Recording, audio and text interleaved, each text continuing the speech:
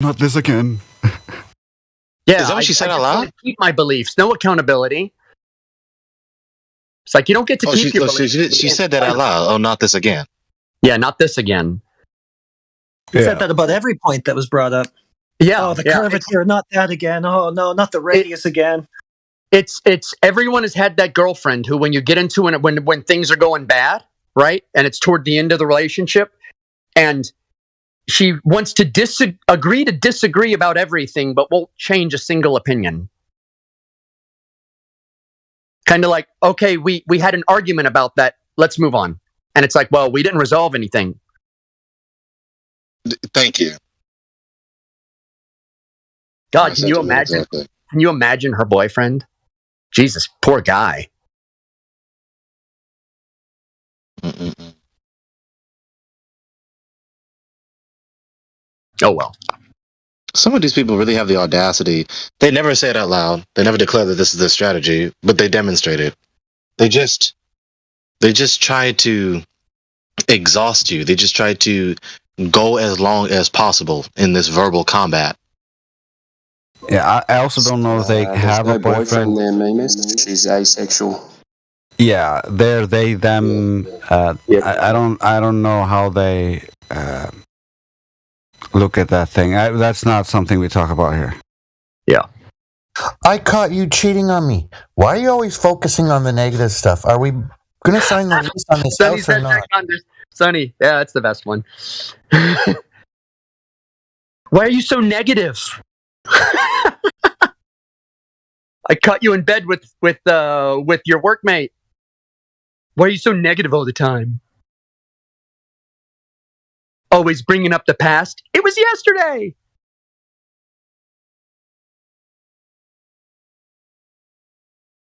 Why are you stealing my money? Shows her what money is. You don't even know what money is. What is money?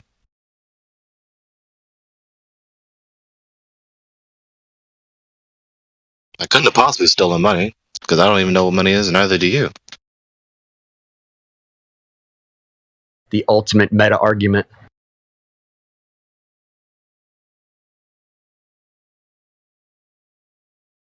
Well, I guess y'all can carry on. I'm just going to listen in. I just wanted to report that, so y'all enjoy yourselves. y'all bless you.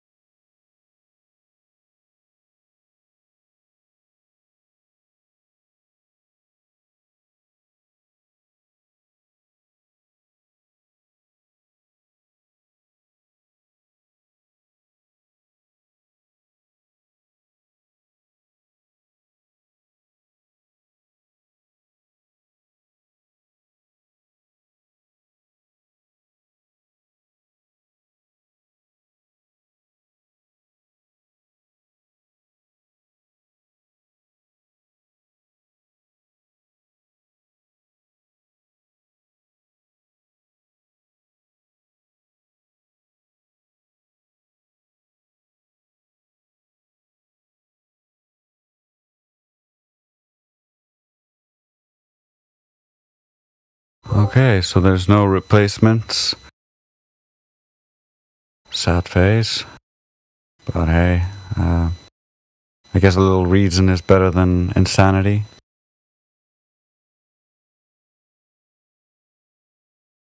So much of what they argue is just them failing to understand their own claim.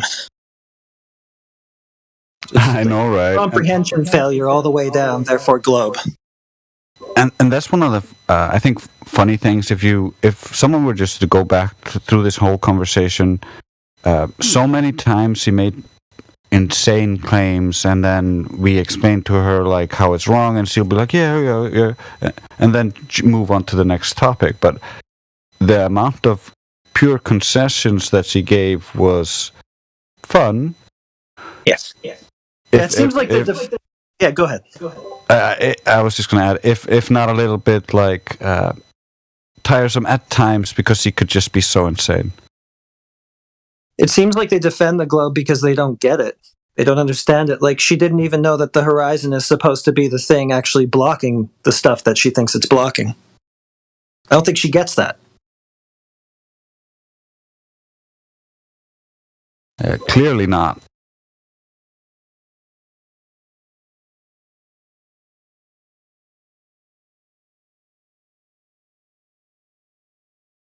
So, like, that's how they go on believing in the globe, is by not understanding it and what it says.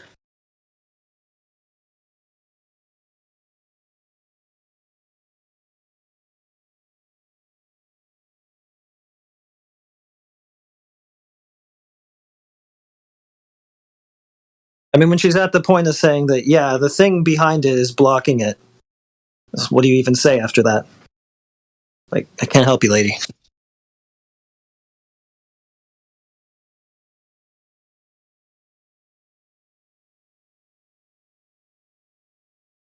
It's a good place to cap it off. All right, we have that on record. Like, no need to continue with this one.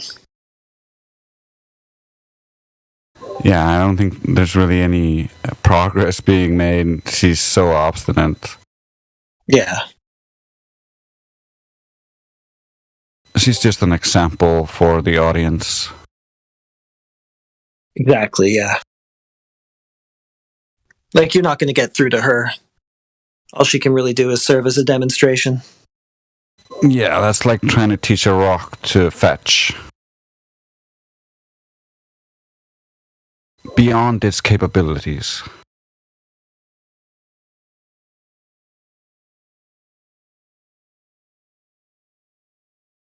Is there any audience? I think most of the audience is banned.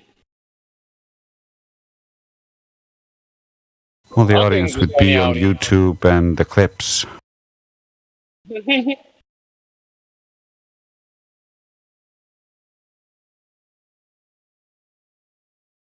But it's weird, like, she would just concede on the point totally and then just circle back to it anyway. It's like, you have nothing left to stand on. Like, we got right to the bottom of it. You had nothing but a belief, right? And now you're respawning just to argue again for some reason. She's like a lady anti flat earth or whatever. Yeah. I mean, kind of like following a script, obviously.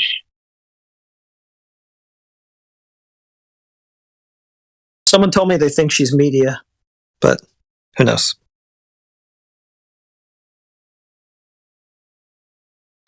Yeah, it's like she's inhaling a steady stream of like brain farts.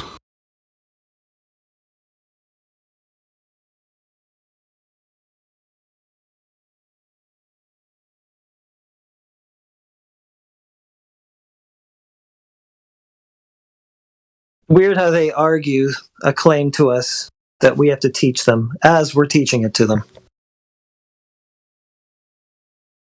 And they still think they have like the intellectual high ground or something, like that smug laugh she does. Don't even know the horizon's supposed to be blocking, it's supposed to be the thing blocking the thing that I say it's blocking, but I win.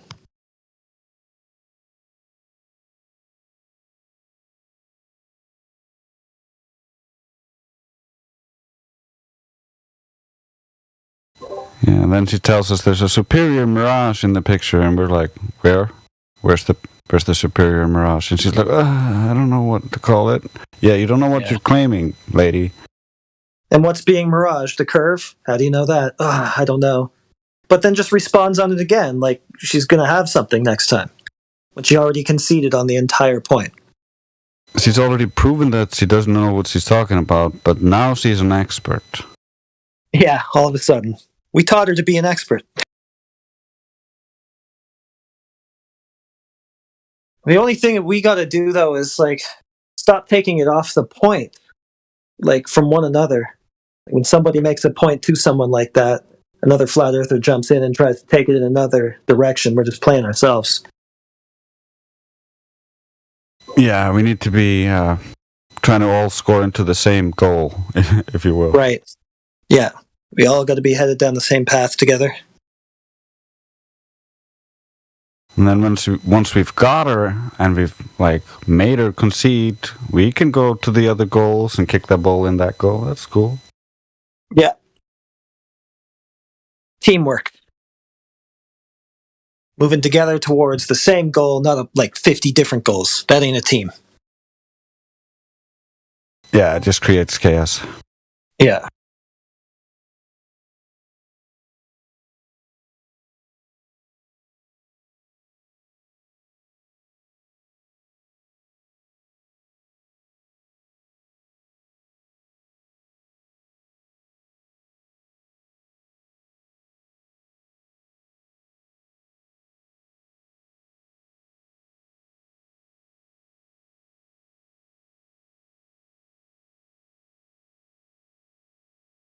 We had a pretty nice one come in before all this came on. ASSI or something like that. Yeah, she was pretty honest. Super chill, just asking questions, trying to learn. One of the few that Yeah. actually does try. It's pretty rare that we get someone who's just like being honest and asking questions instead of like try to ham-faced push their belief in here. Oh yeah, it is. Big time.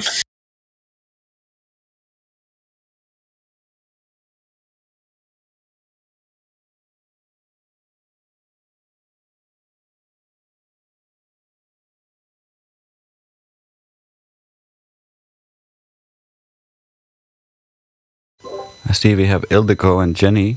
That's awesome. Hey, Ildiko! Good to know you're here. It's been forever.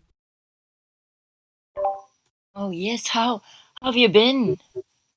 I've been really good. What about you? Oh gosh, well, good and bad. There's been a huge bout of.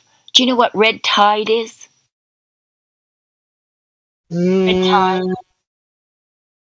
Well, the entire coast of Florida is been inundated with an organism in the ocean that releases toxins into the air, which makes it unbreathable, the air, and it causes a lot of respiratory problems. And it's often brought on by pollution.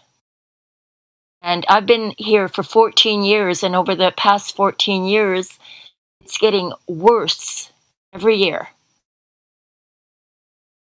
And it's ruining. Holy cow. Yeah, it's ruining the businesses down here because people can't go to the beach. They're all, you can hear them everywhere. They're just coughing.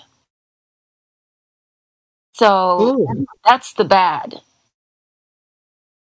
All right, lay the good on us then. The good is that regardless of all that, I feel very healthy. I'm very happy, and everything else in my life is wonderful. Good to know. But How about you? Just day to day, going to work, coming home, sleeping, trying to do fun, free time, like talk to you guys. Where are you living? I'm living next to the Mirage near Chicago. Oh, wow. Mm-hmm. You enjoy that? It's really expensive to live here in the suburbs, but somehow I managed to get by.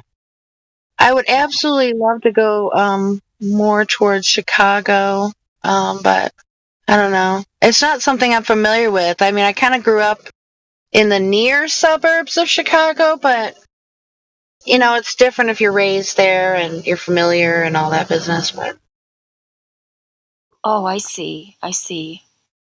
And economically, everything is okay in Chicago? oh, well, in my quiet little world, yeah.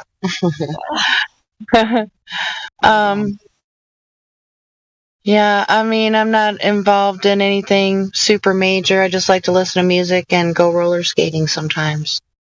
Aw. I have recently discovered a prodigy genius singer who, yeah, it's amazing. Her name is Angelina Jordan.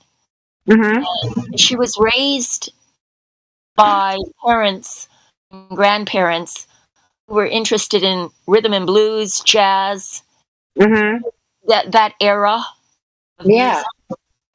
Amazing. So, yeah, so she has sort of inculcated that into her DNA, in effect, and she's created extraordinary music.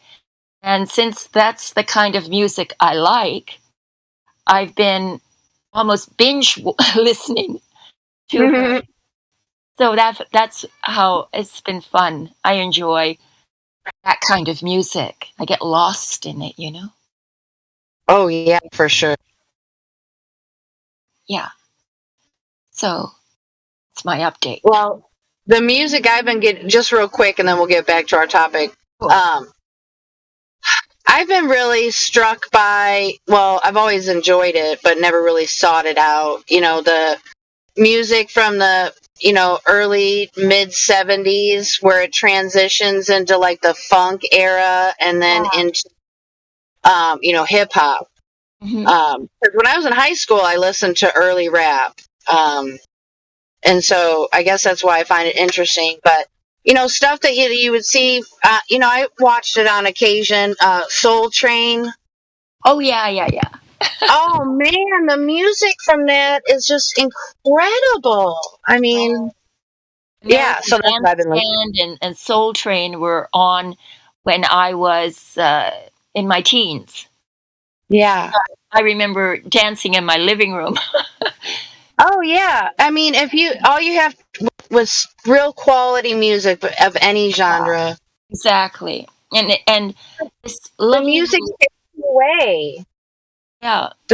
The music will make you move if you let it. The music that has been also affected by the same kind of wokeism, you know? Where it becomes almost raunchy and it loses musicality. And so I was so gladdened, in effect, by discovering this young woman who they say has probably the best voice in the world right now. She's wow. Her name is Angelina Jordan. You know, she made an appearance. I think if you go on YouTube, she did a cover of Bohemian Rhapsody. Ooh, wee! And just put in Angelina Jordan, America's Got Talent, Bohemian Rhapsody.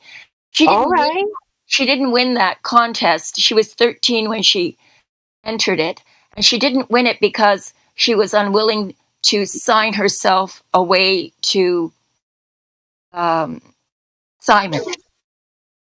Yeah. Nonetheless, that performance of hers put her on the world stage, so you can get a glimpse at least of her talent. Yeah. That one performance. Nice. Yeah, so there. Mm. I like other people to hear her.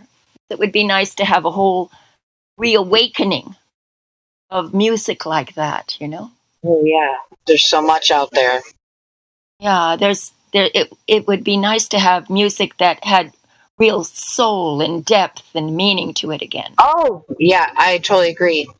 Have you been on for a while, or did you just pop in? Just got on. Oh, because I guess there was a lady. Well, I don't know if we can call her that because she didn't really act like that from what I hear. There was a woman on here, and I guess she got quite triggered, to put it nicely. Oh, and yeah. I was just wondering if you heard her speak and what your opinion. I didn't, but I think that I know who everyone is talking about. Yeah. I think she's been on before. Yeah. She was a little bit smug, as I remember. Yeah. And sort of. So would that be the Dunning-Kruger effect on her part? I mean, she thinks we're all idiots, and I mean, well, I don't want to be unfair, but that could possibly be, or just she doesn't have any real character, you know, where she has genuine intellectual curiosity about anything. Oh, right. Okay, yeah, I got you. Yeah. They say in yoga you can't put in anymore to a full cup. She thinks she knows everything already. So there's no room for new knowledge, you know? It makes me think of somebody mentioned the Truman Show earlier. It's coming back into my head. You know, that everything's been discovered already. And yeah, I think that they put the truth out in entertainment. Like Oh, for sure. Remember the old saying? I mean, I don't think it's that old, but, you know, truth in movies, lies on the news. Yeah, exactly. I think they really do that so that they, in effect, aren't karmically liable for it. Hmm. Or they think they're not. Yeah, exactly. I'd go with the latter. Yeah. We Gotta be should able to go sleep at back to night. the flat Earth agenda. When they take too much time away from that. Hmm. Although there's no one in here that's new, is there? I don't think so. Is there anyone new in here Or fairly new. that would like to Comment on anything? consider that perhaps they've been lied to about the nature of reality? You know what? On a Friday night, it seems odd there aren't more people in here. Well, for the United States, it's still Thursday night. Oh, yeah, that's right. It's Wait, no, it's Wednesday night. It's Wednesday night. My God, am I off? Jesus. I was off for a second, too. You're good. Oh, no, my God. That's really bad. I don't know why. Well, I mean, you don't have to be in the 9-to-5 rat race anymore. It's an easy thing to do. Yeah, I never was. My whole life, I never had a 9-to-5 job. Oh, nice. I was a rebel from the beginning. Never liked working. So I avoided it at all costs. Well, after, I don't know, my mom was pretty young in her adult life, and she just decided that she was tired of working for other people. She decided to get her own business. That's all she was from there. What did she do? Oh, an upholsterer. Aha. Mm-hmm. Yeah, my mom too. My mom was a chef, and she would freelance. We lived in Detroit, and then she worked for. First, she worked for the Ford Motor Company in the executive offices, working, cooking, and then she sort of went on her own. And my mom was an entrepreneur too.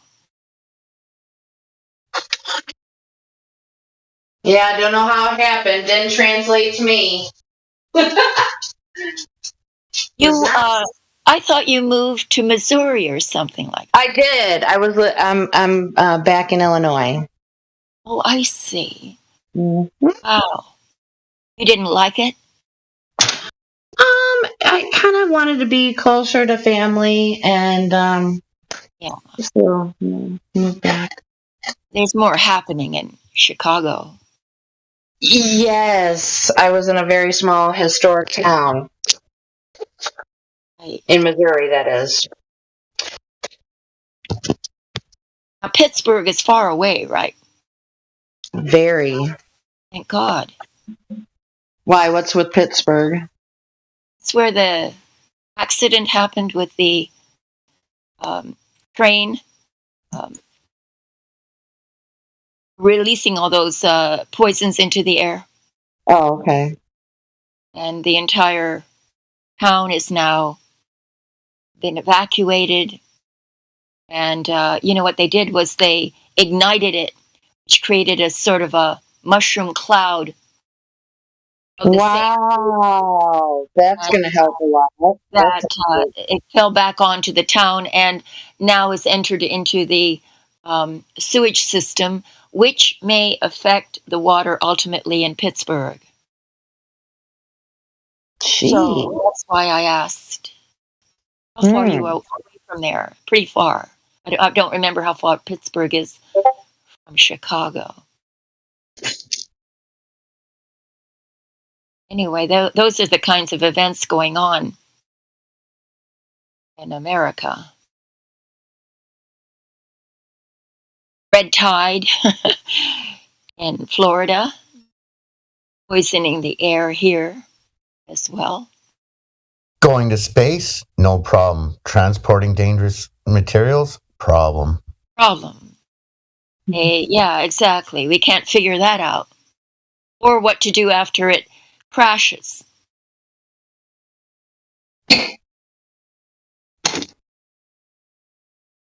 That and being on the brink of World War III, everything is just rosy. Jesus.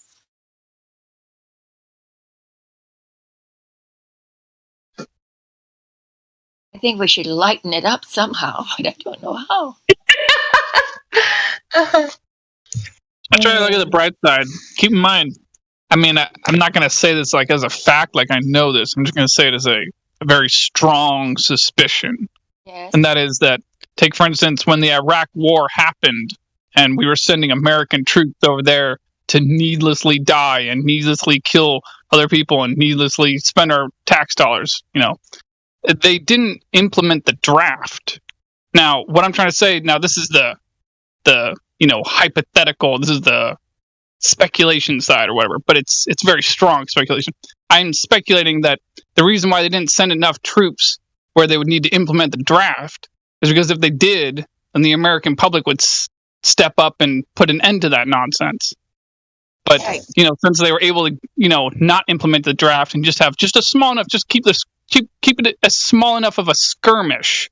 That way they can spend $3.2 trillion over 9 years, kill lots of people and spend lots of money. And, meanwhile, no real actual uproar from the public ever occurs. Exactly. And the same thing again has happened because as soon as they finished up that war, the one in Afghanistan, left them billions of dollars worth of equipment, the Ukrainian war was started up so that they had another place in which they could, where the military industrial complex could do the exact same thing. So yeah, exactly. It's a never-ending war. It's an invisible, never-ending war. Right. Or another term for it would be a never-ending skirmish. So a skirmish is just a small war, and by having it a never-ending skirmish, you make it so it's just small enough that most European numbskulls, most American numbskulls don't think about it when they vote, and they just let this nonsense carry on. Right, for 20 years they were there. I can't even believe it was 20 years. So they made a fortune there. The only thing is that they're poking the bear right now. And the bear's got longer teeth than the Afghan bear had. So they're really toying with some dangerous foe. I mean, Russia is not only militarily as strong, but they have nuclear weapons. And I don't think anything like nuclear weapons and stuff, that's not going to happen anytime. I don't think so. The wars that is going to be fought it's more like resources and proxy wars, but that nuclear stuff there's not going to be no nuclear fallout. All I'm saying is that they really can't prolong this. They don't have power in their own hand like they did with Afghan. They could stay there as long as they wanted to because they were they didn't have any real enemy there. But this is the whole point. Afghanistan was for resources. We know that control of that region and set up base to control resources of the region. Right, but they didn't have a foe. They didn't have an enemy really there. Not really. Families. Yes, that was the enemy. It didn't pose any real threat to them. But here, Russia is posing an enormous threat to them. They're losing in Ukraine. You know that. The Ukrainians are usually... Yeah, because it will make more sense. It will make more sense to Ukraine to be better off with his neighbor Russia and have commerce with Russia, have a good neighbor relationship, instead of this corrupt. That's for the whole nation and for the whole region. It's better for the neighbors to get along and do commerce. But now we have these puppet governments that are listening to people that are 10,000 miles away from them. It's not even their neighbors, and As they're you just pushing wars and 2014. pushing conflict between neighbors. Exactly. We put in a coup. We did a coup in 2014 and put in our own people to Ukraine. And ever since then, we've been building up forces. NATO has been building up the forces there, and with the idea of ultimately attacking Russia. That was the whole agenda, so that we could steal Russia's resources, which are plentiful. You see. But I don't think we're going to get away with it this time. Yeah, I'd feel a lot more dismayed about it if, like, Ukraine, the country itself, was somehow, some way, a beacon for liberty and freedom. But I don't know it to be that. So the idea of any country like that being invaded, I'm just like, okay, I'll just laugh. I don't care. Like, they invaded the Russian part of it. The part that Russian-speaking part. And there was a. Oh yeah, and I mean that's a different. It's an interesting thing to point out too. But I mean, I'm just saying, like, if a country within itself, is not a beacon of freedom, and in fact is far from it, then like it's invading it, like, that's not exactly a bad thing. It's like, it was known as which country is a beacon of freedom? Which country is a beacon of freedom? Well, I would actually say that none of them are big on freedom. Some are just much bigger on freedom than others. I would just simply say that. So, like, for instance, the United States, that's probably high up there on the list, probably just below, say, Switzerland as far as freedom goes. You have maybe more freedom in Switzerland than you have here, maybe some freedoms here than you don't have in Switzerland. But typically, a country like this or a country like that, very few countries actually are liberty-based. Very, very few. And most of them are just, they erode your liberties. Like, there's hardly any European country. I mean, Russia, you can own guns legally, I think. But most European countries, you can't own a gun. There's no self-defense rights. You're practically a slave. You're practically a serf. You're a peasant at that point. You're a filthy peasant at that point. You're not allowed to own a gun and defend yourself against the Mongoloids that live on your street. Like, nah, dude. But what? But they don't have good life. Like, people, nobody's like, no one is having like a good life because they don't have guns, or what? Like, the whole world is messed up because they're not America or something. No, I'm talking about liberty, the concept of liberty and the concept of freedom itself. Liberty defined, right? Ron Paul, liberty defined does America defines liberty? Do we actually practice it? Do we practice liberty? Is that what we practice?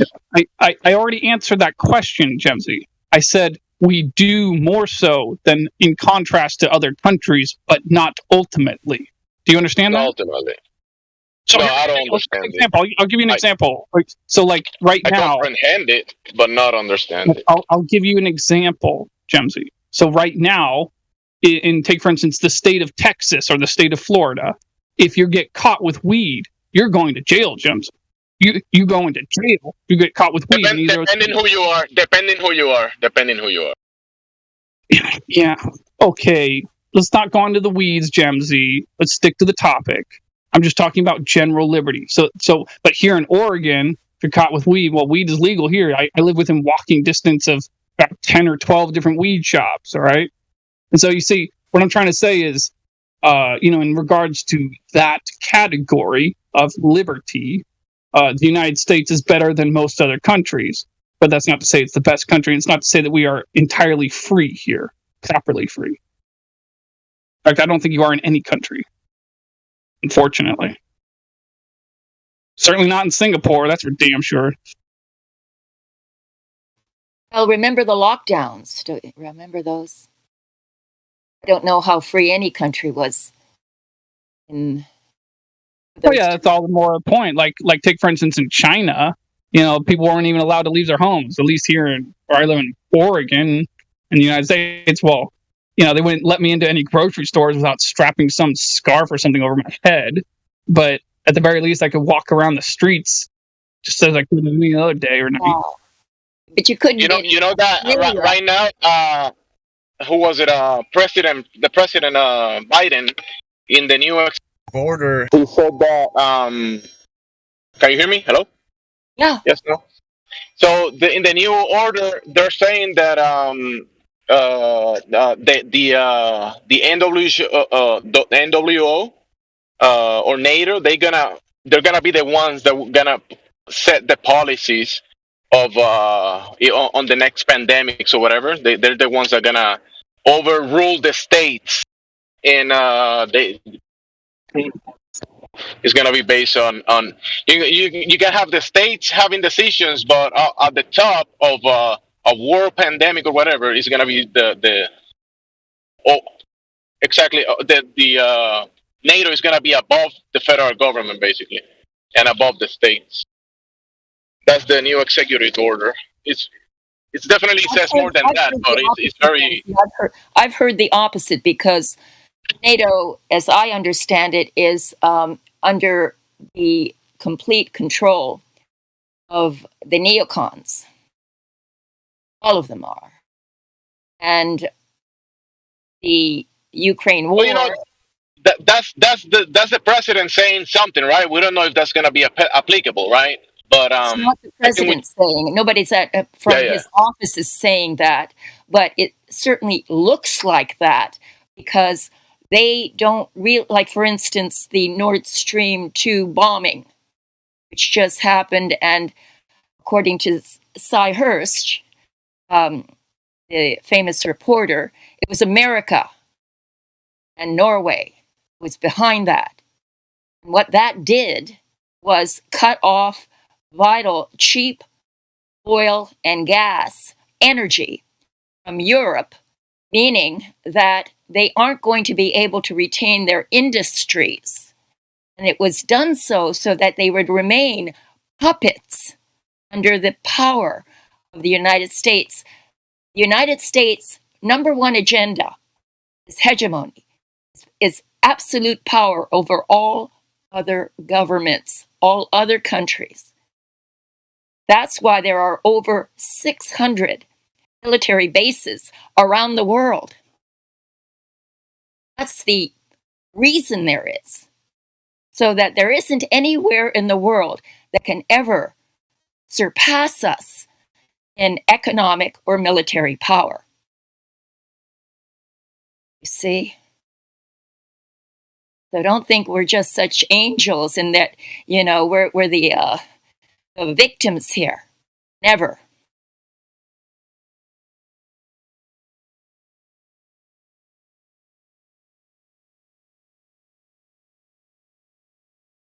I don't mean to be so absolute, but it's the corruption in this government is overwhelming.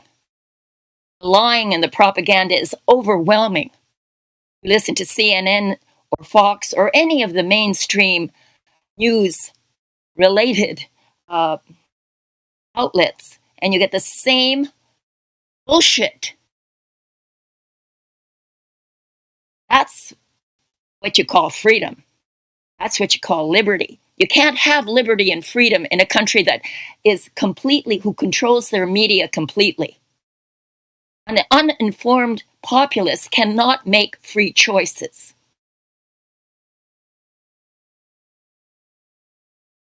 Well, if you want to be hyper technical, hyper specific, that's not true. You can have a government controlled media, but still have people with freedom. It's just that those two things typically aren't true at the same time.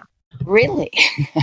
And yeah, I can't envision a world in which people are told lies, made to believe that they're true, and then asked to make rational choices according to the information that they have. Well, I'm just saying that the two things that you illustrated are two mutually exclusive subjects. How so? I'm just pointing out they're mutually exclusive. Exactly. They get their information from the media and they get it from the government. But she wasn't talking about government choice. and the media She said are freedom. tied at the hip. You don't. No. All right. Well, tell me, what choice do you have at that point if you're ignorant about world policies and how they're making all these connections together with corporations and all that kind of shit? Tell me how we have a choice. They have we have in regards to what? We're speaking in generalization. Yeah, I mean, sure. Like Americans think that they have a choice by voting or whatever. That we don't really have a choice in that vein, in my opinion. Because like she was saying about America, dominating with they make deals with all these different countries, and there's American bases in almost it's just we just partner up with whoever's going to let us kick them around, or if it's all benefits and all that kind of. Hey, actually, I wanted to point out an example of how I think something almost synonymous or practically synonymous to what Al Duco or whatever her name was saying was that so in regards to the mainstream media, large portions of the mainstream media being controlled by very few people and very few hands, I think a great example of this interfering with elections would be, when Ron Paul was running. I think they gave him 92 seconds or less. It was about 91 seconds total in one of the debates. So it was about a minute and a half plus a second he was allowed to speak during one of the presidential debates in the Republican primary. And while they gave everyone else, several minutes, et cetera, to speak. Excellent example of that. Yeah, sure. And Rand was treated the same way. Is a better example. You don't get any of the background information about how the Ukrainian war began and why. None of that. And to be honest, in debates, with all the debate stuff, doesn't matter how much time they have in debates. All of the media is either Democrat or Republican. They don't want to give a whole lot of time to any third party. But it's the wings of the same bird. Yeah. So it's like, it doesn't matter how long they were given in the debate, and they can say whatever they want to after the debate through the media for weeks on end before the election. So it doesn't. You guys realize Ron Paul was running as a Republican, right? Yeah. Well, he's always yeah. So I'm saying, he was right. He's a libertarian, but he was running as a Republican. Right. So yes, I know that. Yes, I'm quite aware. They let these sort of loose cannons around the periphery speak out to make it seem as if there's some kind of opposition. The two parties, when, for instance, now they're both aligned together with attacking Ukraine and then ultimately Russia and then China. But are they? Oh, yes, they are. Wait. But are you talking about all the Republicans? Or are you just talking about the minority? Party is now, yes, they voted for sending more money to Ukraine again. How many out of are you talking about, is this an act of Congress you're talking about? There are no acts of Congress involved. There's no declaration of war. Mm-hmm. This is all just they don't have to vote on it. Wait, you said somebody voted. Well, hold on. You said it's about voting for whether we are going to fund the Ukrainian war or not, which is ultimately being in war without a declaration of war. And it's not the first time it's happened. Again, to clarify, you're talking about Congress voting on this, something involving the subject? Voting on whether we send funds, whether we fund the Ukrainian war. We've sent over $110 billion. I know that. I'm just trying to clarify what you're talking about. You're talking about Republicans. That's what I'm talking about. You were just making. You were just talking about Republicans supporting sending funds to the Ukraine war, and I'm not saying that I'm not saying that's not true. I'm just There's wondering, no opposition in it. There is no opposition to it. Well, I don't. So again, when you say that, I'm like, so where are you getting this information from? Because like, I pay attention a lot to politics. And there's a lot of opposition about to the Ukrainian war anywhere. Real debate. How about in Congress? No, Are you talking about in Congress? Yes, in Congress, there's no opposition. Is there any debate at all? There's there's not a lot of debate about it. I don't see it. No, But I don't watch a lot of mainstream news. But they you know, from what I see from a little bit of it, you know, through social media and clips of mainstream news, they're like the Ukrainians are totally oppressed by the Russian government. That's the story. Yeah. Lies. You know, that the entire history of how this happened is nothing that they ever talk about. Because if anybody really understood the conflict and why it exists, then they wouldn't fund it. That war has been going on for decades. Like, they just blew it up. The past year, it's ridiculous. For it to blow up. It's not accidental. So, all of that. I wouldn't worry about it. You wouldn't worry. Although I would be worried about your tax dollars in regards to it. I would be worried about that. It's just like, I mean, money isn't even real anyway. So I mean, I guess whatever. But money isn't real. It's the mind control. The mind control is what you really need to worry about. You know, you don't know. Most Americans don't know shit about Ukraine or Russia. Or anything, and are totally ignorant about history altogether when it comes to, you know, the relationship with and they're Russia. Not made to know. There's no outlet for any information like that. They just go on your emotions through social media, right? And media, you know, the mainstream media. Good guy, bad guy. Good guy, bad guy. We're the good guy. They're the bad guy. Here, guys, let me give you an example. Let me give you a modern example. So let's just go into specific examples of how, you know, it was George W. Bush and the military-industrial complex when I was younger, and these days it's President Biden and the military-industrial complex, and you know, this thing. So I'll give you an example of this. A few weeks ago, President Biden announced that he was going to send, I don't know how many, but some odd number of M1 Abrams American-made tanks, you know, to aid the Ukrainians. The thing is when he said this, our actual current inventory in our military at the present moment is in a certain, well, we have some tanks, but we only have enough tanks to actually fulfill our own needs. In order to actually send them more tanks, we have to. Right. Yeah, it wouldn't be the first time that Biden was full of shit when he said that. So basically, what I'm trying to say is now, as far as I know, that the actual gears are in motion, so to speak, so that over the next year, your tax dollars will be spent for M1 Abrams tanks to be made here in the United States and then sent over to Ukraine if Biden gets what he wants. And I mean, it's just like, it just goes to show, you know, Republican, neocon. They're not going to make them. I think it's a complete lie. Neocon Republican with the, you know, George W. Bush, and then you have a neoliberal. Right. It doesn't matter. They can either be telling the truth or a lie, and it doesn't matter. They can say whatever they want. Right, exactly. It's a very sad situation.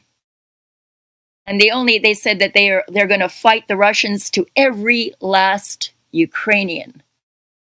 And that's happening. Which, bro, you know, if the Ukrainians believe America, they're going to be let down. Right, eventually. Because they're under the same kind of propaganda machine that we are. So they believe their leaders. Who else are they going to believe? I think there's an important thing to point out, though, as a difference here in the United States. You see, the Republicans actually want a lot of them, not all of them. I'm talking about the voters, the base. A lot of them actually are seeking the next Ron Paul. You know, someone who's not a George W. Bush, you know what I'm saying, but is running as a Republican. But keep in mind, on the Democrat side, like as far as the Democrats go, they're not doing that. Like they don't, like those people don't give a fuck about reality or the truth or anything. Truth be damned to them. Like they just want, like it's just a sport. It's like it's another professional football game to them. Like it's crazy. Sure, I mean, so just like looking at the next presidential election in 2024, is it going to be Biden and Trump again? I mean, well, I was going to mention that when during the Vietnam War, it was Democrats who were anti-war, more of an anti-war party. Yeah, somehow it got flipped, and not only flipped, but both of them are becoming identical to each other as opposed to opposing each other. Left, it used to mean like you were left of the party in authority. Party in the authority was the right. Even with that, though, when I watch our leaders talk, and when I watch President Putin talk, I like what he's saying more than I like what our leaders are saying. So I'm not saying I promote everything Putin says, but it's just like I can see why the Russians back him, bro. Speeches, and he makes sense. Yeah, he actually takes time to explain the history behind the various moves and why he's been there for a long time. Ukraine. Yeah, they don't have a 4-year limit or 8-year limit on who can rule the country. No. And people love Putin over there. So they do. And I actually think, he's been very cordial with all the leaders in different countries, in the UN and stuff. Yeah, he's putting together a coalition of cooperative BRICS. But then we have the freaking media over here just saying Russia's this total piece of shit, as if they want to just control everything. It's insane. Oh yeah! Wait till we start, bullying China. Well, I wouldn't even mess with China right now. I mean, everything we have. China's look around you in your house. Absolutely everything we have is made in China. Eventually, if I said something like this, like I said, I think Putin is kind of on the right side, of the argument. Then YouTube's going to be like, you can't say that. Well, a lot of people on YouTube are saying that, so don't worry about it. Well, we'll find out. We'll find out. Oh, I watch YouTube all the time on these programs, geopolitical programs, and it's everywhere. Everyone knows. Keep in mind, you can yourself go out of your way to buy things that are not made in China. I do that myself. It's not like everything's made in China. We still make guns and gun accessories. We got rid of our industrial core. Yeah, I know. We still have our transformers made there, which is a hazard. China's on a path, and this total distraction with all the other bullshit. China's on a path to buy very large portions of America, and they do already own a whole lot of property in America and corporations. And so yeah, it's total distraction. But China's a partner, right? A communist country is our partner. Whenever there's a trade surplus in a country, they make more money in our trade deals. Usually, it goes back into American treasuries, bonds, and that supported the American dollar. And lately, because he frozen Russia's assets, it's caused an almost worldwide withdrawal of money. Well, and actually, that's that similar event caused Japan to actually, whatever they claim about, World War II when Japan attacked Pearl Harbor, it's the same thing. They put sanctions on Japan. This is what their story is, but I don't believe it. Well, that's the weapon that we use, either coups, military coups, or sanctions. These are our two main weapons of control. Yeah. They didn't work on Russia. In fact, Russia's better off now financially after it's the most sanctioned country in the world, and yet it's actually doing well financially. Sorry, guys. I just wanted to say we're way off topic here. I know we are. But anyway, we said our piece. Cool. Yeah, I'm good at changing it back. Excuse me, I'm in the middle of a sentence. I just recently got made gold here. Thank you very much. I'm just trying to bring it back to topic here. No, you're good. You're good, brother. Yeah, I appreciate you. Because, I mean, I could go on about a lot of I can stuff. too. So I won't. So I got a great way to bring it back to topic. A Sea Sparrow laser targeting system that is used to destroy targets from long distances. To guide missile systems. They operate up to what, 127 miles? Yeah, 127 miles is their operating. So they operate that so they can you can shine a laser and use the laser targeting system to target something from a ship over the ocean, 127 miles away. The Sea Sparrow, the surface-to-air missile system. So there you go, everybody. With your military-industrial complex, once again, we have proven that the Earth is not a sphere with a radius of 3,959 miles, because there should be curvature blocking that laser from hitting that target. Something good is coming out of all this, after all.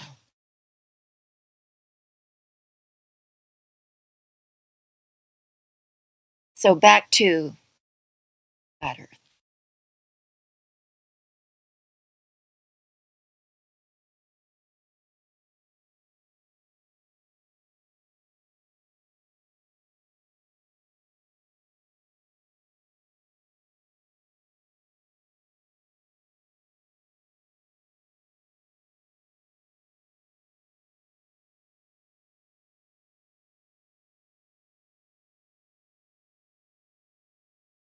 I mean, this whole global alliance and the UN and all, isn't that part of Flat Earth? It's part of the lie, isn't it? It's like to, us truthers, as we're labeled, or, we always talk about the New World Order, right?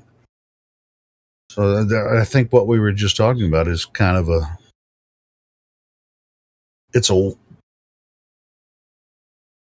we recognize that how they're utilizing these methods to put everybody into basically a trance where they can only understand the Earth as it's presented to them by the New World Order, right?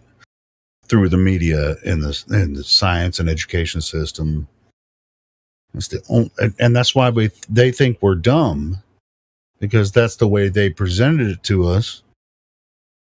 And so if you reject that projection from them, with all the NASA propaganda and all that stuff, it's like, dude, we've been to space. We've been to the moon. We do all this stuff. We would shoot rockets up there and they start falling around the Earth. That's their story. But it's, once you see through the veil, it's like I have a meme. It'll take me a long time to find it, but I have a meme. You remember on, and I think in the story of, the hell's the story? One with you click your heels and go. What the fuck?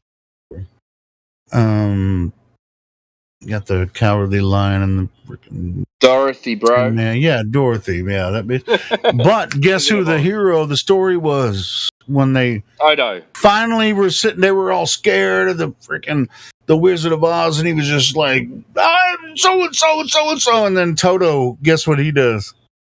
He freaking walks up and pulls the curtain. You remember that? Yeah, for sure. Yeah, he just pulls the curtain open and he's like, he drags him out. Don't look at this. Don't look at him. Don't look at him. Don't look at him. Don't look He's at the not man. me. Yeah.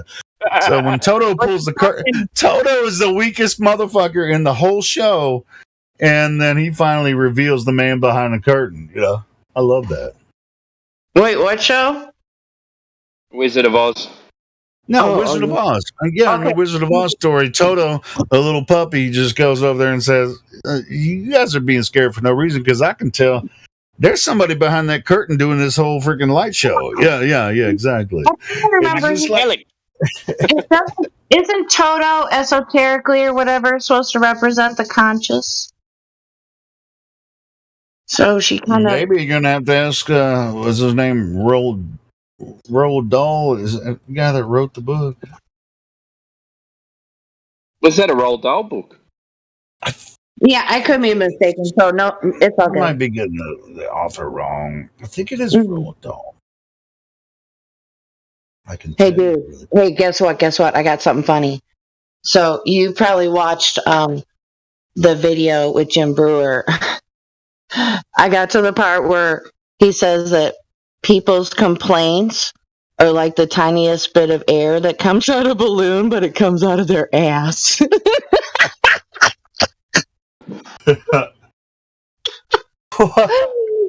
That dude is so fucking amazing.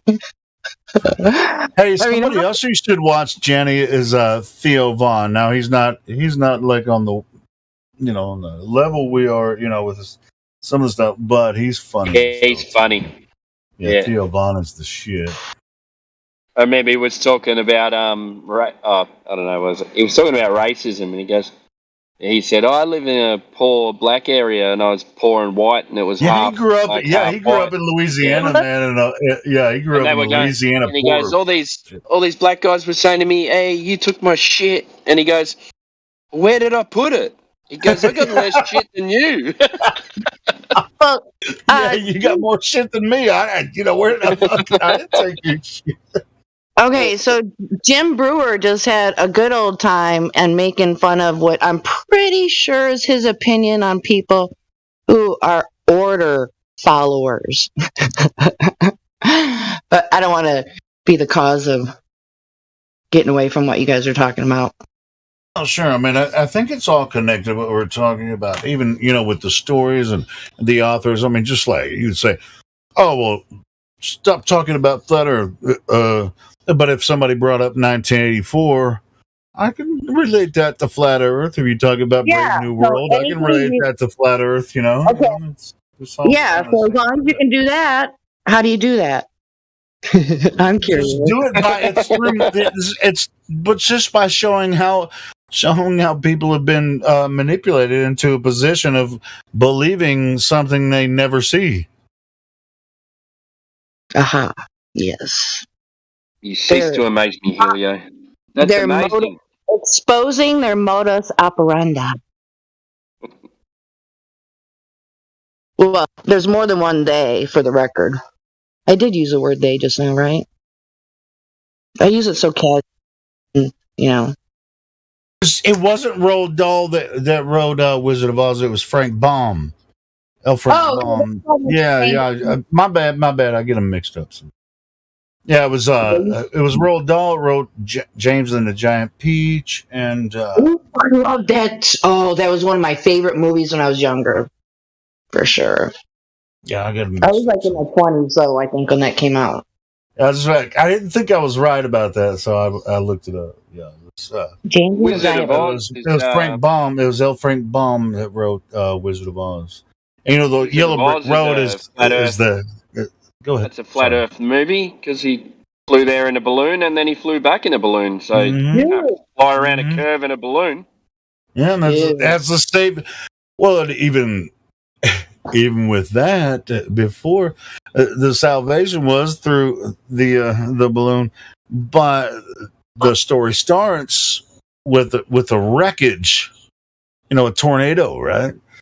Yeah. And the Wicked Witch of the East was killed.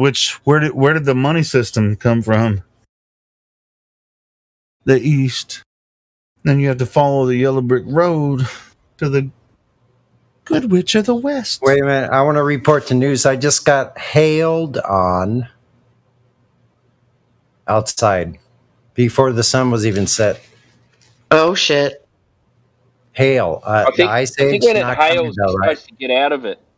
I got Wait, hailed where? on in the daytime. In the afternoon, it's only 5:30. So Hail coming to a neighborhood near you. yeah, and like as usual, it's raining and like freezing rain coming down, and I was probably only about 1,000 foot above sea level, and amazing weather. It's like more like Washington State. I've rarely. Wow, in San Diego, you're getting. Yeah, there's going to be snow in the mountains tonight. Yeah, I'm sure. I'm almost positive. Wow. There's a huge storm. It's wild weather. It's this type of weather that knocks these huge branches off of these eucalyptus trees. These are no small trees. They're anywhere from 60 to 120 feet tall. Wow. They're huge eucalyptus trees. They get brittle, and the winds blow, and 1,000-pound or several 1,000-pound branches fall off. People get killed. Several people get killed by them every single year. 1,000-foot branches. No, did I say 1,000-foot branches? Well, no, I did not. You said 1,000-foot branches. 1,000-pound branches. That's still pretty fucking big, though. Yeah, We've got a big problem with that here because that's where the eucalyptus is native to Australia, and the camping people camp underneath them, and you go, "What are you doing?" There's always warnings: do not camp under the eucalyptus trees, falling limbs. Yeah, there ain't no eucalyptus where I live, but we had a lot of branches come down in my yard a couple of weeks ago. But there's supposed to be a big storm moving in tomorrow here, so I'm not looking forward to it. Yeah, they're really dense. The big branches fall off the top of them all the time. But it's really rare in San Diego to get like a big rainstorm like that. Fluffy. Well, dear. Yeah. You see a branch fell. Have you got? Fluffy's gone. A heap of Is that flat? Timbo, you're breaking up, bro.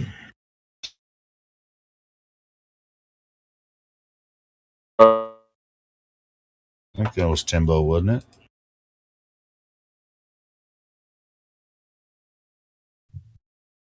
Or is it just me? Yeah, he's breaking up. No, okay.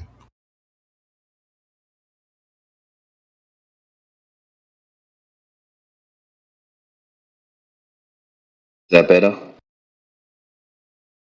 So far? Night and day. Much better. That old saying, I just turn it on and off. Still works these days. Yeah, it's just like, hey man, there's something wrong with my junk. Something wrong with my computer, my phone. Just do a hard reset and then get back. Reset the machine. We say it all the time. Me and my wife say it all the time. Something's not working. I just reset the machine. Let's just have a hard reset. Boom. Or a soft reset, not a hard reset. I mean, as far as the mechanical devices go, you don't want to do a hard reset.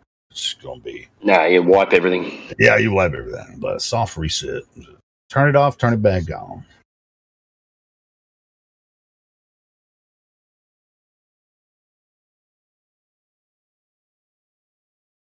It's like when you ring the phone company, you go, my internet's not working. Have you tried turning it on and off? Come on, really? Serious? Does it work again? Yeah, it's just unplug it from the wall for 3 minutes, then plug it back in and it should be fine. Yeah, what? You're a communications company and all you need to do is unplug it and plug it back in and then your internet will start working again. Yeah, it's just like when I have some issues with my internet, yes, I'm quite aware of how to do all that. I've already done all that shit. Yeah, 3 it's times. not working. It's like, yeah, I didn't call you because I freaking didn't know how to do that. I called you because the shit's still not working after I did that several times. We're going to do some investigations into your line. Please stand by while we investigate further. No, I'll wait on the line. I want an answer now. So the service provider that's taking the bill, taking your money, they're not the ultimate authority on who gets the connection and who doesn't. Like, I don't know. It's I don't think maybe Helio has a special place in somewhere's for someone's, and they just mess the company I use the internet with, it's a local company. They provide fiber optic, but they probably buy it from someone else too. But they're responsible for maintaining the fiber optic lines. And for the most part, it works freaking great. I get a gigabyte per second upload and download. Boom, boom for $50 a month. That's too much for 1 gigabyte. Pretty good. Just kidding. Just kidding. It's pretty awesome. I don't know why, but it just works, and I get it for $50 a month. But it's pretty deal. Awesome. Yeah, it's a really good deal. And but the last time it went out, I think a tower went down, or like a pole. There's a pole down the street that just like, and I was like, I think you guys probably remember when it was just like off for like over about a day, and they replaced it. They came out here. It was during a storm and shit, and they came and replaced a pole. They had trucks out here and shit. So yeah, the local company is responsible for making sure that everything's good, So yeah, but as far as the I'm sure they rent the internet. They buy it from somebody else. Nobody buys the internet. Who's the ultimate owner of the internet? The small hats. The small hats. For real. I mean, I guess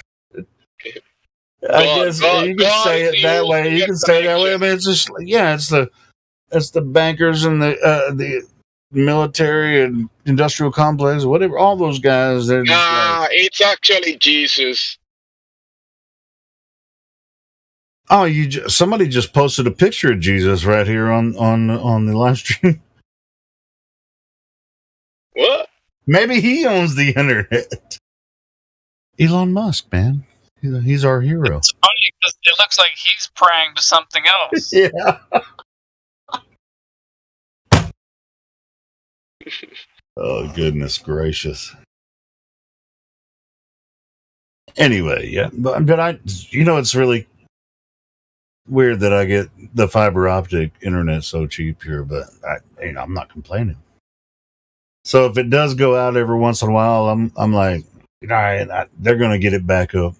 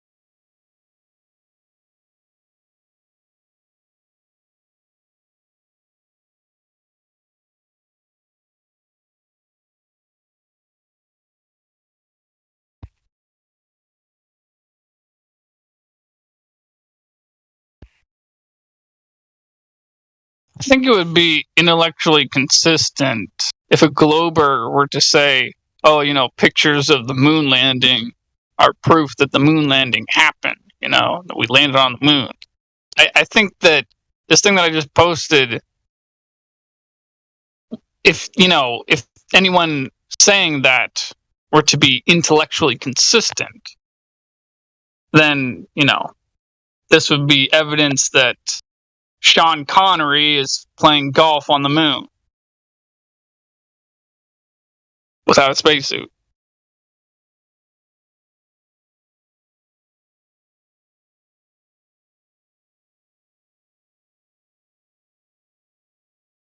I mean, after all, it's not like you have any reference point to use to, say, oh, those pictures from the surface of the moon, they look real to me. What reference point do you have?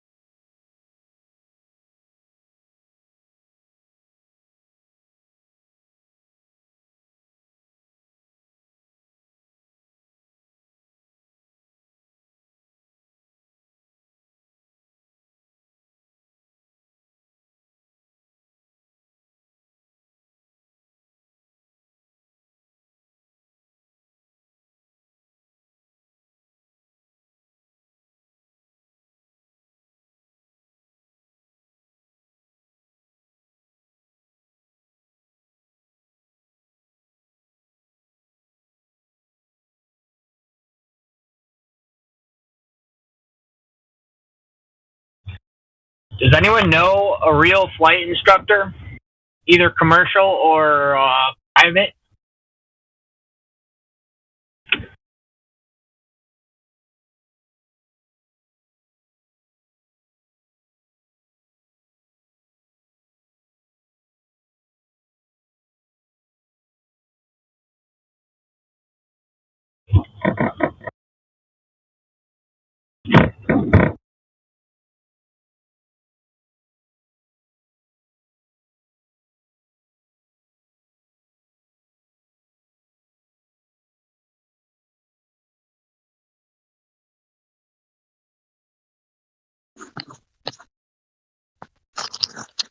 All I know is a student pilot, so he's not an instructor.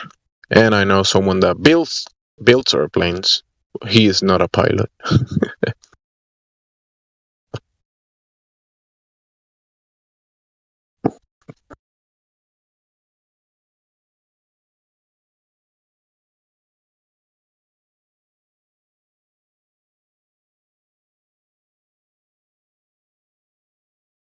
I mean, you got to think that pilots are, out of like all the occupations there are, they would be the most likely to become flat earthers just from their experience alone. But do they actually teach you in school that? I mean, they have to teach you that you assume a flat, non-rotating plane. But I mean, doesn't that get people like thinking right off the bat? If they're learning in school, I don't know. I don't think you don't become a flat earther, or you don't become something just because you learn something. You're not the knowledge. I mean, yeah. You know how to be a pilot. You know how to build an airplane. You know how to do this and do that. But yeah, the pilot should be logically be able to put everything together and say, yeah, motionless, horizontal, level, yeah, containment, because that airplane cabin is a container. So they should be able to comprehend many important key points of the conversation for sure. I get what you're saying. and also too for circumnavigation, they have to. I mean, I don't know if they teach it, but if you're circumnavigating and you're actually what's the word for it? You have not inclination. You have to account for the center of the North Pole, the magnetic North Pole. I've heard pilots, like I've heard some like videos or testimony of a pilot saying that we're showing how you have to actually fly, a little bit to the right, a little bit to the left, depending which way you're flying around the Earth. Like I want to see more than just some. Is there anything out there that we can like make it clear that that's what's going on? Even though it kind of has to be what's going on, but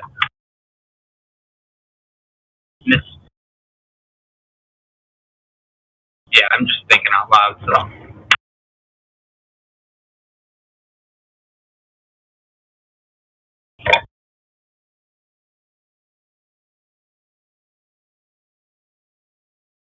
I can speak to that. I actually did ask a pilot if the Earth is flat, or if he knows the Earth is flat, after I got off the flight one time. And he was like, yeah, of course. That's how we were trained. And he said it so knowingly that, like, I know he wasn't just pulling my leg, like, trying to go along with it. Because, I mean, I was filming, but he definitely didn't know I was. So I think he was legit. I can try to pull up the video and post it. It's on my channel.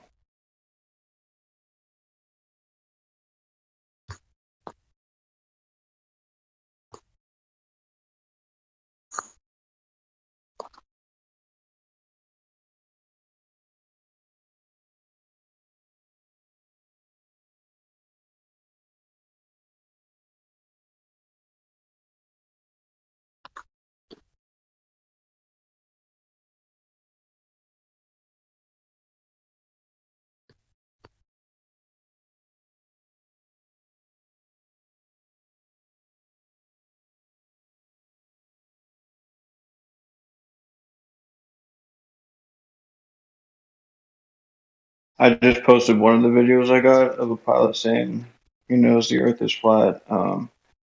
But the one I was referring to is within a longer video, so I gotta find the timestamp for it. But this video I just posted, I held up the Earth is flat flyer to the pilot and asked, "Do you know? Do you know the Earth is flat?" Basically, and he's like, "Yeah, it is." And that was like the first time I like heard a pilot say like confirm that, and I was just like it blew my mind. Like I wasn't expecting that. I was pretty excited about it. It was actually I think it was on my way home from the conference in Dallas back in 2019, the Flat Earth International Conference. So it was pretty exciting. But yeah, let me try to get the timestamp of the pilot that said that that's how they're trained is on flat Earth.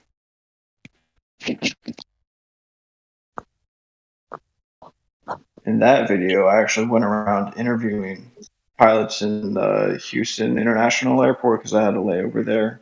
So I just walked around filming discreetly and asking them if they dip the nose to go over curvature.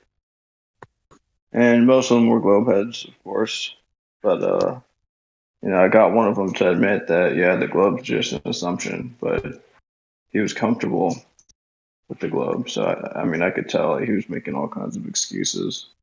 But another one did say that they're trying on flat Earth. So it's a mixed bag, I guess.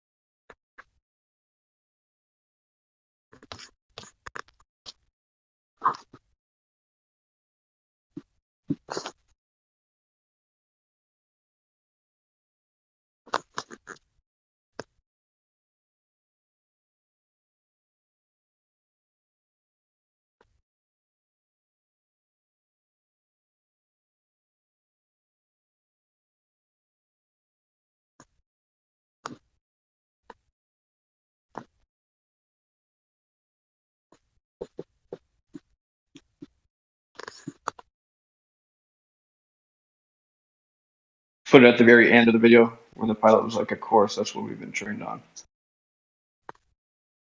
I showed him a card that says Earth is flat or a flyer or something, but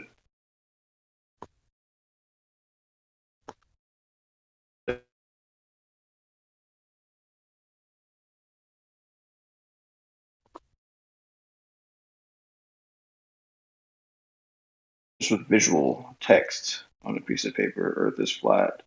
He was all about it, so it was pretty cool.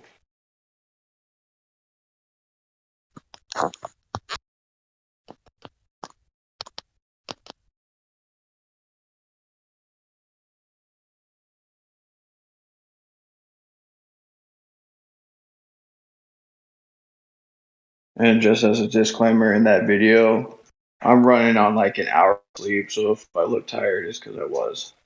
Because you don't sleep when you go to these conferences. There's just so much energy there, and you just want to hang out and talk with people. Good times. I'd highly recommend, if you haven't been to a Flat Earth conference or even a meetup, you need to get your ass out there. It's awesome.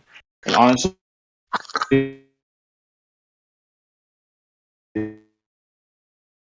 the building anyway, you don't need a ticket to hang out with them.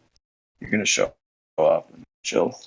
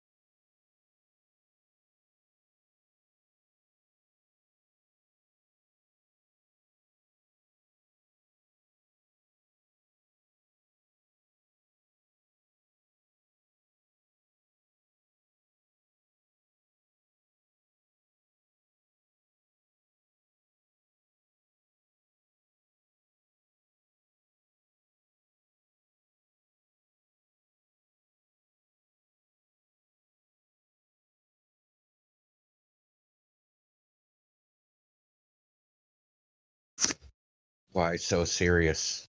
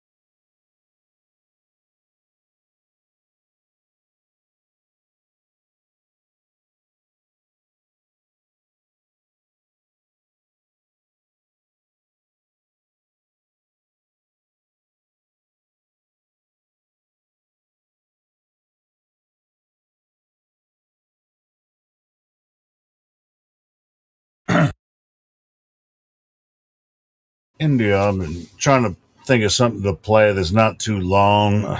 I mean, as soon as I start playing something, then people will start talking.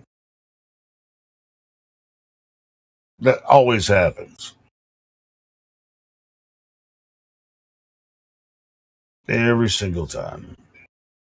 It's over 30 minutes. As soon as I start playing it, then people want to talk.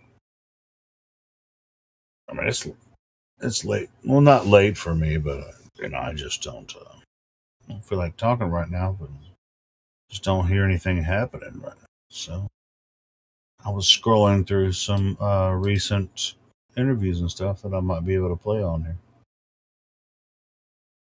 As soon as I start playing the interview, then people will be like, "Oh, I want to talk now."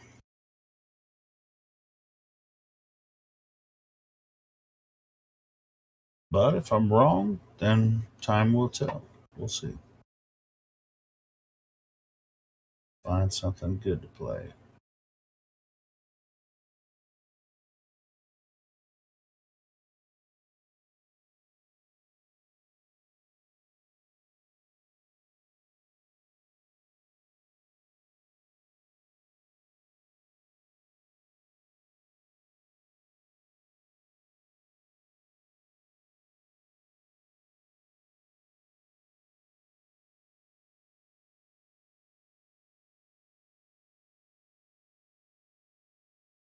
A lot of the debates lately on modern day debates or any other channels are sort of redundant. I mean, I think we've made our point over and over again, so it's not really an argument.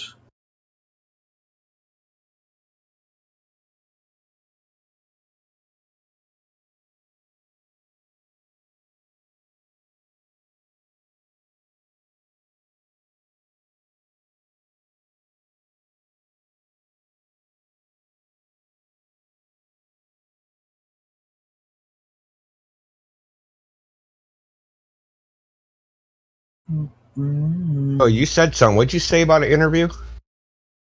No, I was just saying a lot of the interviews and debates or whatever. I mean, it's information we've been over and over and over again, several times, and so or for years now, and so it sort of gets redundant. It's just hard to find something that's I just play over dead air. Oh, I got something. I just uploaded it today, man. It's pretty good. Right. Cool. Play it, man. It's about 30 minutes or whatever. Yeah, I want to try to find shorter stuff instead of like 3-hour videos or stuff. Just like we were talking about the other day. Here, I got to scroll up because I played it earlier. I don't know if you were listening earlier today. No, I probably wasn't. Oh, application and basic logic. That. Yeah, I see it now. Yeah, it's pretty good, man. That's cool. AI holding court, man. It's pretty awesome.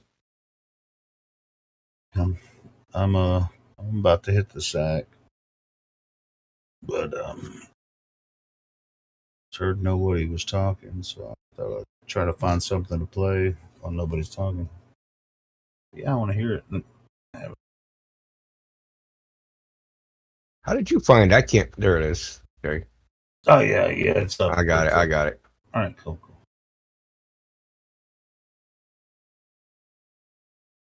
If I drop a bar of lead and say mercury, or no, let's use water. If I drop a bar of lead in water and then an egg, why does the bar of lead drop faster than the egg?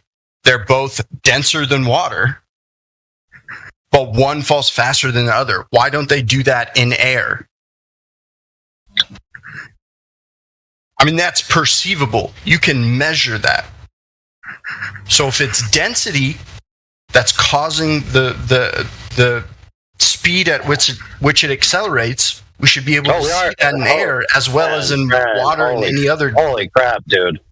Dude, I could have sworn that I already gave you props that you were intelligent, but now you're going backwards. You did give me props that you were intelligent? I thought all you guys were telling me I'm a fucking... Were you not paying attention? I mean, dude, look, the problem here is that you're not paying attention to what me and you are talking about. Me and you both agreed that those two things are separate. We already agreed that things go down because they're more dense, period. And we already agreed that the acceleration is separate. So when I'm saying things go down because they're more dense, I'm not explaining the acceleration that you allege exists and that people generally agree happens. They're separate. Okay. All right. What I'm telling you is that everywhere we go, we experience down. Everywhere. Ubiquitously, we experience plumb and level. That being said, if you create a matrix of plumb and level, right, you have two axes where one of them is a flat horizontal plane. Therefore, the Earth's a flat horizontal plane.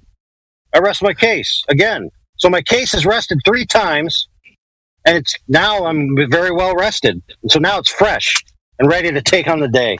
You must be rested as hell, dude. I wish I could get that good of a night's sleep. Yeah, so what we're all trying to wonder here is why the heck in the goddamn earth are you talking about gravity on a flat Earth server? I don't know. I like talking to you guys. You guys fun. Yes, but the point I'm trying to make is gravity has nothing to do with the shape of the Earth, brother. Nothing, period. Nothing. Zilch. I'm still going to do this experiment, though, just for the fun of it. You can do whatever you want, bro. Then I behoove you to do so. But simultaneously, you need to work on your logic skills in understanding why things are or aren't relevant to the point. So, gravity has nothing to do with the shape of the Earth, period. The end. Things falling down has nothing to do with the shape of the Earth, period. The end. Why they accelerate has nothing to do with the shape of the Earth, period. The end. So unless you can present a logical contingency of a necessity where the conclusion follows from the premises which are proved in the first instance that the necessary contingency of the phenomenon of things falling down requires a globe Earth, then my premise stands that plumb and level prove we live on a horizontal plane. Because that is ubiquitous human experience wherever we go. When I go to Florida, it operates the same way. When I go up north, it operates the same way. Where you live, it operates that way. Where Homeboy in England lives, it operates that way. Where every single person present here today, whether listening or in the chat, it operates the same way. You admitted it operates that way. Therefore, you concede the Earth is a horizontal plane. Welcome to Flat Earth. Snacks are in the back. Bathrooms on the right.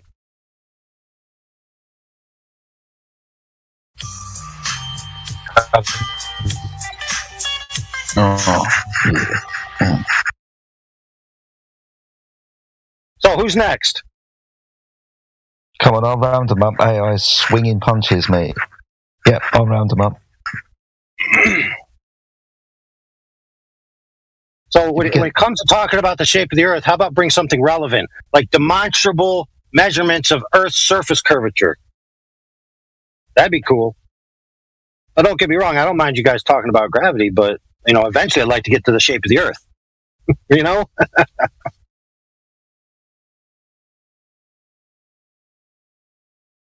Went to a flat Earth server. All I talked about was gravity. Man, I've missed all of it because my internet sucks. But there's somebody that is me.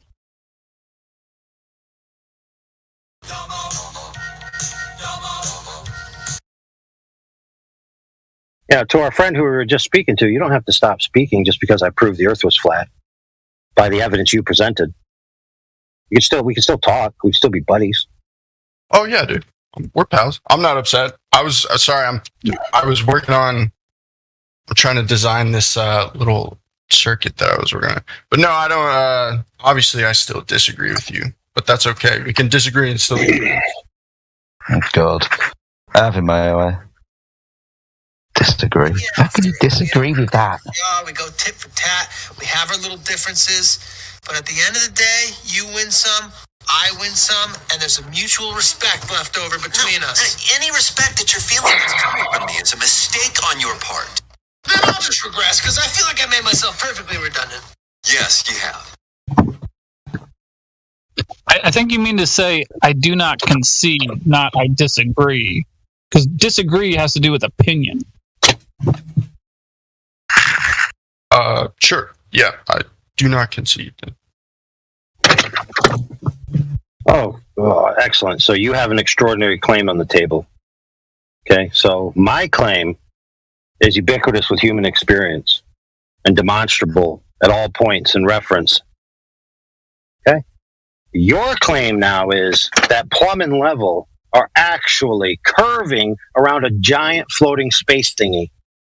So now, my friend, where's the evidence for that claim?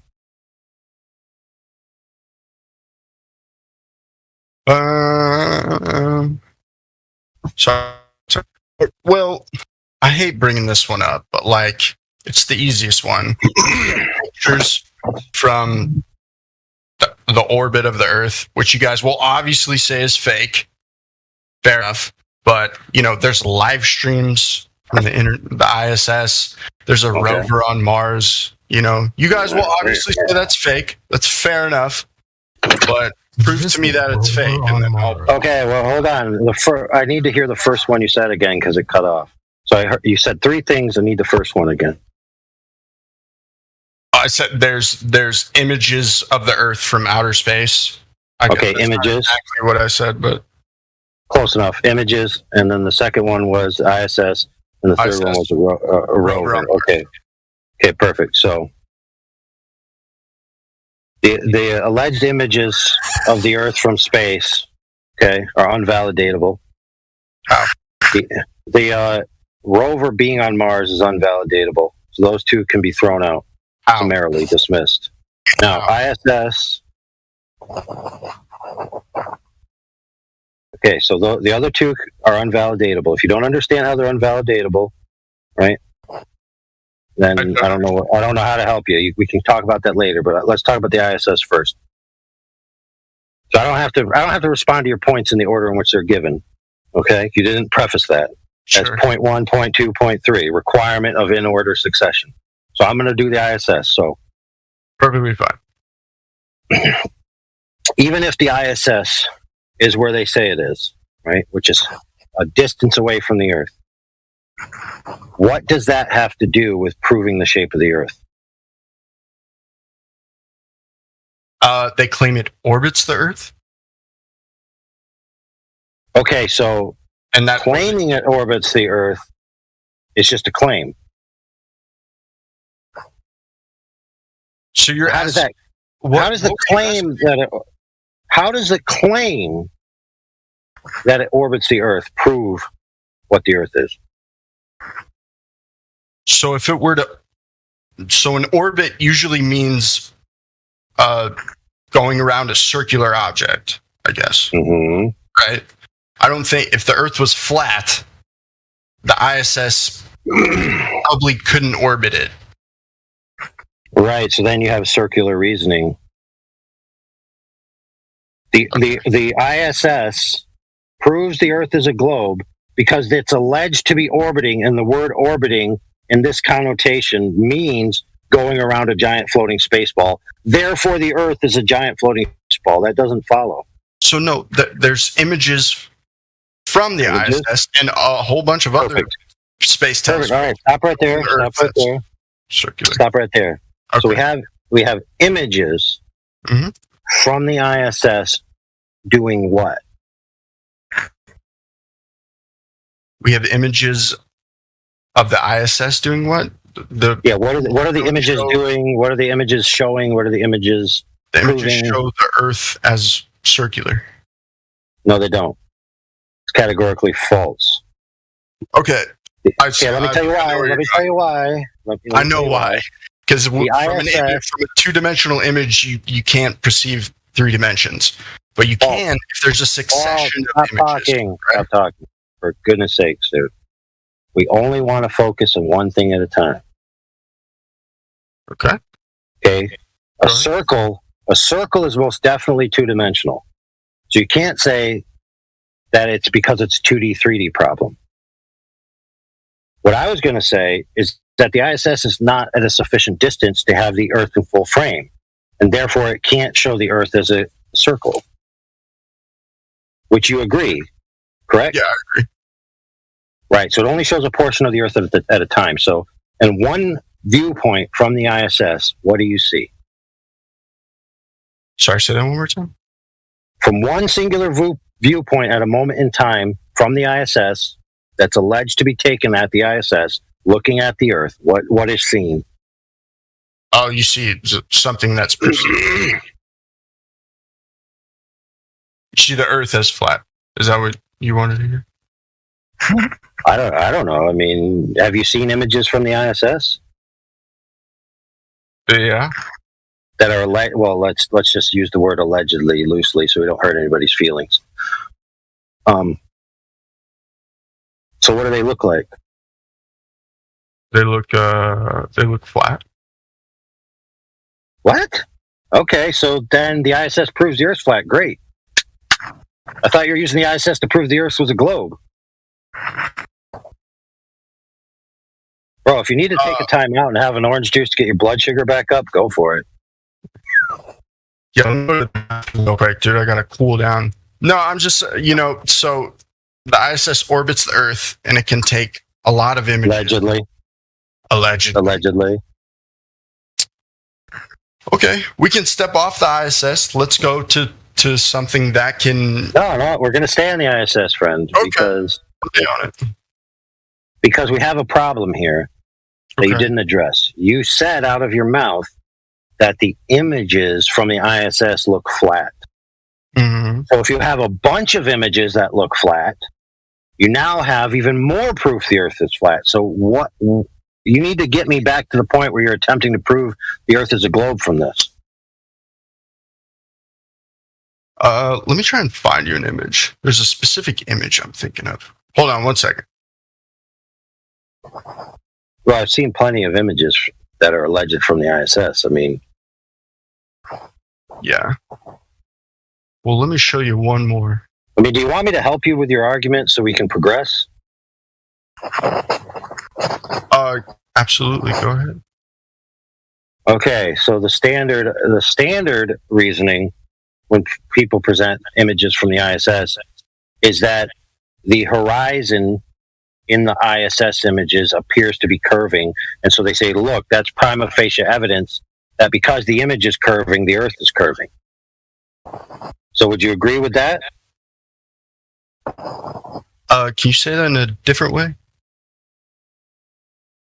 Can you repeat that again? Okay, so the ISS is not at a sufficient distance from the Earth to see the entire Earth. Right. So what it sees, in order for it to be used as evidence, right, that the Earth is curving, people look at the images and they see like a dark area of sky, right? And below that is the blue and the ground and stuff. And the line between the two in the image appears to have a curve to it. Mm-hmm. So then they make the claim, because I see a curved image, I'm looking at a curved Earth. Therefore, the ISS proves that the Earth is actually curved. That's usually the way people argue it. Right. So are you planning on arguing it any differently?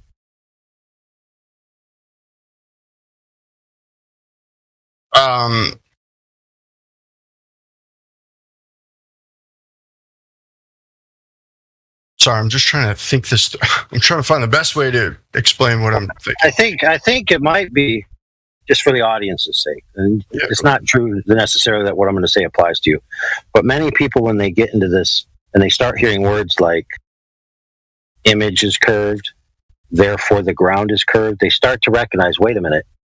I know in my lifetime that I've experienced optical distortions and seen fisheye lenses and all of these other things. Maybe this guy is trying to lead me into making a logical error in my reasoning so he can exploit it and show that my reasoning doesn't follow from the premises. So I need to be careful what I'm about to say, because the very fate of mankind is on the line, because if the Earth is not a globe, we're all going to die.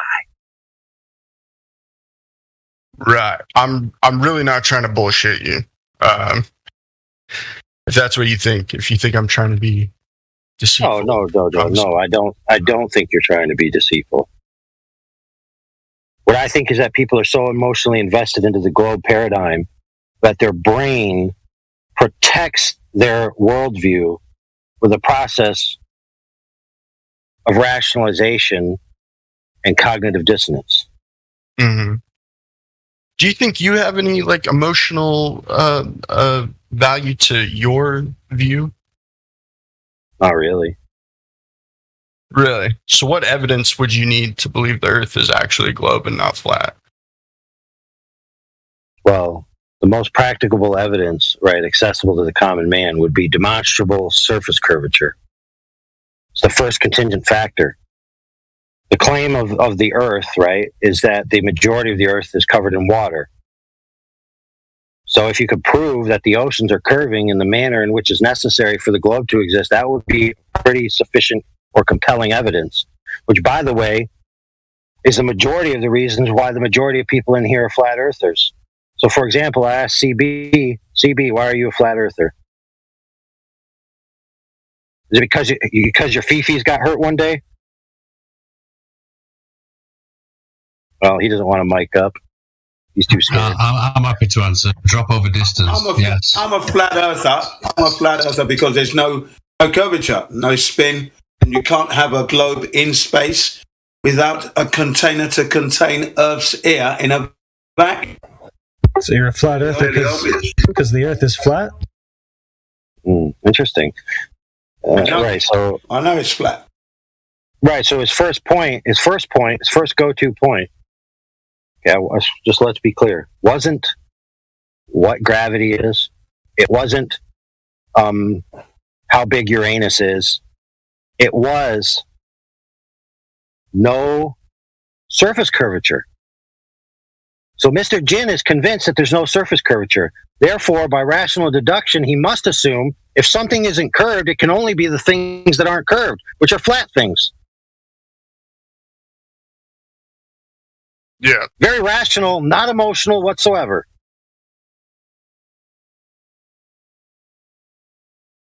I'd agree that it's rational, but I don't think it's scientific. Oh, cool. I'm glad you agree. Hey, friend, I'm glad you agree, because nobody in this room right now is retarded enough to equate the shape of something as a scientific proposition. So let me ask another friend here. Heretic, is the shape of something a scientific proposition? Wait, I missed this one. Come again, AI? Is the shape of something a scientific proposition? Oh, no, of course not. Oh, well, there we go. So now that that's out of the way, let's move on. Can you give me an example of something that is a scientific proposition? I can give you something. No, I'd like AI to answer. Take the ISS. Let me give you this ISS situation that you think is up there. One who's never seen it falling around an object you haven't proven to exist. But the problem is, back in 1962. Right, but you're not answering his question. Jim, you're not helping. Oh, okay, go ahead. Yeah, go ahead, AI. And don't get me wrong, you should listen to what Jin has to say at another point in time, but it's just not the answer to your question at the moment. Mm-hmm. Okay, so in this arena, when it comes to natural science and science in general, right? Science is a word, right, which is grossly misused in many fields. And it's attributed to things that don't follow the scientific method, right? Now, classically, things that don't follow the scientific method, which are assumed to be science, are known as pseudoscience. It's the definition of the word. You can look that up, but it's neither here nor there, because we're talking about a specific type of, which is validation through systematic experimentation of a cause and effect relationship, where an if-then statement, if this, then that, if this, thus is caused. Okay, so if it's not a cause and effect relationship, it can't go through that methodology. So, for example, thank you. Yeah, go ahead. Yeah. So, for example, you could say, why does water boil? Okay. That it boils is known. Right? Right. So you say to yourself, why does water boil? You formulate a hypothesis based on the observed phenomena of water boiling.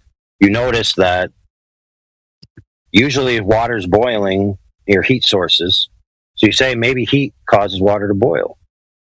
So then you set up your experiment where you manipulate the heat to ensure that that is the present thing that then produces the cause. And you set up a system to isolate variables out to where you can exclusively and independently manipulate that single variable to produce the cause. Sorry, to produce the effect, not the cause. Right?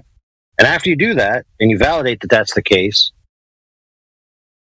right, you've arrived at a conclusion of an if-then statement, a cause and effect statement, through a methodology known as the scientific method. Gotcha. So Okay, in that, for example, heat would be the independent variable, right? Right. When Now, you manipulate. Check this out, though. When you measure the amount of heat you apply, that measurement in itself isn't science in the sense of science as it's applied in this situation. So when you have a ball in your hand or a flat sheet of paper and you put a ruler on it, right, and you say one is planar in nature because it doesn't deviate from the ruler across its entire surface, versus one is curvilinear in nature because it deviates at a drop over distance exponential rate from the plane of the ruler. Science, in the sense that we've previously just described, is not being done. What's being done is called measurement. So when you want to know the shape of an object, the thing you want to apply is measuring, not science. Okay. Yeah, in Now, other words, that being said, it's a geometric question, not a scientific question. exactly. So that being said, which is why we earlier said and asked our friends in the field here, why are you a flat earther? And their answer was, because there's no demonstrable surface curvature. Not because water boils. Not because, oh, I wonder what causes gravity. No, because they understand, by parsing it out logically, that the proposition in question is whether or not the Earth is a particular shaped object. And that is divined, discerned, and determined by measurement directly, not by all of this other stuff. Okay. If we can go back to the water boiling experiment really quick. The heat is the independent variable, right? The dependent variable would be what? Boiling. So the rate at which it boils, or that it just boils, or what?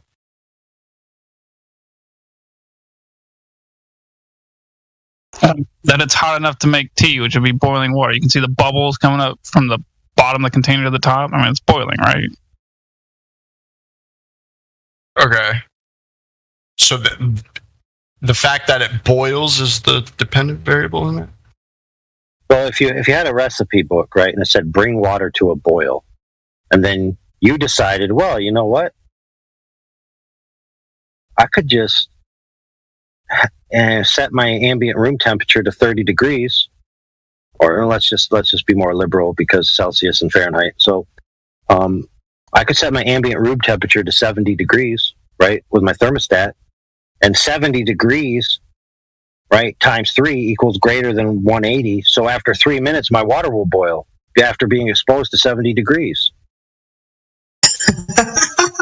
Okay, so the dependent variable is the time to boil.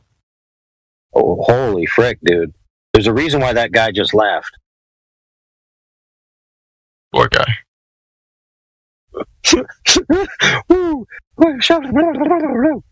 Now, my friends, somebody, for the love of God, clip that out and send it to Numpty Clips.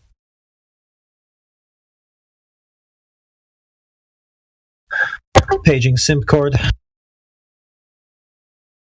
I think water is boiling when there are large bubbles rapidly moving from the bottom of the container to the surface. I think we can safely say water's boiling when it's doing that. I mean, do we really need to look it up in the dictionary?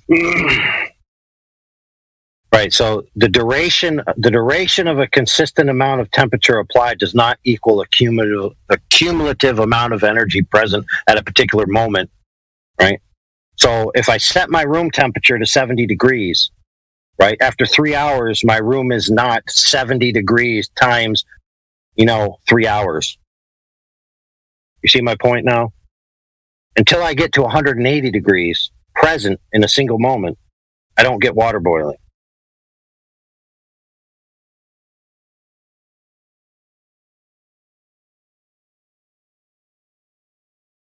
So no, time applied is not the variable that matters.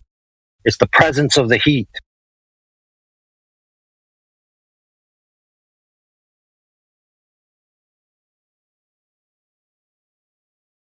So no recipe book says apply 3 minutes to the water. Correct? The recipe book says bring water to a boil. Now, if it was more acute, it might say apply 180 degrees to the water. Problem with that is that there are other concernable factors. For example, your ambient pressure, right? Water boils faster at different altitudes. Also, things like salt content, other things in the water. It also might be a European reading the recipe, and they might think you're talking about Celsius. Screw it all up. Right. So that's why it just says bring it to a boil. Who are you talking to, AI? Well, the candidate for Scholar of the Year. No, I'm being facetious. He's actually quite a intelligent guy. Hey, thanks, man. Wait, are you talking about me? Was it Rhino? Oh yeah, it's Rhino. Rhino's usually on around this time. Well, I mean, we already got to the point where he conceded that the Earth is ubiquitously flat plane, and the directionality of gravity is perpendicular to level, which means of a necessity that we live on a flat plane. So he then said he disagrees. Ubiquitous, really quick. Oh, okay. Well, maybe it doesn't mean what I think it means, but I generally think it means generally the same everywhere generally. No, you're right. Present. Ubiquitous means present, appearing, or found everywhere. So. Yeah, like plumb and level. Yeah. I thought you would have already been on this side, right now. Why is it taking long? We've had a conversation also. You pretty much seen the light, man. So he doesn't trust us, to be honest, and to be fair, he shouldn't trust us because we keep telling people that the snacks are in the back, but none of you are willing to actually restock the snacks. Yeah, bro. You know how long I've been here and I've yet to get a snack. Exactly. I was right. He hasn't gotten his snacks. Not to mention the DJ hasn't ever shown up. Hey, where's our manners, AI?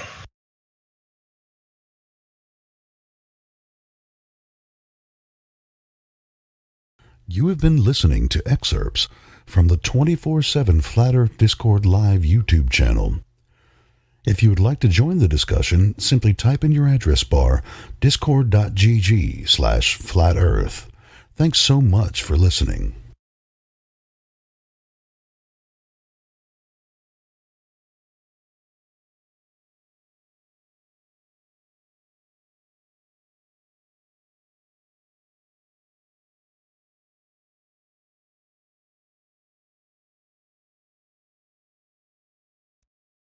Who's that joining and leaving? Some clown.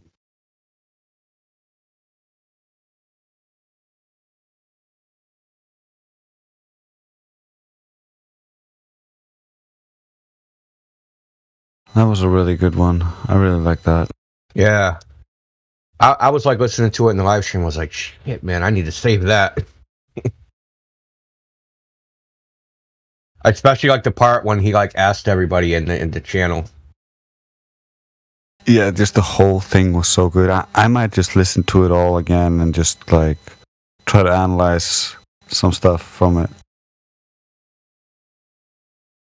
Because he totally exposed like his bias, like his preconceived notion, like so it was excellent.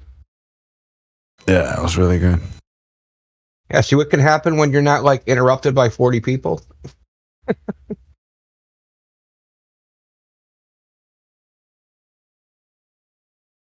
It's also just AI is so good at keeping it just purely on the logic and giving them no room to escape just that logic. They're just stuck, and he just won't let them go.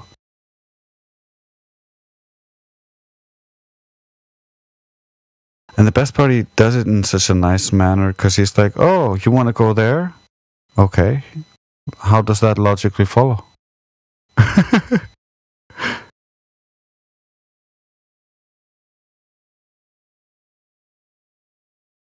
Yeah, I'm definitely just gonna listen to it again and take notes. Trying to get this dude in live stream.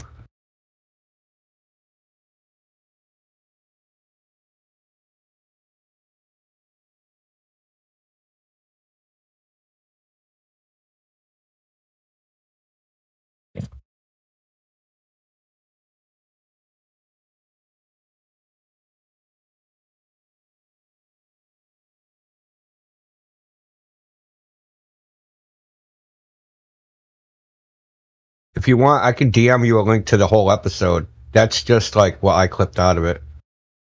Oh yeah, that'd be great. So the timestamp around where they did it was should be around like I think it's like, let me see. Should be 22:57. You know how he always got the clock on the stream? So it's like 22:57 on the clock. I'll just post it in live stream. Sounds good.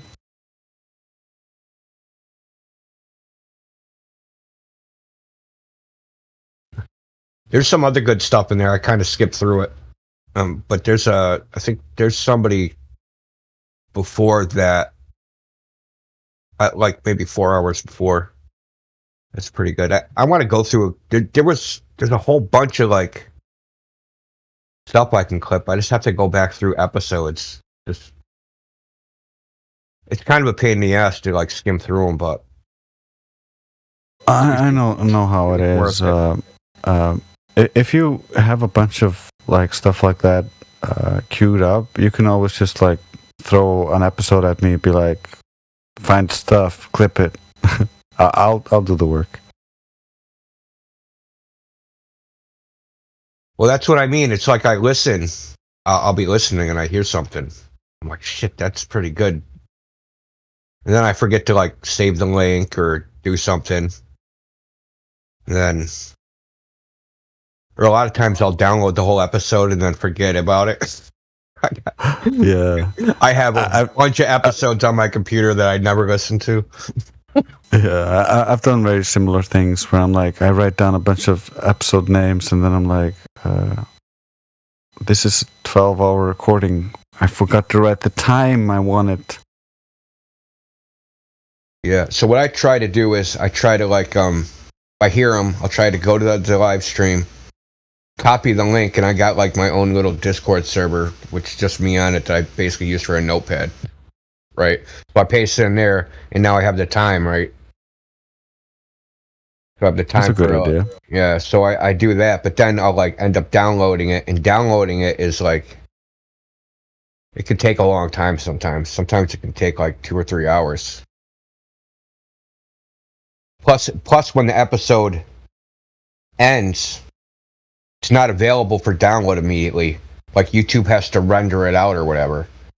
And because it's like rendering out like a 12-hour episode, usually it takes like, I don't know, like 36 hours.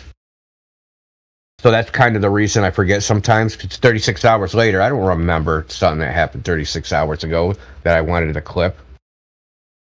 Yeah, that's why I just generally just screen record, but then I kind of have to watch it and then figure out where I want to end it before, otherwise like it just turns into a mess.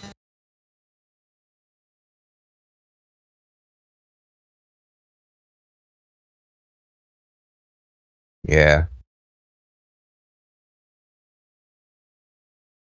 But hey, we get better and better at this as we go. Yeah, there's this dude in lobby just saying utter nonsense. I want him to come in here.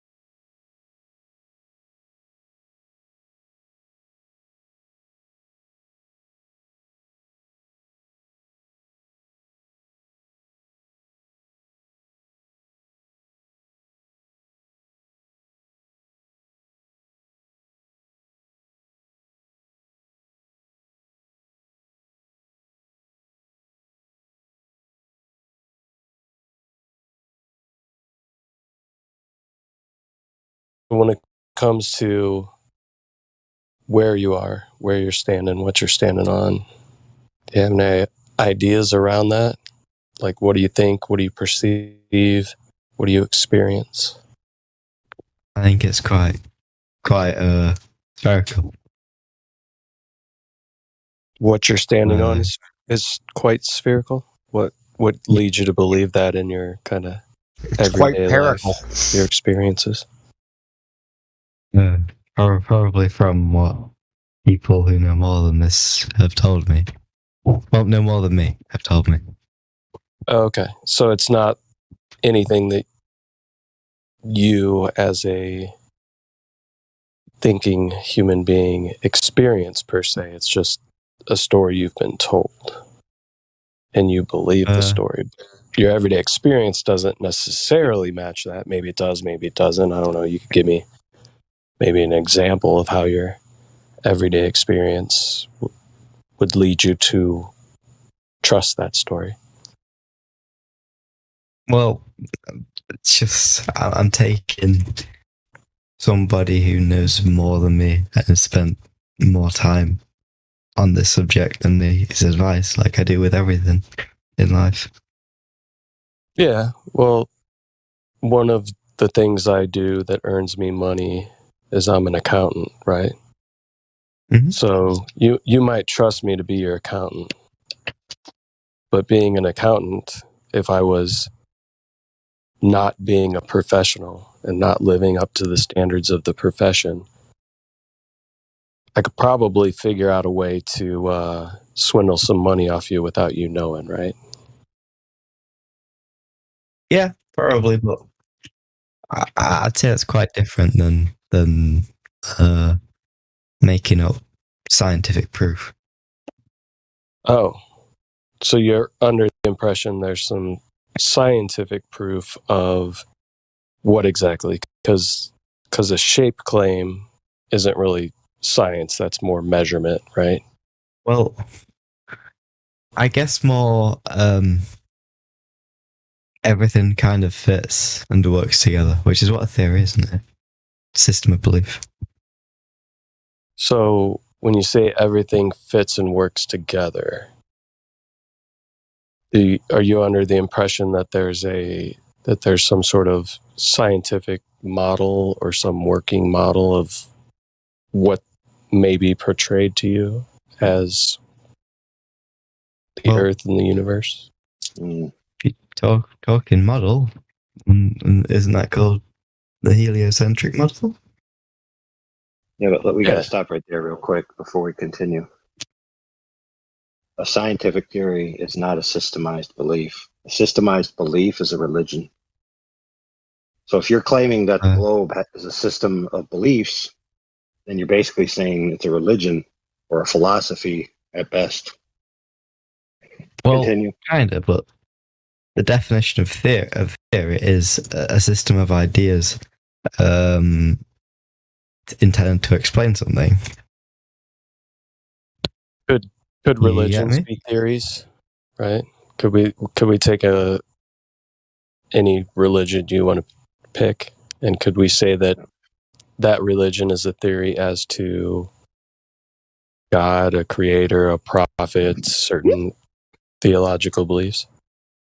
Yeah, I guess that makes sense if it's a system of ideas. Yeah. Fair point. The problem is we're now all confused. Because you're starting by talking about science. And then you use the word theory, and then you give a definition that it doesn't have to do with science. A scientific theory is a specific thing, which is not the definition you gave or the explanation you gave. Isn't science like... I don't know how to explain it. It's like proof, isn't it? Do you get me? It's facts based on observation. No. What is science? Okay. Science in the way in which we're using science in this arena, right? When people say there's scientific evidence of the globe, okay? Scientifically validated evidence is about cause and effect relationships that are validated by experimentation. Okay, so a theory in a scientific theory comes after an observation of the natural world, a phenomena that occurs within it, a hypothesis about if this occurs, then maybe it causes that phenomena, the effect. You then have a rigorous, you then have a rigorous experimental phase of validation that will either validate your hypothesis or nullify your hypothesis. Once all that is complete, then you can start having a scientific theory. So that being said, since you use the word science, where is any of that for the idea that the Earth is a globe? Okay, so first of all, I apologize for saying science is. I mean, sorry, as far as a religion, it's a theory. I'd say it's more of a hypothesis, then, isn't it? No, because if it's so with that, why is I'm a bit confused with that? Because like, wouldn't it be a hypothesis because it's what you think is happen, like what you think, but you haven't observed it yet. Well, It hasn't been not in tested. a scientific sense. Same thing you're talking about. it's just an idea. Yeah, exactly. Hypothesis. Right, but you see, a hypothesis in regards to science is a specific thing. Just because it's the same word doesn't mean it's the same thing. You know, in Oh, it's general an common idea. language, yes. So in general common language, a hypothesis is just the underlying belief, right? Of why you hold a proposition to be true. That is not what a hypothesis is in the scientific method.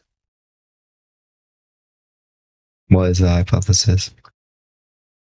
It's a specific if-then statement that's validatable. For example, if 180 degrees Fahrenheit applied to water, then water boils at sea level, right? And then you can validate that by demonstrating it. So, for example, let me give you an example of something that doesn't apply. Okay, there is a blue knife on my table, right? Not a scientific proposition. It simply is the case that there's a blue knife on my table. Yeah, because you observed it. Yes, directly. The object in question is directly observed. There's no causal relationships required, right? Now, I want you to ask me questions about my knife. Okay. So ask There's me your knife. questions about it. What questions do you want about your knife? Is it sharp? You think of the questions. You think of the questions that you would need to ask to divine what it is, because it is a knife of a certain type. So start asking questions like maybe the size of it. Okay, how big is the knife? 7 inches long. Okay, stop. Don't continue. Did I need to do any science to get that answer? Need to measure it. Oh, there you go. All right. I pass it to my friend who was talking to you earlier. Okay.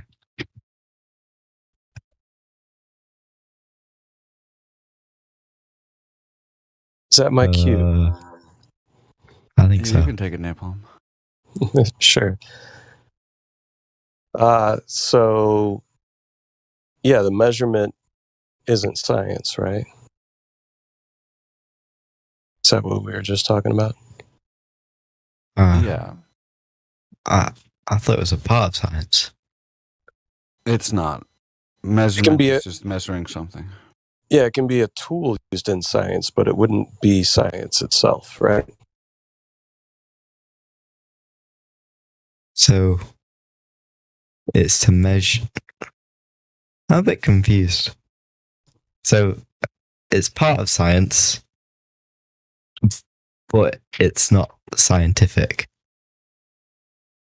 Yeah, so like AI was saying, in this realm, right, in this arena, we talk about science, natural science, which is the study of the natural world through experimentation, right?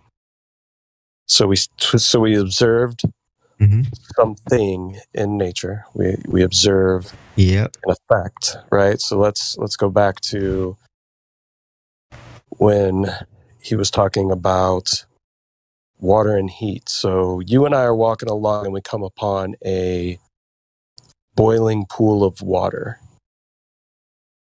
And we've never seen this before. We look at it and we're like, oh, wow, this water's boiling. And then we come up upon it and we realize there's steam, and we kind of touch it briefly and we realize, oh man, this is hot. This feels exactly like the fire back where we came from. I'm wondering what's going on here, right? I feel heat within the water and I see it boil. So maybe we could form some sort of hypothesis as to why the water is boiling. Maybe it's because of the heat. So we go back to our campsite and we try this. We take some water, we put it over the fire, and it hits a certain temperature over time, and it starts to boil. So we can do this over and over again, and it's repeatable. So we have a variable that we're manipulating, which is the heat. We're putting the water on top of the heat, taking the water off the heat, stops boiling. So we're manipulating a variable that we think is the cause of the effect that we're seeing, which is the water boiling. So then we come to the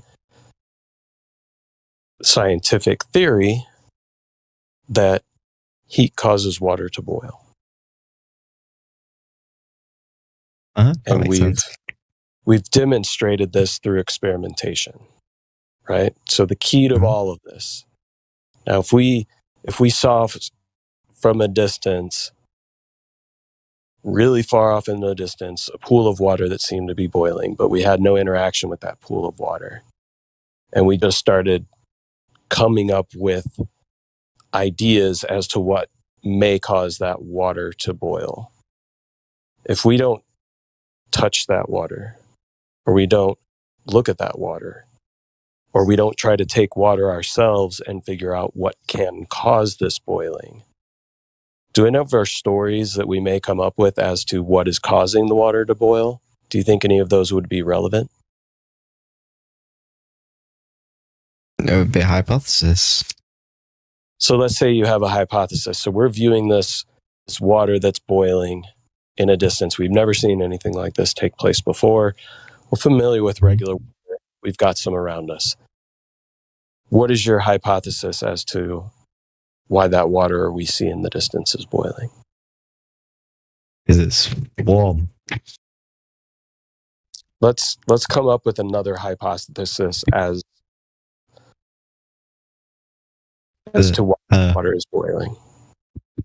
We have no idea. We've never seen this take place. We would have no inkling or indication as to what may be the cause. Throw out an idea. I have absolutely no idea why water would be boiling. Well, we could maybe we could say that we think that there's some sort of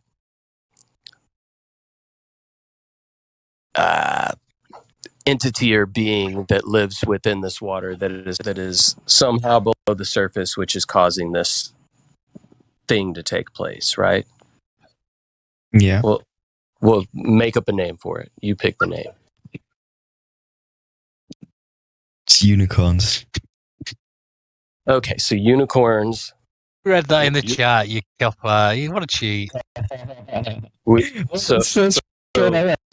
So our hypothesis is that we've got these unicorns, whatever these may be, that are underneath the water that are causing this agitation that we see that looks like little bubbles.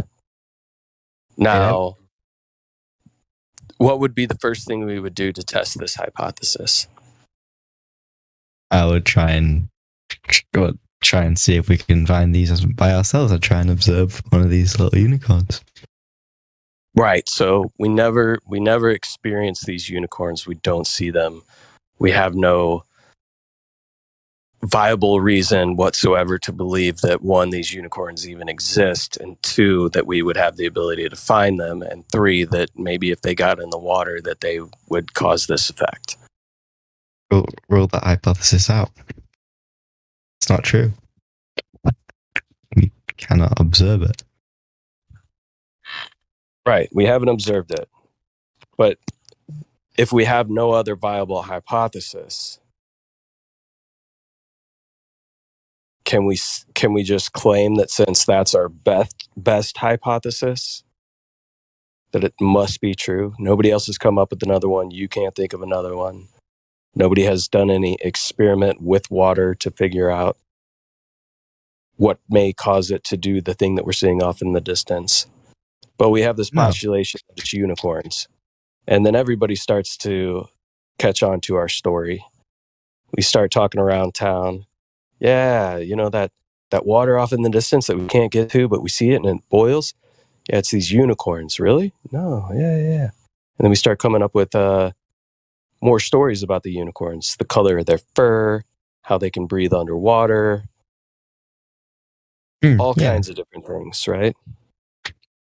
Now, if we tell these stories, tell these stories long enough and nobody ever actually touches the water, goes to the water, tries to do any experimentation whatsoever regarding the water, does that make our theory, because it's the only one that we have, a viable theory? It's the right hypothesis. Well, I mean, it's the wrong opinion, but we haven't proven it. It's the wrong hypothesis, right? Because we haven't done an experiment. That's the whole point. We need to do an experiment in order to come up with a viable hypothesis, right? Or you could observe these unicorns. So let me ask you a question. When it comes to what you believe in, the heliocentric model, globe Earth, all of this stuff, has any of it been scienced? Is any of it been observed? A question of science? So it's been observed. It's been observed. Right. So what in particular has been observed? Curvature. Curvature's been observed. Where is this taking place? What do you mean? I don't understand. Where and who has seen curvature? Every person I can't remember the exact place. You know, every person that's ever seen an image or a video from above. Every person that's watched TV. Okay. So we got every person that's seen an image or a video. We mean in real if life. you photograph one of these unicorns, you would have proven the unicorns there, and you know. Right. So you're under the impression. So you're under the impression that we have a photograph of Earth from space. Seems quite likely to me. Seems quite likely, but the funny thing is, it's 2022. And we still don't have one.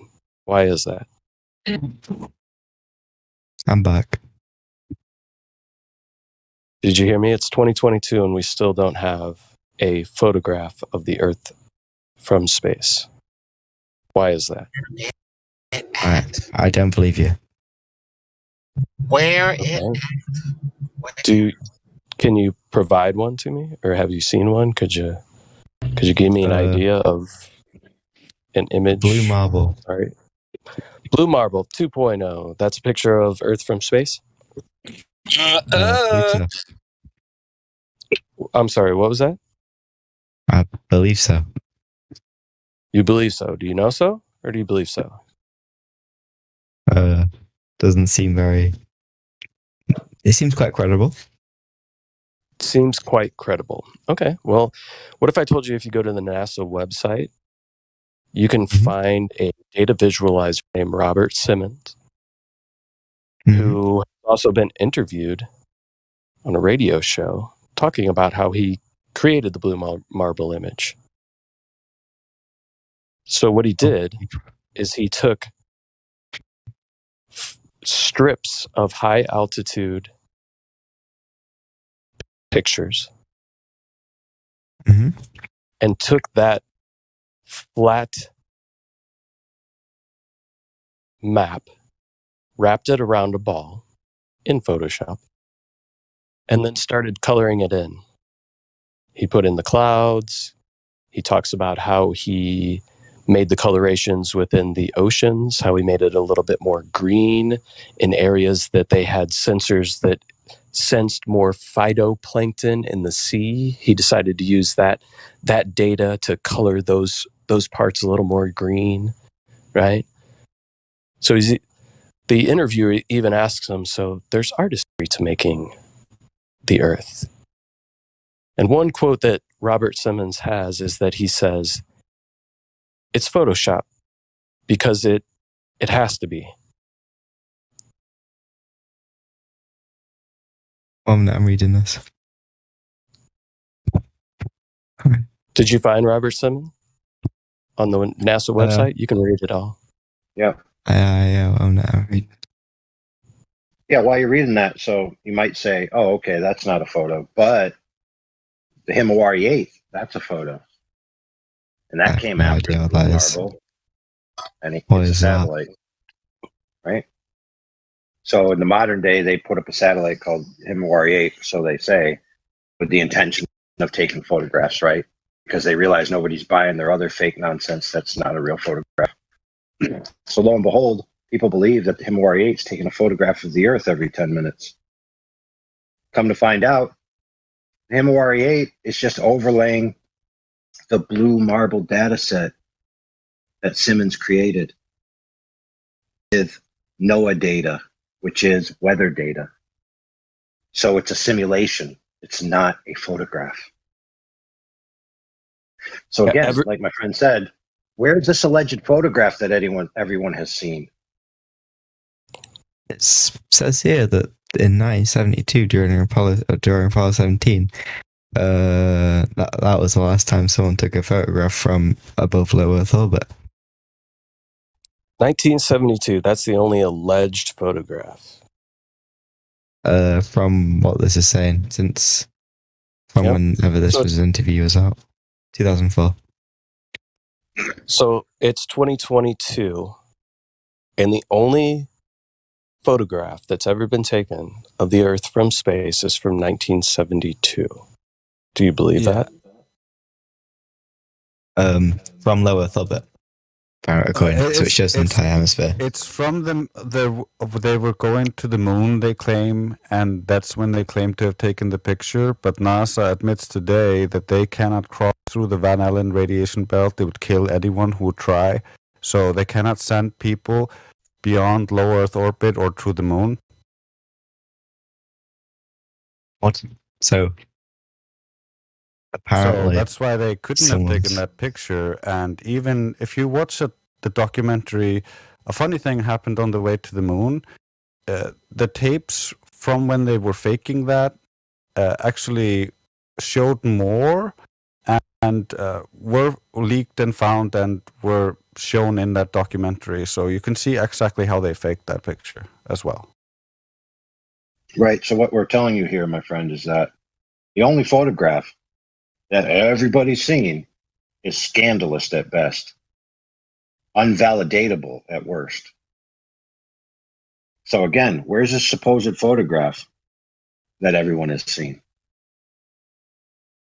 Well, until what you said, there isn't one. Oh, there you go. That's the answer. Well, I find it hard to believe, which I'm sure is quite normal. Wait. So you think it's rational to believe that the only legitimate photograph happened at the beginning of space exploration, and since then, not one has been duplicated by an advanced system? You think that's easier to believe than just to believe that they can't take a picture because they can't get far enough away to take a picture? Just like our other friend just told you, they admit that they're planning missions to go past low Earth orbit, past the Van Allen belts. It makes it sound like, wait a minute, didn't you already go past the Van Allen belts? I mean, if you're a wise person, my friend, and you think self-reflectively, all that sounds pretty scandalous, don't you think? Well, I don't think we've really have people really been past low Earth orbit since the end of Apollo. No, not really. No, they never Because- went past it. They never went past it, my friend. That's the Yes, point. yes. Allegedly. What he's trying According to what he's NASA. trying to say, what he's trying to say is in the Orion project, that's NASA. They admit themselves, just like he said, that until they fix this problem of going past the Van Allen belts, they cannot go past low Earth orbit. We're using the globe experts, NASA. They're telling you the truth. They can't go past. That means they never went in 1969 to 72 ever. They never went. What? So they said they went, but then they said, for some reason, I don't think they'd do that. Yeah, they said they went a long time ago, and then they realized, oh, the radiation would actually be completely lethal and can kill anyone who actually tries. So that's why anyone now cannot go. And for the last few decades, no one has been allowed to go because it's deadly. You can't go. It'll kill you. We don't have any shielding that'll protect us, so we can't go. That's their excuse right now. All right, fair. However, the pace is getting too frenetic. Okay? People are interrupting each other, and that's causing people to create a fog of war in their mind that they have to talk faster, and it's just going to escalate. So I'll take a moment and breathe, and then continue.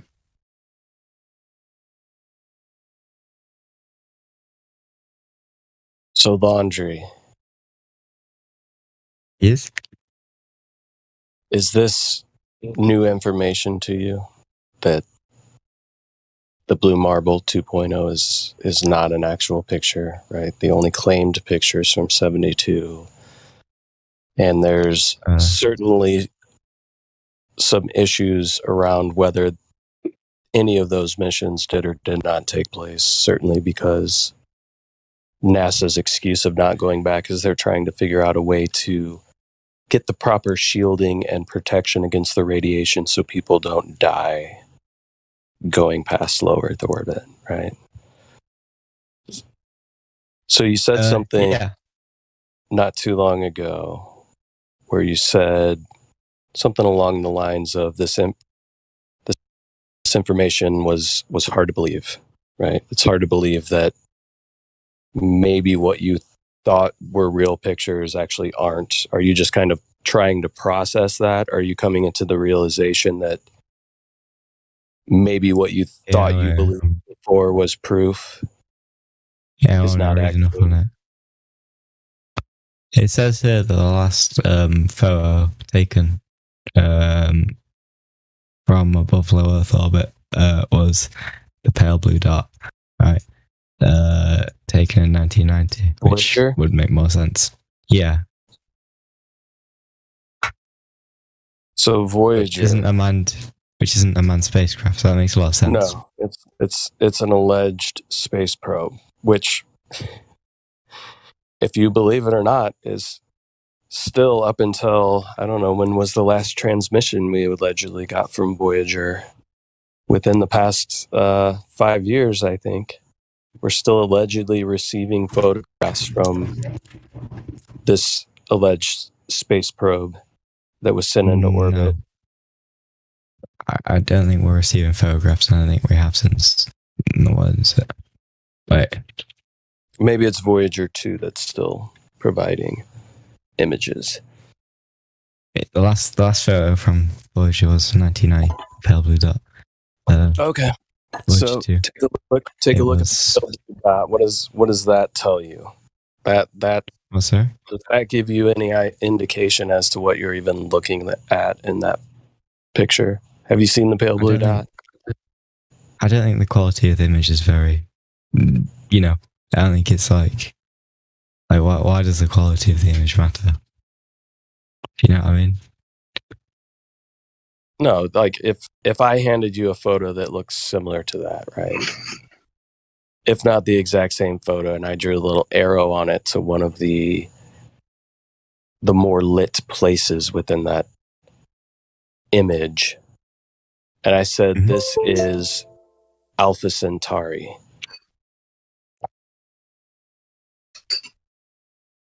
would you just automatically believe that? If I drew the same arrow to the same pale blue dot and I said, this is Alpha Centauri, how would you know or verify, or what would give you any indication, even looking at that photograph, that that's Earth? Well, I wouldn't see a reason for you to say that it's Alpha Centauri. And sure, if you did, you would try and make it a bit more believable by maybe putting some sparkles or something around it. Yeah. I don't know if sparkles would make it more believable. It actually would make it more fake. But either way, man, looking at this pale blue dot image, does that make you think that that's where you live? That that's a picture of where you live? Yeah, I don't see why they wouldn't. So what on Earth itself, aside from you believing pictures that are shown to you, which we've already proven, the main one you thought was proof of where you live and the shape of where you live, was a utter fabrication. So what on Earth here, the ground that you and I are both currently standing on, indicates that you live on a globe? Because that has no reason. Like what? So, wait a minute. Say that again. Sorry, I'm tired.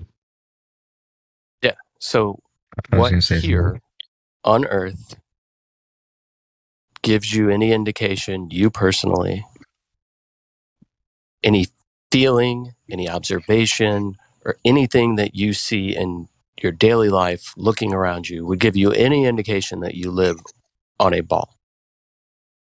Well, that's spinning. Nothing, but it's the same for the other way around. There's nothing that gives me an indication that it's flat as well, because it's quite hard to observe that.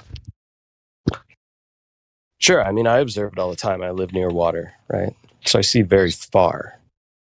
Looks very flat. When I go over, across this very large bridge in my area that's tall enough for cruise ships to get underneath it, and I look around, everything that I see around me indicates flatness. No indication of curvature at all whatsoever. But can you see those ships forever? Like, can you see them go forever? Forever? Do you think you can see forever? Well, I'm sure the higher up you are, the further you can see. Okay, so if I had a penny in my hand and I was standing on that ship, would you be able to see the penny? Ships are quite large, and you can. How far away do you think you'd be able to see a penny? Oh, I don't know. About, according to you, forever, right? Forever. What? If I just went straight up in the air, would you be able to see a penny that I was holding in my hand as I continued to increase in elevation forever? If I had a telescope large that could magnify it a significant amount. Okay, so let's even say that the moon is as far away as they claim. Could you see a penny on the moon? If I had a significant enough telescope, probably. There's not a telescope good enough in the world to be able to see that. What? Well, yeah, obviously. So when the ships go off in the horizon, you don't have a telescope. You have your human eyes. With your human eyes, would you be able to see a penny on the moon? Well, no. Right, because you can't see forever, it's different, right? Perspective. You things understand that things shrink. Things get smaller with things shrink as they get further away. There's a difference between a ship dipping under the horizon and something shrinking. Yeah, can you explain to me the difference? You can see the ship get lower, and if you go up, you see the ship again. If the penny was at the same distance, if the penny, that it doesn't matter how high in elevation you are, you'd still not be able to see the penny. So as the ship moves away on the sea, wouldn't you expect it to get lower because it's getting smaller as it moves further away?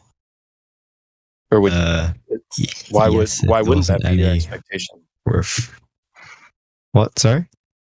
Why wouldn't The that ship be is your getting smaller, expectation? but not a significant enough distance. It's not a significant enough distance for it to be any. I don't get what you're asking here. Sorry, it's quite late. Well, you say fair point. these ships go over the horizon, right? Yes. Yes. So ships get further away, they get smaller and harder to see. But there's also a ton of different things that take place in the atmosphere. Yeah, so I have a question because he's saying if things get lower in your field of view, I guess the insinuation is that they're going over a curve. So I'm in my house and my ceiling is getting lower. Is it going over a curve? What do you mean? Well, I'm looking at my house, and for some strange reason I just can't understand, rather than my ceiling being straight, it seems to be angled down in my field of view, as if it's going downwards. So I can't fathom it. I guess my house is built on a curve. It could be. I don't understand the question. Like, is the Yes, is the that's ceiling the actually point, my curved? friend. My friend, the statement's incoherent.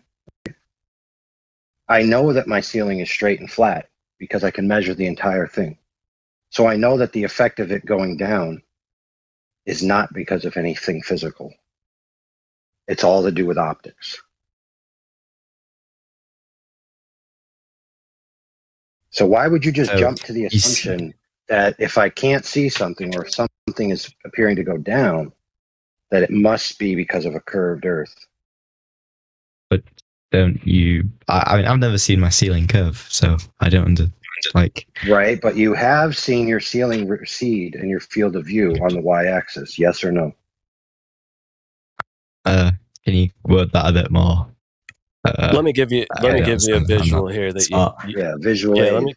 let me give you a visual you might comprehend. So let's say you ever been to a hotel.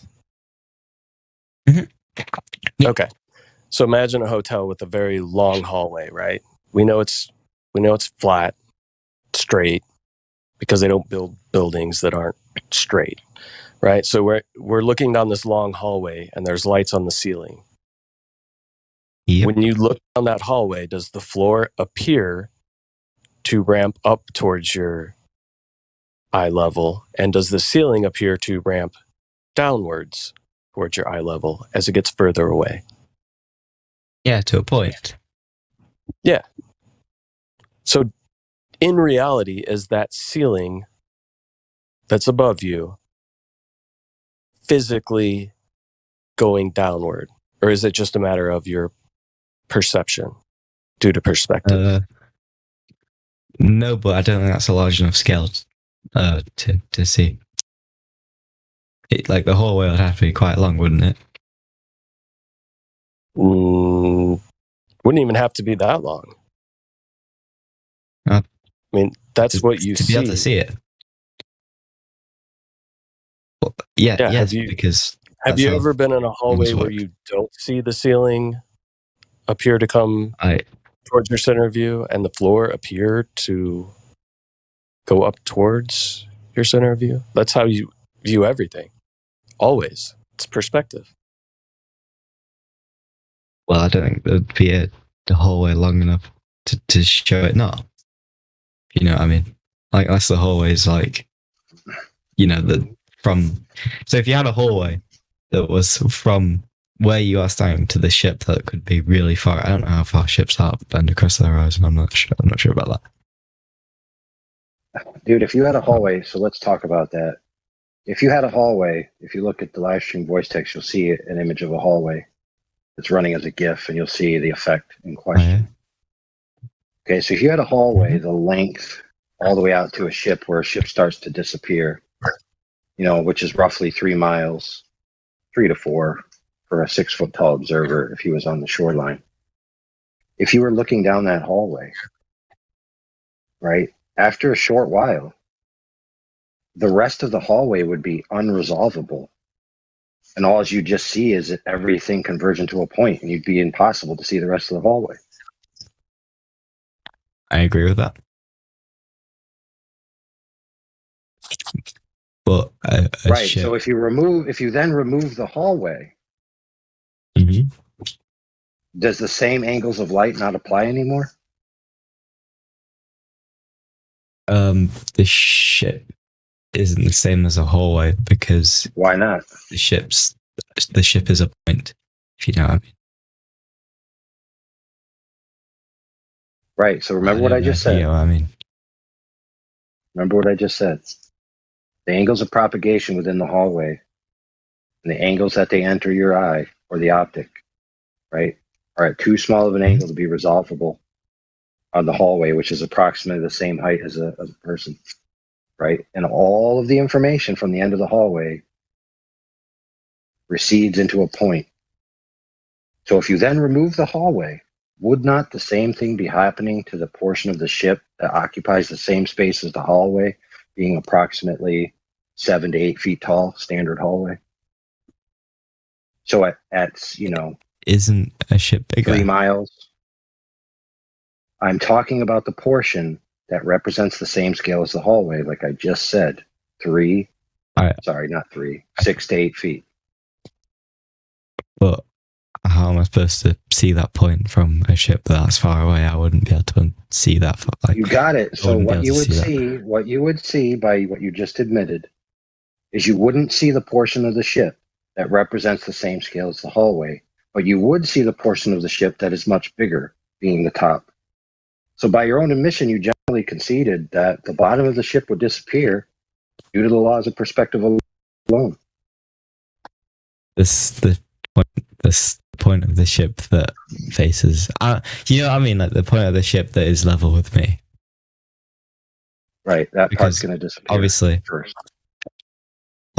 the whole length of the ship isn't the same size as but the whole. think about this. Think Stop about this. there The for a ground. second. Hold on, stop there real quick.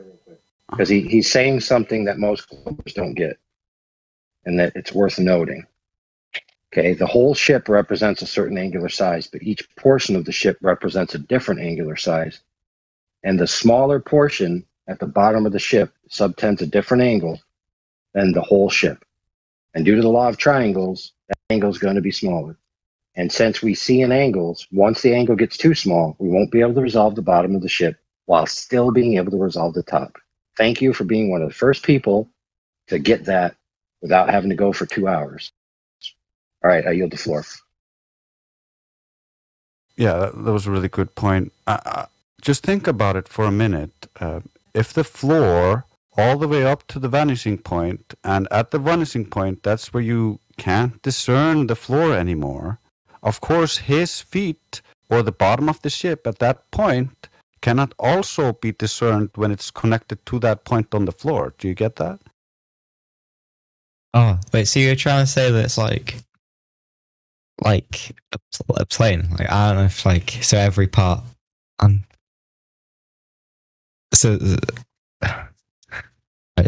So every part is the.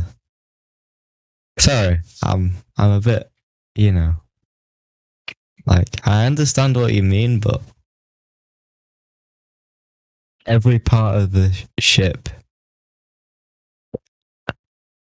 Sorry about this. Can you just Yeah, so say it? Think of it this way. If you had a smaller ship, like a dinghy, just a little boat, that was tied to the side of that ship as it goes away so that you can see it. And you see this little ship. Now, if you removed the big ship, you understand that that smaller ship is going to visually disappear at a shorter distance than that large ship because it's a smaller object, right? Got less height. Yes, less height. So you would expect the little dinghy to disappear before the large ship, solely just based off of its height, right? Because you understand perspective works. The angle is going to be too small for you to resolve that small ship first. Now imagine tying that dinghy to the large ship and sending it out. It would stand to reason that that small ship is still going to be unresolvable at the same distance, regardless of whether it's tied to the ship or not tied to the ship, right? Agreed. So as that little dinghy disappears because we can no longer see it due to angular resolution limits of our eye, it's tied to the ship. Wouldn't it stand to reason that the whole entire portion of the ship that is that height would also be unresolvable? Yes, because in my opinion, it's gone under the horizon, but I understand what you said. Okay, perfect. So your claim would then be that the only reason that things disappear from view is because they're being physically obstructed by Earth curve. Would you agree with that? Yes, on long enough distances. Okay, perfect. So now I do this on the regular. I go to my little lake, 333 meters across from the observation point to the observation, which is a yellow floaty boaty on the other side. Okay. Now you put that into the math of the alleged curvature of the Earth, and you will find that the heights that I observed at, there is no way that the Earth curve, if it existed at all, could be precluding that boat in totality. Okay, so this means that it's not geometrically possible for the curve of the Earth to obstruct that boat. Yet, okay, 9 out of 10 times I go, pretty much consistently, the entire yellow boat disappears. So, my friend, what is causing that to happen? Sorry, so it's 333 meters. Right. Mm-hmm. How big is the boat? About how tall is the boat? 1.5 feet. It's about 1.5 feet tall. Okay, well, let me do some maths.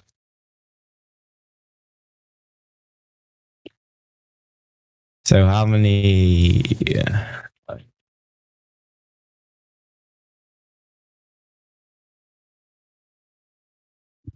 Sorry about this.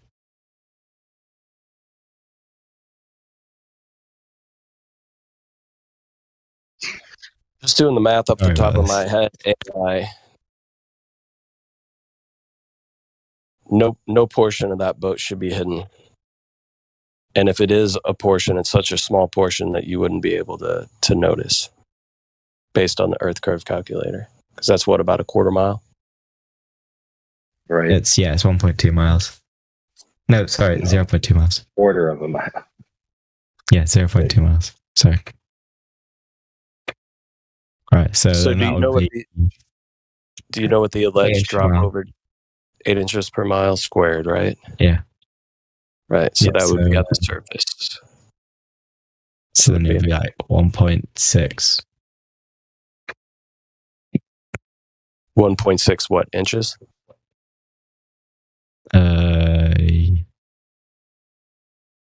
Would be the alleged hidden height due to the curvature of the Earth, allegedly.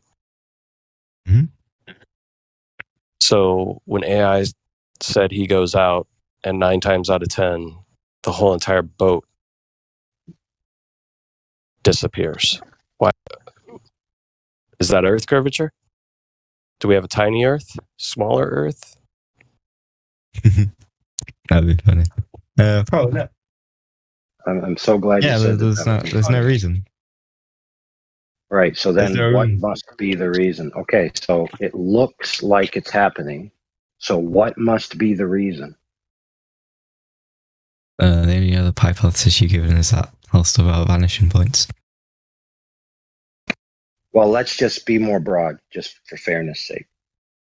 Okay, it's not because of geometry, it's because of an optical effect of some kind, whatever that might be. It's no longer in the category of geometry, it's in the category of optics, correct? Yes.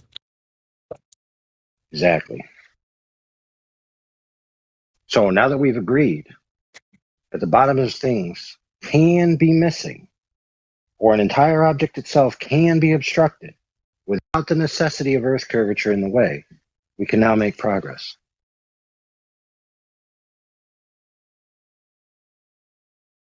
Oh, sorry, I'm not. Sorry, it's really late here. Now, I'm I sorry, want you to Sam. realize that that's a necessary concession that you made because it's obvious, because it's observable, that it is not true that the only way for things to disappear from the bottom is because of Earth curvature. So that's a false statement. You've proven that to me. Yeah, I just did, and you conceded. So if you retract now, it just means, right, yeah, you're fair, exactly. Now, you might argue that those effects are this or those effects are that, but we know for certain that it falls in the category of optical effects. So now, since we can't do this for real right now, we're going to do this in our minds, right? Okay. And mental experiment, okay? So, well, first let's preface this. Do you know that the optical device, whether it be biological or synthetic, has a limit to it, known as the angular resolution limit? Everything that has an angular field of view has this limit. It's just that simple. It's a hard physical limit. It's known as the Rayleigh criterion. I heard of it. Yep, it's known as the Rayleigh criterion. So for the human eye, it's approximately 0.02 degrees. Okay, what that means is that any light from the source that enters below that limit will be interfered with by any other light that enters within that angle. Pause it for a bit.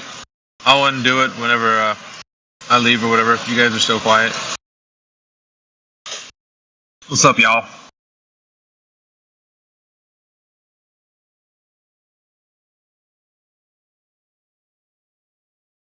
Where's the party at?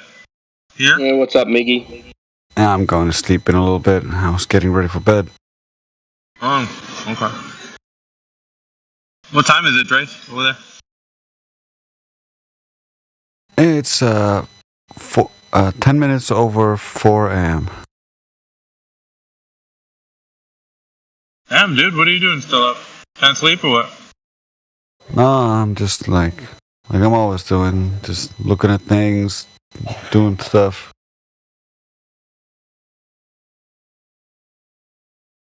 What's up, Cool. Mickey? What up, dude? Not much. Killing like a villain. I know. You guys had the spot playing and whatnot. I thought I was going to come on my lunch break and you guys were going to be knee deep in Globers, but just not. No, they were wrecking someone earlier. That girl. What was her name? Powerlessness. Yeah. She thought it was a fun time. We basically ripped her to shreds until Meme just like banned her. Oh, she got banned? Hard banned? Yeah. She was being pretty just obstinate. That's just a Tuesday. Yeah, yeah, exactly. That's a Tuesday. She started off by saying, what'd she say? She's praying that the globe stays a ball or something. Yeah. Really? Weirdo. That ain't gonna help it. Yeah, she better watch out. She'll get kicked out of the atheist club. Yeah, I know. They ain't as kind as we are.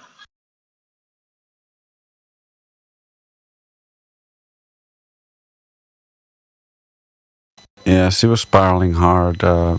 She made a bunch of confessions though, which were pretty funny, but towards the end of it, she was just like, you're lying, you're not, like, this isn't real, and then, like, I was like, oh yeah, bitch, and then I went and got it.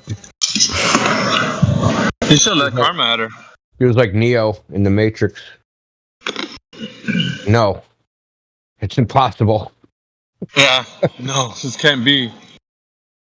Get me out of here. She probably threw up afterwards, just like in the movie.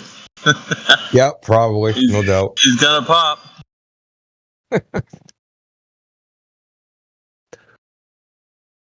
I don't know why, understand, dude. I know I say this all the time. I just don't understand, like, How come have no self-awareness to understand that they're getting very emotional about something which they should have no skin in the game about, right? Like, yeah, you think. They act like, but why don't you, like, think about it like this. Someone I don't know's car stolen. Imagine me getting mad about that.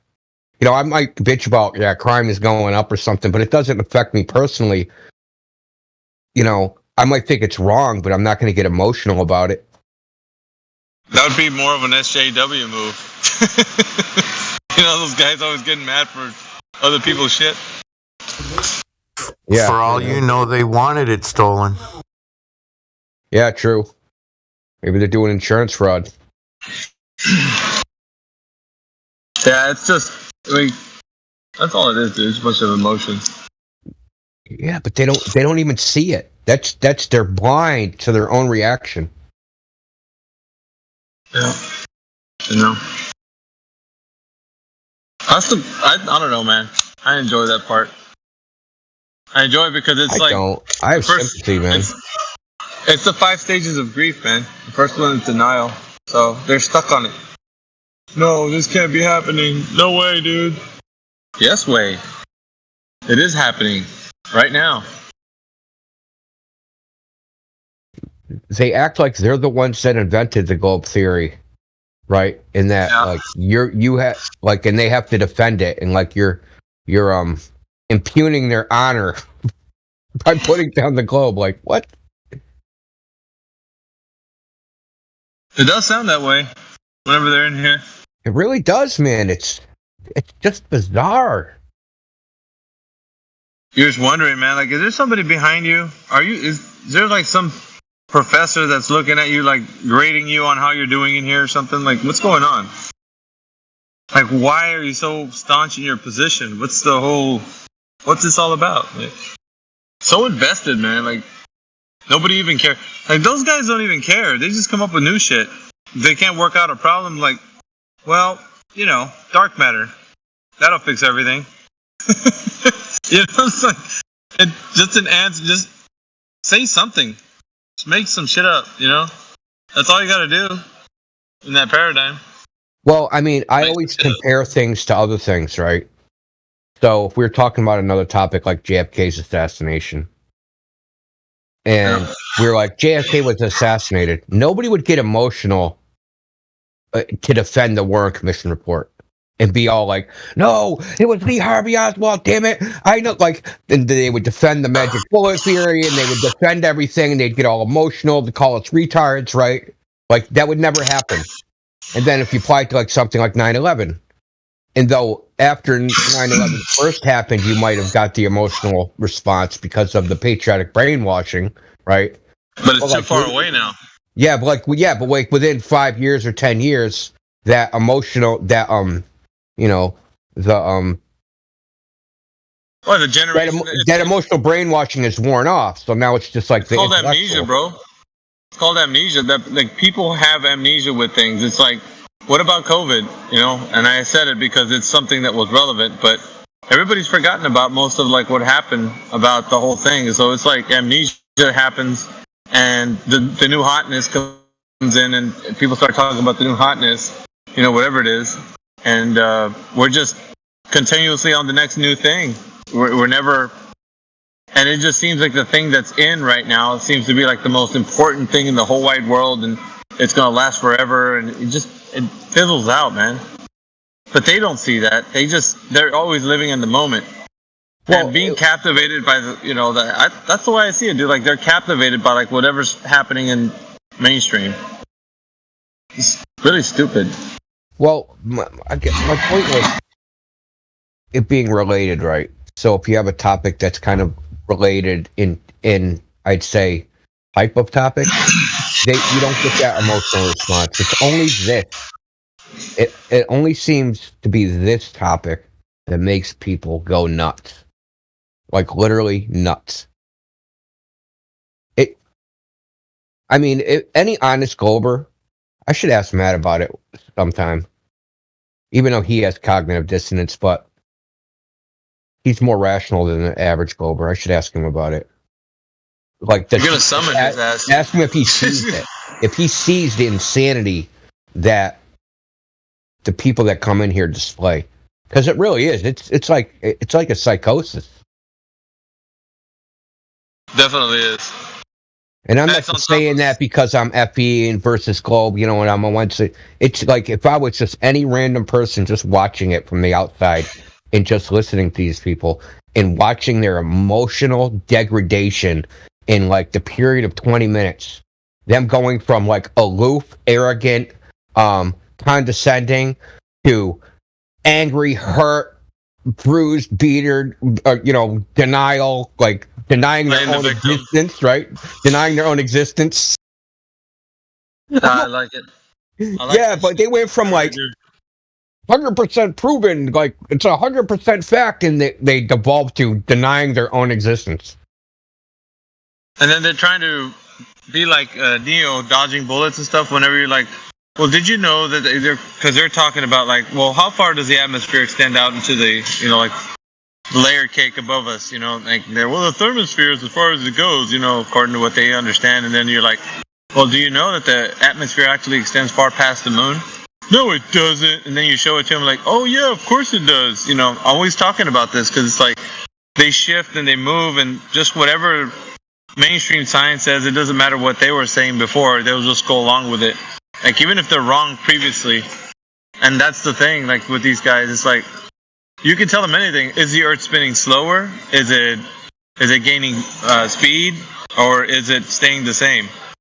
And see what their reaction is to that. Like, what will they say? And some people don't even know. They'll just say, "Well, it's slowing down, of course," or "It's speeding up, of course," or whatever. Like they won't know.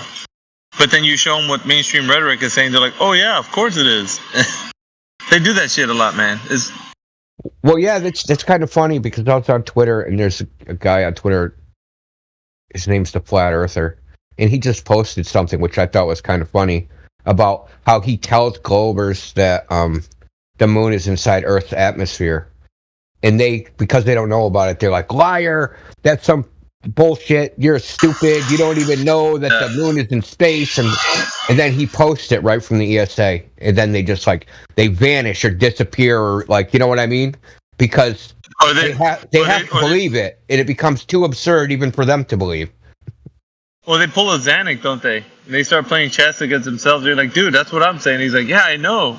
They pull a Xanax. It's freaking. No, Xanax would be like, yes, the atmosphere is past the moon because I was there. I checked it in 9th grade. Yeah, he's a citation. Don't forget. He is a citation, man. My God.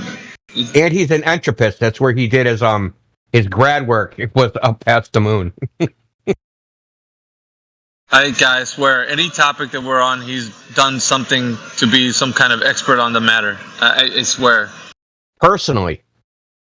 Yeah, dude. Oh, that just it bugged me to no end when he was in here, man. Like it's just.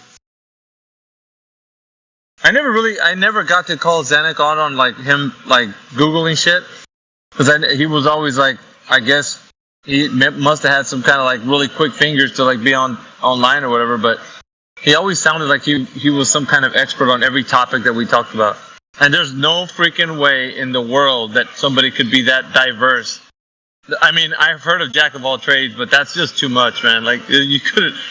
Everything that we talked about, he was some sort of expert on. It's like, that's bullshit, dude. I'm about to call bullshit on that. Like, yeah, I think he probably made like a spreadsheet or something, or an app to kind of keep abreast of all the topics that we could say, so he could be like an expert on that thing. Yeah, they have text. Like you can just download this stuff, right? Like these tech support apps. So like the way it works is like someone calls in and says, "Oh, my modem doesn't work." They have a checklist of steps you go through to figure it out, right?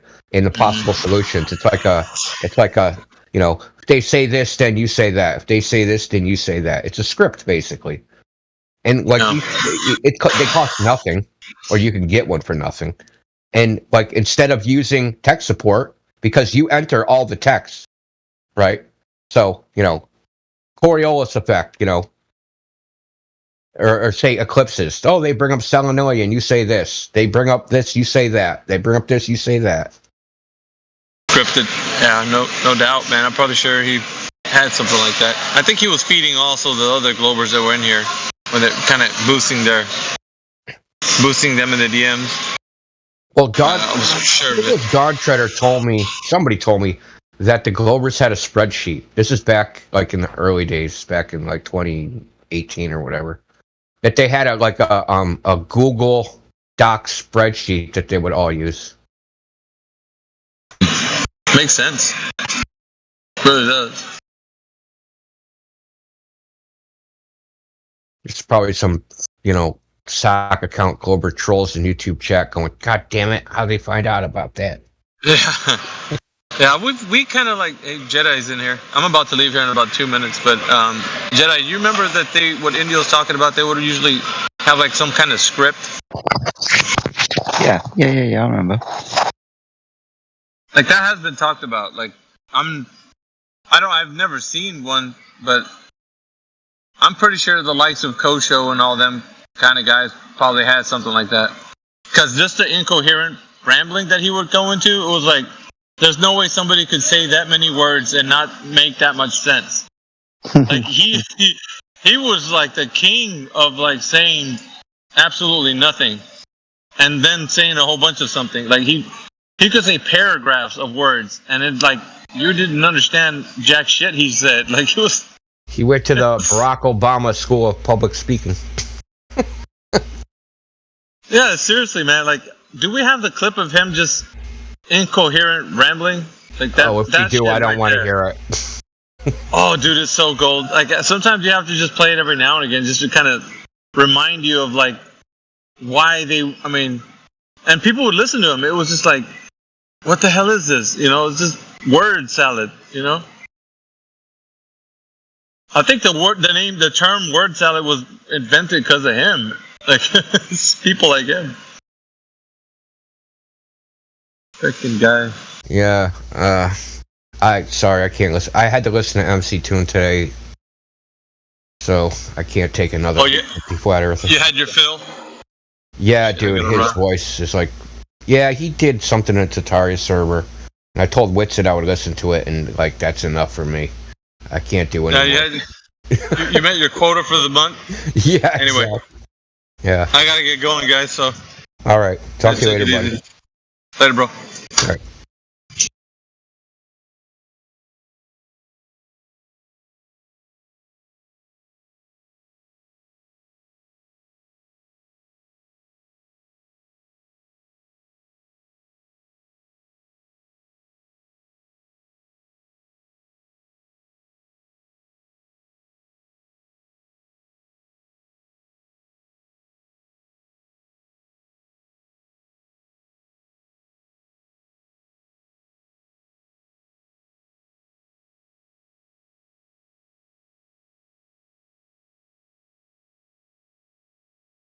So anyone else in here? Am I going solo?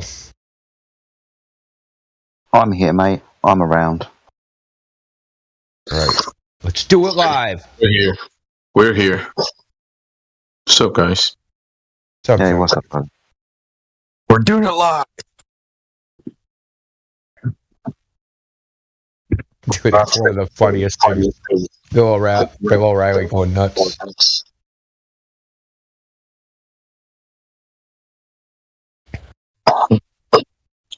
What is that? I don't even know what that means. Oh. So there's an old video called by a guy exploring the plane called Radio Proves Flat Earth. And in that video, it has somebody in South Carolina talking to somebody in Melbourne, Australia over the CB radio.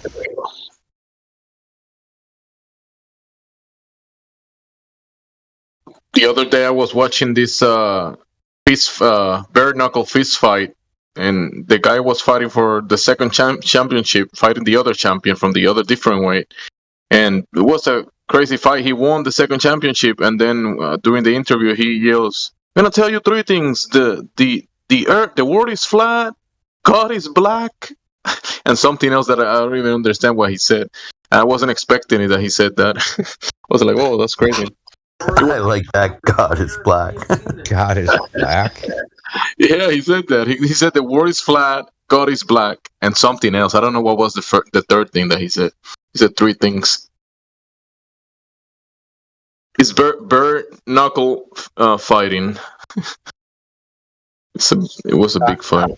Well, I think he took a little brain damage with the God is black. I don't think God has a color. Yeah. So imagine the guy grabbing the microphone went flat. I mean, that's pretty cool, though. No such thing as bad publicity.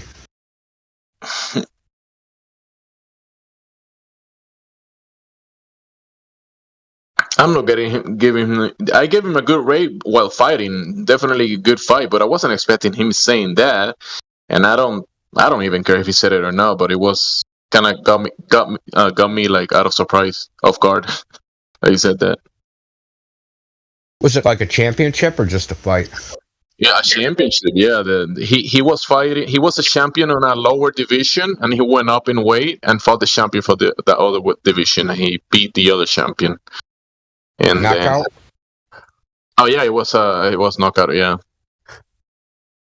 Yeah. After the flat Earth remark, you're like, "Fuck yeah, I'm backing this guy 100%, man. Woo, all the way."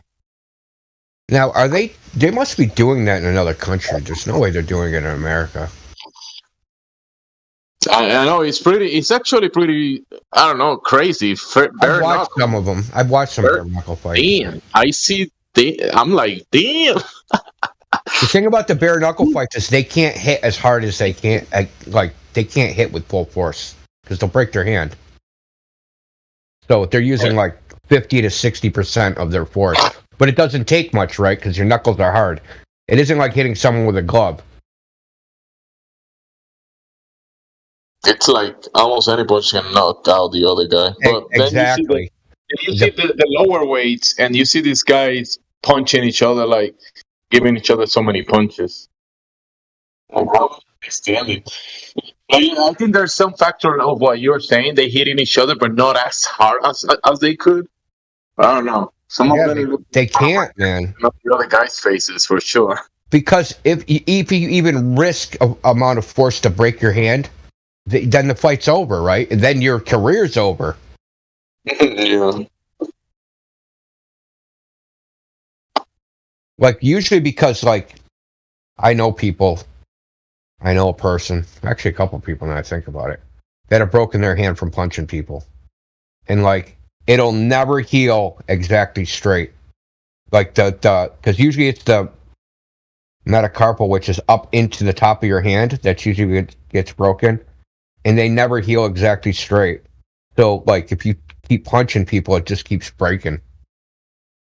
It's happened to people's ears. You see, when they get bit, the ears get beat up and it gets all coagulated, and you see, like, all this, I don't know. Flower ear? That's what they call it. Yeah, flower ear, yeah. So it's almost like the hands are even designed not to fight, because if you break them fighting, it's just going to get worse and worse, naturally. But these days, people put gloves and, that kind of stuff, so. But if you break they use wraps though in the bare knuckle, right? They use wraps. Yeah, they use some type of wraps. Yeah, they do. So they're definitely protecting the hands. Yeah, they'll stop it from breaking because it can't flex because the wrap is so tight. Then the bone can't flex. It kind of like holds it all together. Yeah, makes sense. Yeah, they don't want broken hands on the TV. They rather see people knocking the hell out of each other without breaking the hands like that. Yeah. Those wraps, that probably give some weight to the hand. I don't know. Probably makes it more. Oh, yeah. Yeah, for a knockout. That's what people want to see, knockouts. So, yeah, the guys are coming. Hit each other. Yeah, I just wanted to mention. There's only one round, right? The fights don't go more than one round. He probably said, "I want to say 3 things. The earth is flat, God is black, and the earth is flat."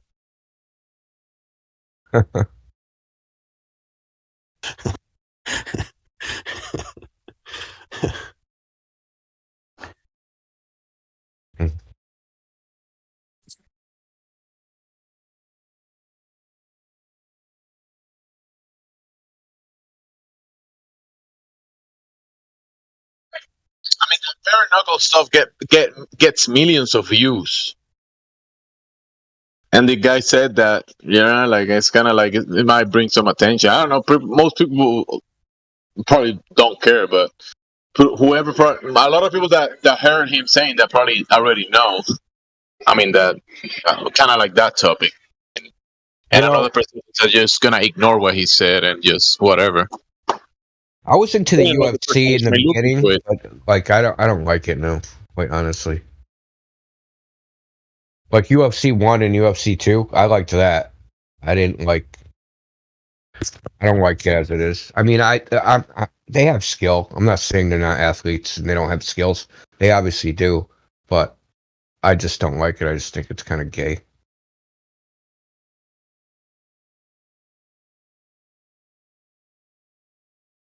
I'm more into the bare knuckle, though. I'm not really like, I don't know. I've never.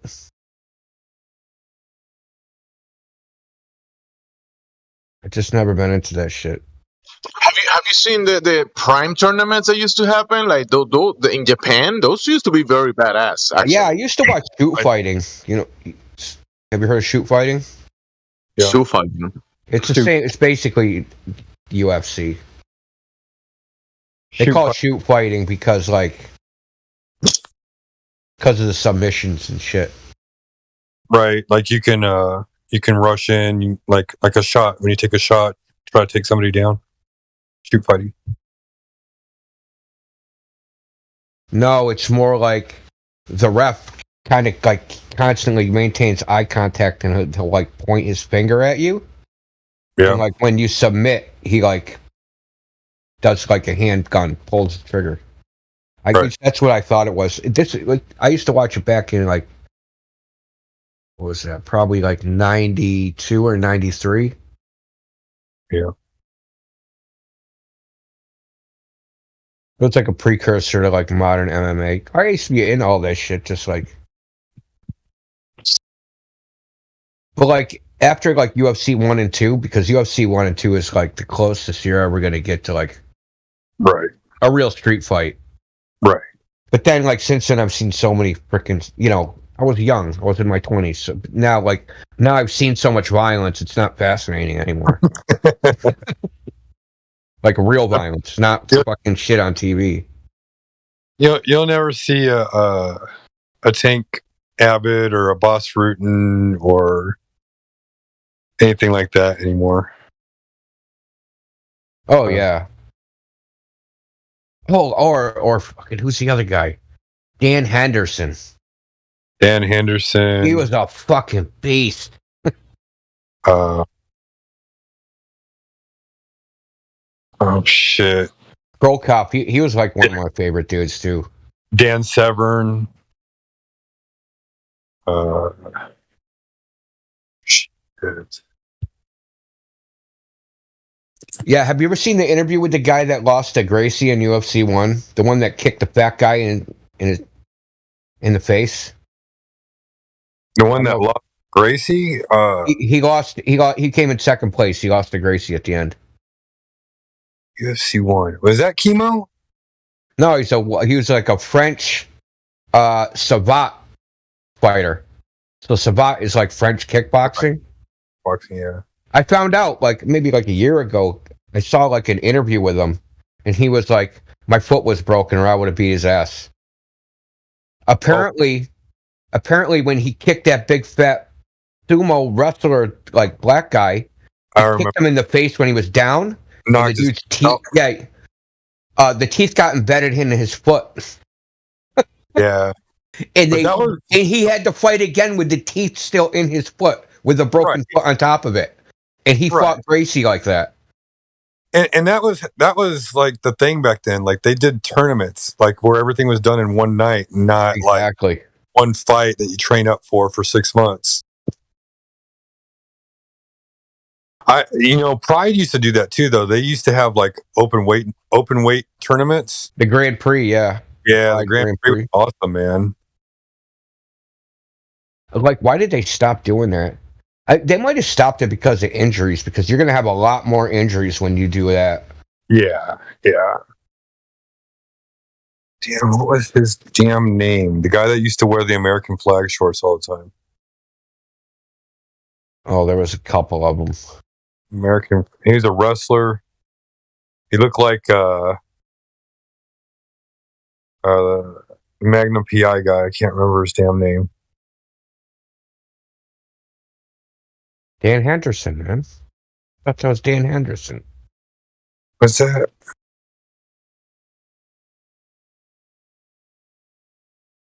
Not Dan Henderson. What the hell was his name? Oh. No, Dan Henderson was a different guy. Yeah.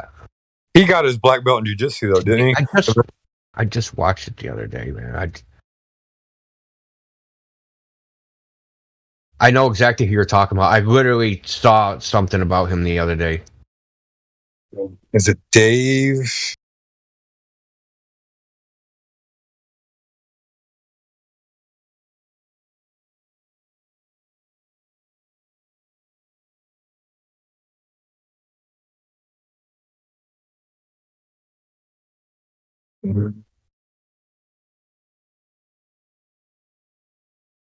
In a Don Fry.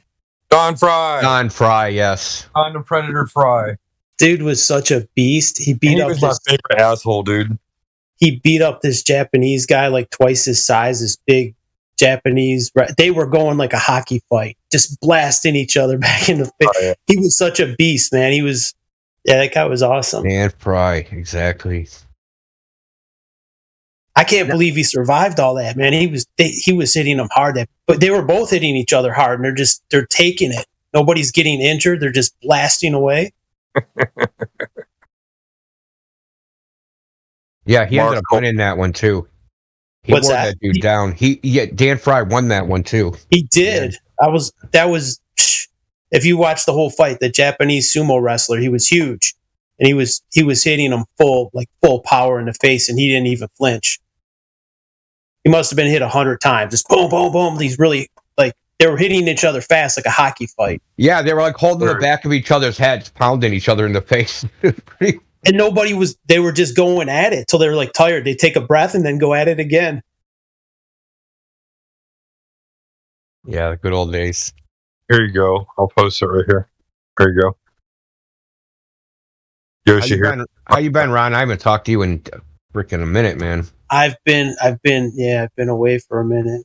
How you been? Trying to catch this crypto. I'm trying to short it, actually. I'm waiting for the right moment to jump on it with a short. And I think we're getting real close to where it's going to have hit an air pocket, one of those big 10,000 point drops. We're getting on the precipice. I could tell. So I've been monitoring it day and night. I'm waiting to pounce on it. I don't want to short it yet because I think there's one last pump and it's going to blow out all the shorts. And once all the shorts are wrecked, it's going to drop like a stone. That's my theory. I don't know if it'll I might get wrecked. Well, if it drops, it'll be right before the Fed raises rates, or it might not make it that far. It's been getting these pitfalls. It'll go, and all of a sudden, boom! It just hits an air pocket, drops down like 10%. It's been doing that a lot, so that's what makes me think it's really weak. There's no underlying demand. All it is one short squeeze and then it dumps. Another small short squeeze and then it dumps. Yeah. Once it's shorts, it just dies. There's nobody that wants to just go buy it. At least that's what it seems like. Because the rallies don't sustain. They get the rug pulled out. Yeah, people are just pumping and dumping them. Yeah, and I think it's the bigger people that know what's up. The people running the exchanges like Binance and stuff, they're in on it. So they're like, hey, let's pump this up. Let's get the retail investors, the FOMO in, and we'll dump it on them. And that's what it seems like. Everybody comes in at the end, boom, they get dumped on. Yeah, there's got to be a lot of... Because it's unregulated. It isn't like the stock market. People do it in the stock market, but it takes so much more money to do it You know what I mean? You need a larger sum of money. You need a few billion to manipulate the stock market. Like J.P. Morgan and Goldman Yeah. Sachs, they're all on the same team. So But they're you like, can hey, manipulate Bitcoin, or not Bitcoin, but certain cryptocurrencies with like a couple $1 million. You don't even need billions. easy, not even that. Yeah, they're so thinly traded. It doesn't take much to move them. So let's say you already had a nice bag of this whatever crypto token, and then you could pump it up with $1 million. You can make yourself $100 million because you're already holding these tokens. If the value of those goes up 100%, 200%, whatever, and then all these other people come in behind you and buy it, boom, you start dumping on them. That's what's his name? This Sam Bankman was doing. They were pumping and dumping. Well, he was doing a lot of stuff. That was just one of the things he was doing. Oh, he was taking the deposits and trading exactly as his own money. He withdrew the deposits, and he was just like he left them with like FTT tokens, which is funny because that FTT token has been pumping in the last month or so. It's pumped up ridiculously high, and it's mostly people that were shorting it and they got caught. I mean, it has no value. FTT token has no value, but somehow it found its way pumped up several 100%. It's like nothing makes any sense. Well, I mean, its value is after they liquidate FTX in Alameda, whatever's left over after all the creditors get up, and then they pay all of the employees, and then everybody else gets paid. It's going to get divided up between all the FTX token holders, so it'll probably be like, one millionth of a cent. It'll be a negative value because they probably you owe us money, right? Oh God, the world is so messed up, dude. The more like I start falling down these other rabbit holes, I'm like, oh man, I don't even want to know. Things are so much more fucked up. I can't even look anymore, Ron. Like, oh, here's a rabbit hole. Like, stay away. I'm just staying away from it. It's like I know my brain enough can't already. handle it. I thought I found the bottom with flat Earth, and then I keep finding new ones. I'm like, oh shit, what's this? I don't need to know about this. This is a good starting point because it is a good measuring stick or like a litmus test to tell if someone is truthful, right? If there's someone that you like and they're saying, yes, NASA has a base on the moon and China's doing, like, if they're talking that shit, they can't be trusted. So it's a good test. It's a solid test. But then again, there is some people that might not know about it, that you can't dismiss them 100% either. Like, like all of us were once tricked by it. So but it's my test if someone's a truther. Like if you're a legit truther, you have to be on board with this. You have to, or else I can't trust that person. Well, to me, it would be like their reaction to, like, if they've never heard of it or they never looked into it, basically their reaction to the topic. If they do the global brainwashing spiral, then you're right. They can't be trusted. They're code is compromised. Yeah, they're brainwashed. Well, that's almost all the people, these influencers, like a Joe Rogan. Joe Rogan was the moon hoax thing, and then he totally flopped. He totally flip-flopped on that. So that gave him some credibility until he flip-flopped. He made a business decision. When, you know what I mean? I think so too. I think he realizes what he's up against, and it's kind of futile to fight them. It's like, wait, man, most of the public is still asleep. And as much as we try, like even my own brother, I got into an argument. My older brother, he came over for his birthday, and we got in an argument over stuff like not just like flat Earth, but other things. And he took the jab, right? He's like a brain dead. I told him not to do it. I know. And it bothers me. It's like, man, I know he probably won't be here very long. And it's just like, dude, man, I read it. Like, talk about rabbit holes. I just read today. Youngest person ever. So, check this out. Like a few days ago, they published I think it was in Nature or a medical journal. They got documentation that, the Fauci gave a person Alzheimer's. Oh, yeah, dude. So I read today. So check this out. I read today. 13-year-old boy was diagnosed with Alzheimer's, and there's no history of it in his family. You got to wonder too. since birth. Since birth, they've jabbed all of us, right? There's the mercury, the formaldehyde, like aluminum. There's a whole bunch of toxic stuff in that cocktail. Don't forget we all about get it. don't forget about the what they talk about. Even Fauci himself talk about this called zoonotic diseases, and that is basically diseases that are taken from animals in the wild and nature. Like they grab like these organisms and parasites, and they develop them in lab with human organs and grow these diseases in human organs, like specific organs, and then they develop like a new version of that disease to be able to make it transmittable to people. This is actually cowpox. Cowpox became smallpox. They weaponize. They have biological weapons, like all these countries do. I mean, they're all one in the same country, but they're producing these biological weapons. Not that. A lot of them are basically parasitic infections and zoonotic diseases that are basically like organisms that can lay eggs in your body, and they can have like a life cycle in your body. They're basically a parasitic infection. Most of the many great part of the diseases, including cancer, type 1 diabetes, many like you were saying, Alzheimer's, dementia, epilepsies, what else? Lyme disease.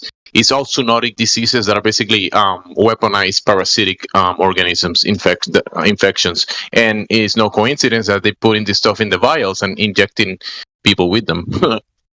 There was a place called Lyme, Connecticut, where Lyme disease was from a tick or whatever. And they had a weapons lab off the coast, right? Where they were developing that particular thing. Yeah. Jekyll Island, I believe, or something like that. Gentlemen, I don't want to seem like a wet blanket here, but there was a reminder in the terms of service. We shouldn't be talking about this stuff here. Well, Indio's the owner. What do you say, Indio?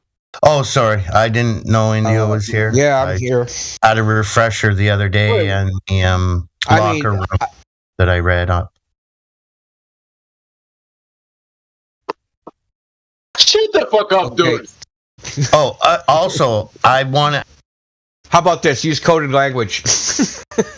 Well, we have been. We are like we're using coded language. Well, I mean, the jab was said a couple times. Well, you can't say jab. What's we call him like the Fauci ouchie.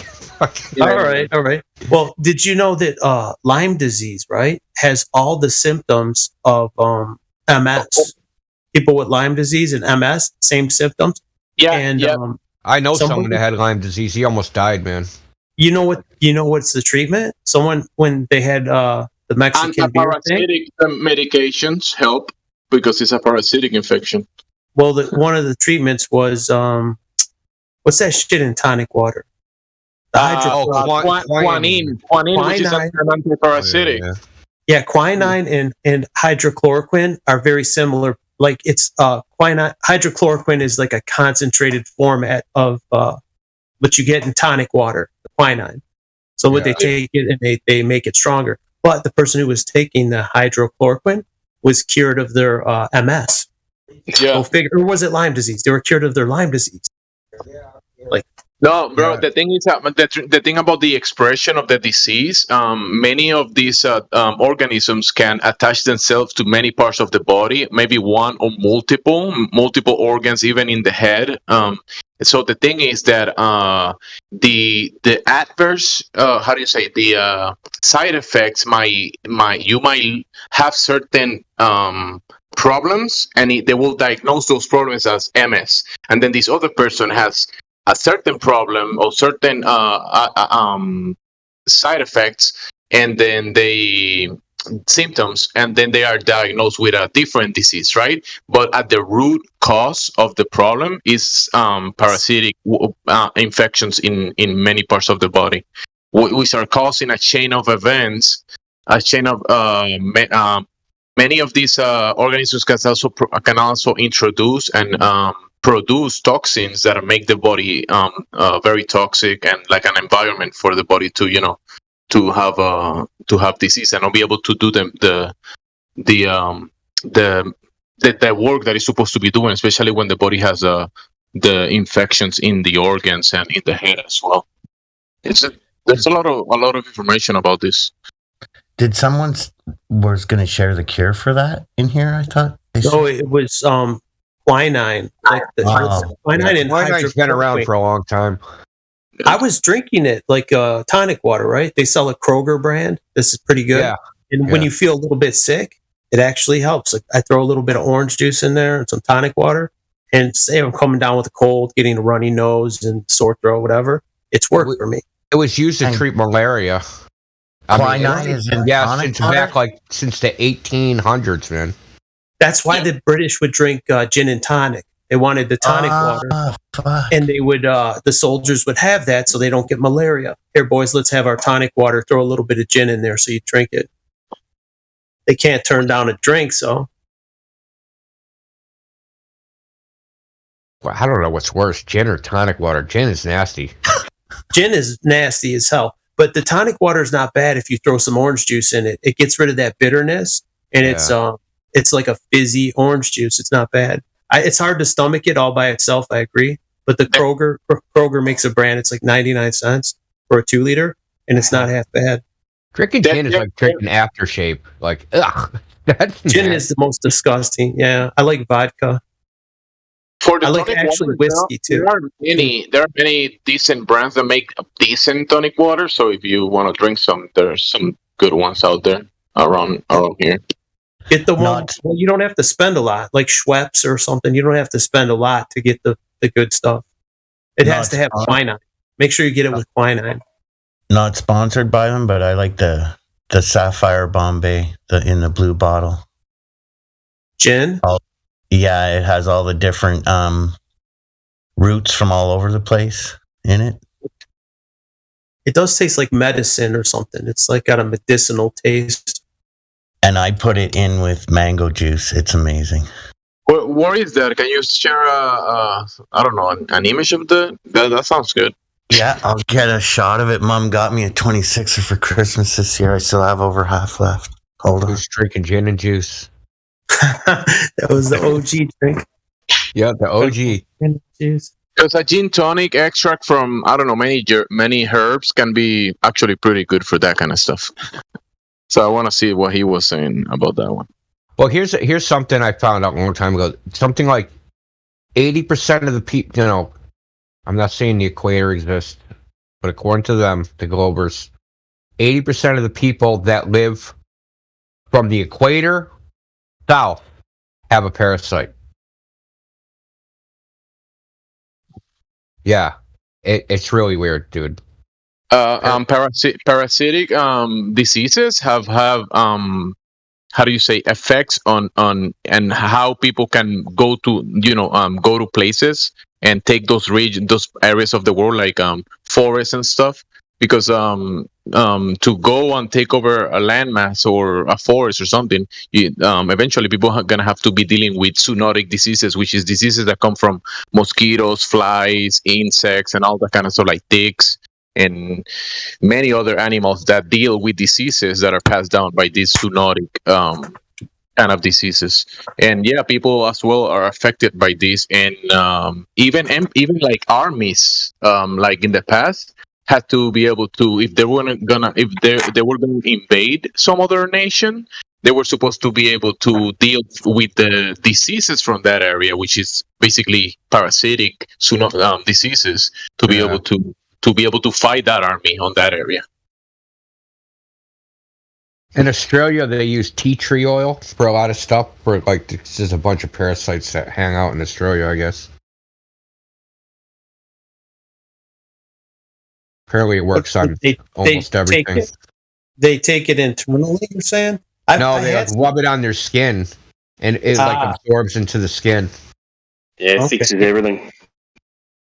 But today, the problem that we have is that naturally we will be able to, get a parasitic infection and get rid of it with whatever herbs or salts, compounds, or whatever extracts, right? Gin tonics or whatever. That will be an easy, kind of like a common, easy fix, and healthy food and whatever, right? But today, this stuff has been weaponized, which is the difference. It's been put in the food and in the medical field. So yeah, that's why it's pushed.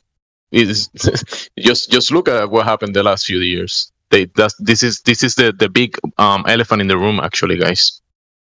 And you know what? The FDA, they wanted to go after supplements like vitamin B12, vitamin B6. Like they wanted to label them as like they wanted everything to be prescription. They don't want you to be able to get supplements like quinine or things like that. That maybe they'll go after essential oils. I don't know. Like you were saying, that tea tree oil.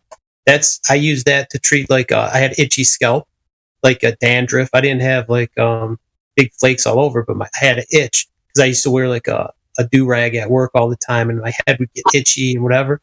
And the tea tree oil is good for getting rid of that.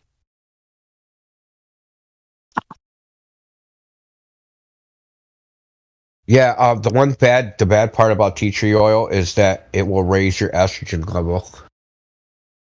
Yeah, well, I don't take it I took it just that one time, but yeah. It's like if you're kind of continuously using it, it has like phytoestrogens and it will raise your estrogen level. You know which one is worse is lavender. Lavender is has feminine hormones to it. Yeah, Lavender I mean, even men produce estrogen. We just don't need it in large quantities. We really only need it for bone mass. That's it. I've heard it increases libido in men. I'm not going to find out sure. drinking soy or something. I heard make you grow man boobs.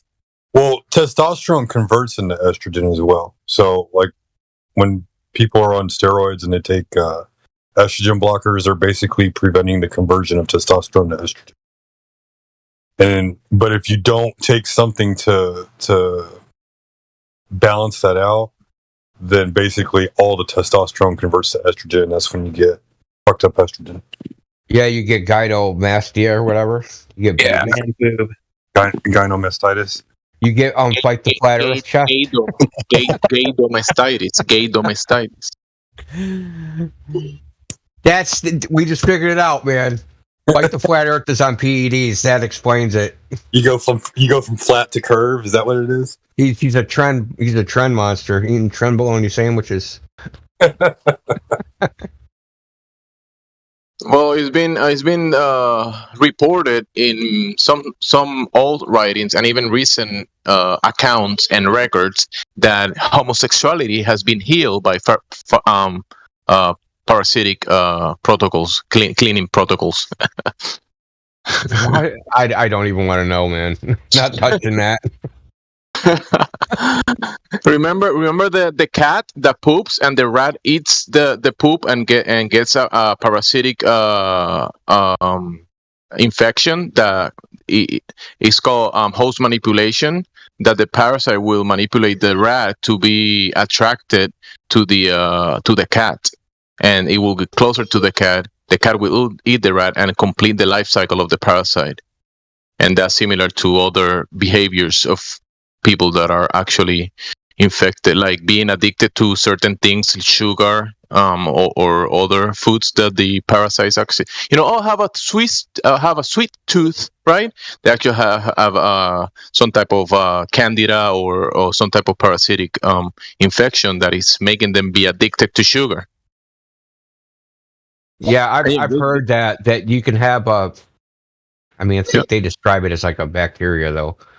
Is that you can have one of these in your stomach, right? It ends up consuming, like if you eat sugar, it consumes the sugar and makes you hungry. So you have to keep eating sugar, right? So you'll keep eating carbs. Because you feel starving all the time, but the thing is basically eating your food on you, or sucking all the glucose out of it.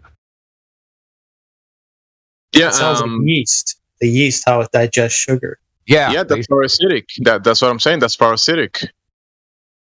In Greek, parasite means one that sits and another stable. So parasites that are actually in the host are most of the parasites are actually not giving any benefit to the host, that are actually taken from the host. And that's the case for almost most of the people. When people think about parasites, they're thinking about worms that you can see with your eyes and you can get rid of or whatever. But most of the parasitic infections, you cannot see them. And they're actually like bacteria or fungi and most of them are like that. They're not like visible with the naked eye.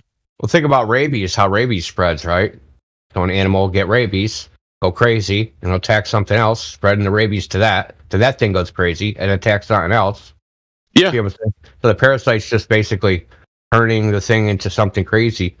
And have you ever seen that ant that freaking has the fungus that like grows out of its head? That zombie ant. Yeah, that's a parasitic that's the exact fungi, same yeah. thing. Yeah, that's a parasitic fungus. Yeah. Yeah. Many like a lot of the parasites. I mean, the parasites basically they do these little eggs that can be they can be in your organs, and they call them how do you say? There's like generations of parasites in the host, and some of them can be passed down by by the poop. People can poop, or their anus could be itchy and having parasites there. Actually, for real, and they could pass it to family members through I don't know, sneezing, or because some of the spores of these parasites and fungi and spores, like they are eggs, can be actually passed down from people to people, and animals to people as well, like dogs and cats. So a lot of the zoonotic diseases could be possibly being the stuff that they've been, giving to dogs, like the Faucis they give to dogs and cats as well, and then those get sick and pass the zoonotic diseases to people They as well. also have these weird life cycles. Have you seen that? Like they have like 5-stage life cycles.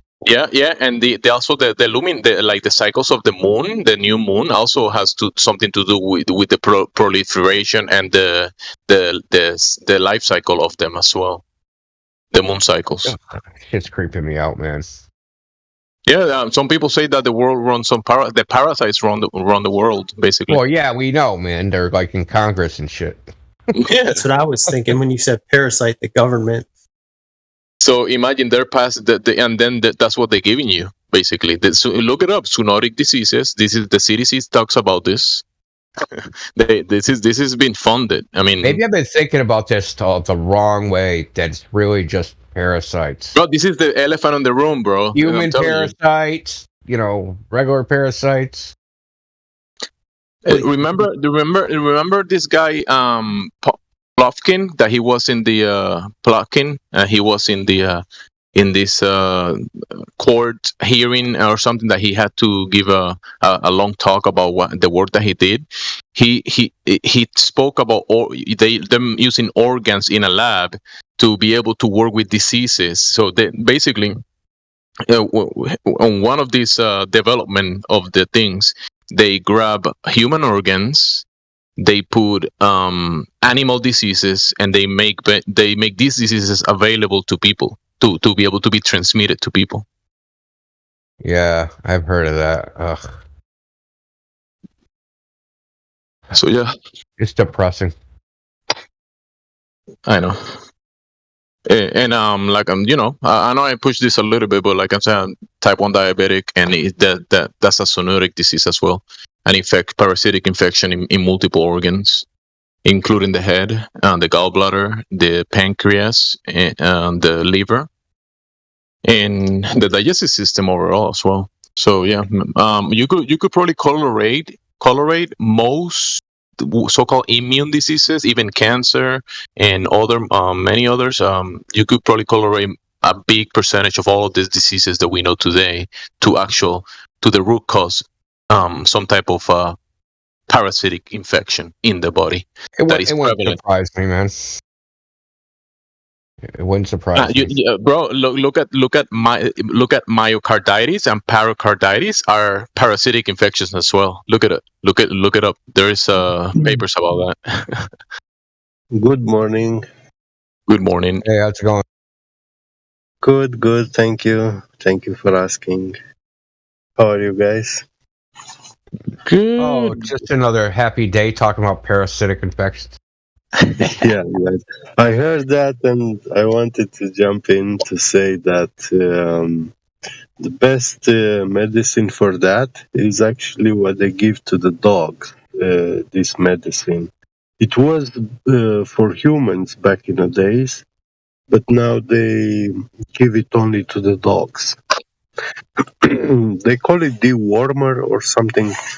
It's a wide spectrum medicine. Yeah, Well, I think I know antiparasitic. what you're talking about. They give it to horses too. Ivermectin it's called. Yeah. Actually, ivermectin is pretty good, and it has a spread of many common parasitic infection, but it doesn't work for everything. It does work for a big amount, but not for everything. Yeah, You can get it animals. Like if you have horses, you can buy it over the counter, which is beneficial. You don't have to get it from a doctor. If you want, if not for human consumption. Remember, bro, before I did very deep research into this, and when the Fauci scandemic started, many people were actually using anti-parasitic medications to get better because the respiratory problems that people were having were actually respiratory infections, which are parasitic. Therefore, anti-parasitic medications might help you. Get it? It's not really that complicated. Yeah. You can buy it on Amazon. The thing, like, you can also get it prescribed to you, but the doctors were not willing to prescribe it. They were holding it back. Same thing with hydrochloroquine. They were holding it back because it is a useful medication and it's inexpensive. They don't want people well, right? So they want you sick. Their medications make you sick. This is a little bit up my alley. Is it okay if I kind of collaborate on some other cool off-label uses that hydroxychloroquine is used for? I don't know if anybody knows about this. Yes, please. It's used to treat psoriasis and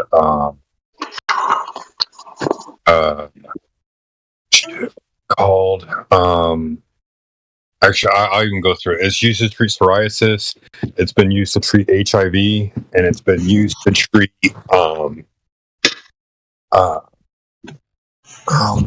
what's that disease that everybody has that causes pain all the time? Lyme disease. Rheumatism. No, not rheumatoid arthritis is the thing that one of the things that it treats.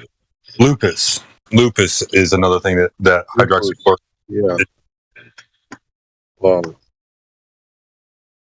So I just thought I would throw that out there as far as like how it has many multiple off-label purposeful uses. So.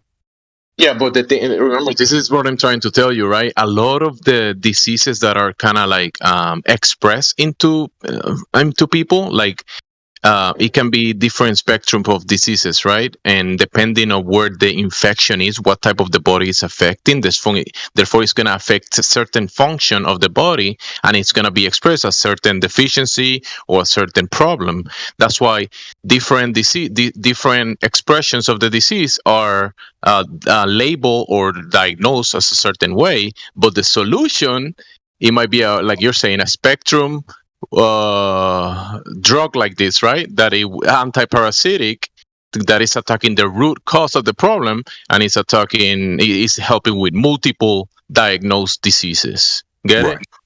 Because it's attacking the root cause, which is the infection in whatever part of the body, the organ, the head, or it could be a multi-organ infection. It's preventing a part of the mRNA sequencing that occurs. That's what it's an mRNA messenger RNA inhibitor. That's what it does at the root cause. And so when you talk about autoimmune diseases, that's why they're using it, was because autoimmune diseases tend to spiral out of control, and the hydroxychloroquine was keeping the mRNA in check. Yeah. I know it's a lot to absorb, but I mean, like once you learn that and you start doing other research, other things start to speculate out as well. I won't go into that, but I thought it would be cool. Get that? I thought it would be cool. How do you get what? How do we get hydroxychloroquine? I mean, like the most common use for it is malaria treatment for malaria. You know, when the mosquito, If you don't have malaria, they don't give it to you. Well, so like even in the beginning, like a lot of doctors were actually using it because they were seeing that it works. And obviously, you got to be compassionate towards your patient if you're a good doctor. And the pharmacies weren't allowed to distribute it. Yeah, so you need to get it from a doctor only. Well, that's the thing. The doctors would write the prescriptions, and the pharmacies weren't filling it. Hydroxychloroquine is only prescription? I won't go any more onto that. I just wanted to clarify that since you asked. What did you say, Jemsy? I was asking if hydroxychloroquine is prescription everywhere. And how do you take it? Like IV? Wait, bro, he didn't answer my question. Come on, bro. Sorry, go ahead. In the U.S., it is. Most things are prescription. So yeah, I get it. So I guess because I looked a little bit into it, and I seen like some doctors, they said they will prescribe that kind of stuff. I never heard about hydroxychloroquine. I mean, I didn't check into that, but there should be a way, because I mean, I don't know. I'm gonna look into it. Yeah. Because if they're making it that difficult to make this type of well-known medication that is, I mean, like many of these drugs are fairly safe. When you look at the story, the record, right? They're fairly safe, and they make it so difficult for people to access it. And then you see what they did. They had to make a whole new thing, the Ouchie Faucis, and spend so much money, so much time saying that they had to do that. And when we have something available, but it's made difficult to access, it makes too much sense. Well, isn't this what they use in chemotherapy? No, they use heavy metals in chemotherapy. Before, if anybody you know is offered chemotherapy, you might as well just give him antiparasitics. Just give him a antiparasitic cleanse or of some multiple spectrum of antiparasitics. That's most likely what cancer is. I mean, it could be different type of different parts of the body and different types of organisms. But yeah, antiparasitics. There's many things that are antiparasitic. There's salt compounds, plant herb extracts and compounds. What else? There's so many things. Even people talk about copper, some type of medicinal copper, and even frequencies and that kind of stuff. Oh yeah, garlic, mushrooms, and fulvic. Some doctor was talking about fulvic minerals as well. Fulvic, because the parasitic infections, they create a lot of deficiencies in the body, and with some type of he was talking about fulvic minerals, fulvic acid, and that's like important when you kind of like taking those things away, cleaning the body, so the fulvic acid will add whatever the body needs and take away whatever the body doesn't need. Right, and then zinc and selenium too. Those are other known like natural remedies. But as long as the infection is in the body and the parasites are thriving, the problems are always gonna come back, and definitely gotta get rid of them, and hopefully. Well, it's not infections and parasites, it's actually demons. Well, some of these people say that some of these possessions or parasitic, it's a possession, a parasitic. Some say that, and it's in the writings, right? It said that some of these can only be healed with prayer. So there might be something to that, like you said. Yeah.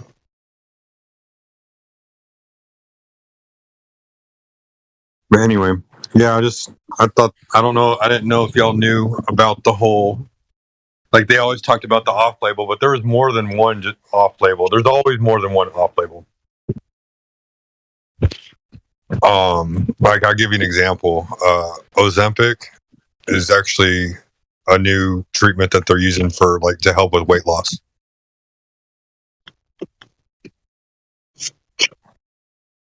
Even though it's for A1C control, it's actually been proven to help with weight loss.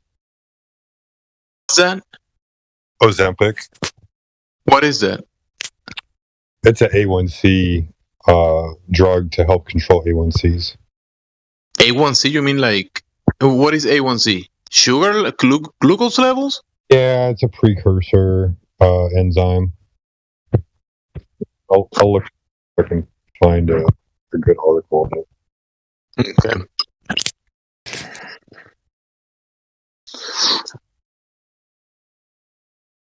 Because you were saying about losing weight and stuff. I heard this guy. He was like over 300 pounds, and he started doing this.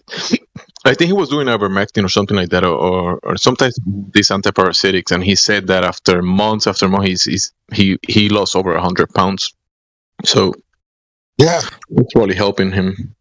Yeah, no, I've lost 10 pounds in the last 3 weeks. Well, what you been doing?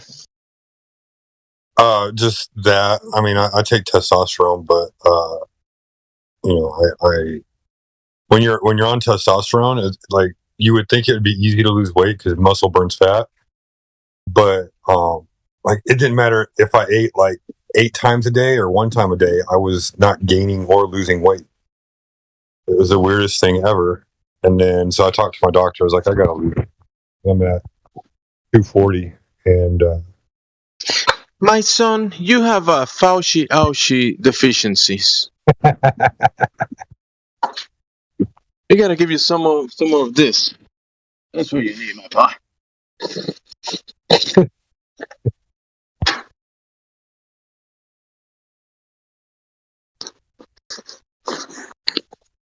anyway, here you go, Gemsy, in the chat. Hopefully it's applicable since we're just generally talking about how great pharmaceuticals. Let me do a job.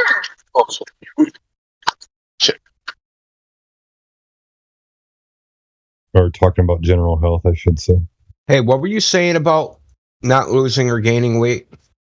I only caught the end of that. Oh, so I take TRT, testosterone replacement therapy. Yeah. And so when I started on it, in the beginning, you know, they have to establish your testosterone and then check your estrogen levels to make sure they're, you know, maintaining a good level. Well, my testosterone went up and my estrogen levels also went up. So I gained like 20 pounds in like 3 weeks. And ever since fat or muscle? I don't know. I don't even know if it was water weight or what. I want to say it was. You lift? Muscle. At the time, I had just gotten a gym pass, so I don't know. Like it was 20 pounds. It was pretty rapid. I think it was because of the estrogen. That's really what I think it was, because like I was retaining. Listen, you can gain weight or you can gain muscle really fast in the beginning. Maybe your boobs were getting bigger and your ass. I mean, I don't know. They were a little firm, you know. But the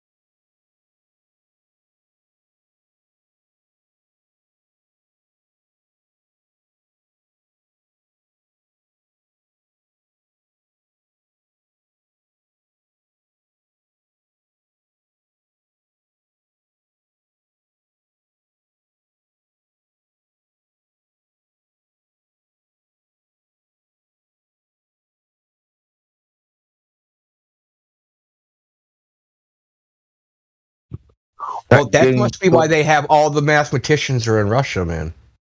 Must be why. Those calculations, yeah. So we've got somebody in the server that's just voice verified. So that Goon24 wants to know if H302 is real or fake. You got control of your mic, that Goon. Leave me hanging if you want, mate, that's fine. I don't even know what H302 is. Probably super fluid liquid helium. Oh, okay. Maybe. It sounds about right. Could be something. But yeah, that Goon, you got control of your mic, mate. We've just been shooting the breeze for the last hour, but you've just got voice verified and no Earth determining roles, which is really interesting for me. So let's have a conversation, mate. Unmute your mic. Don't have to, of course. You can just sit there and post in the live stream. That's fine.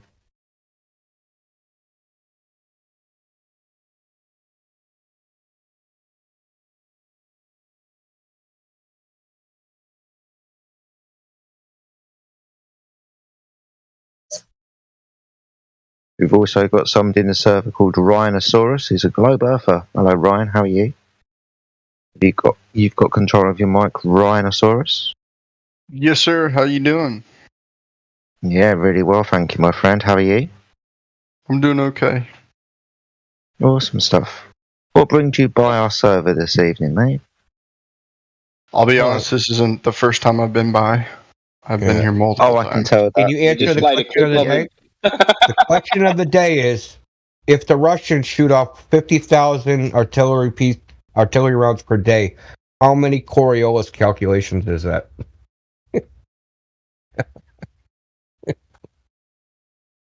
That is the question.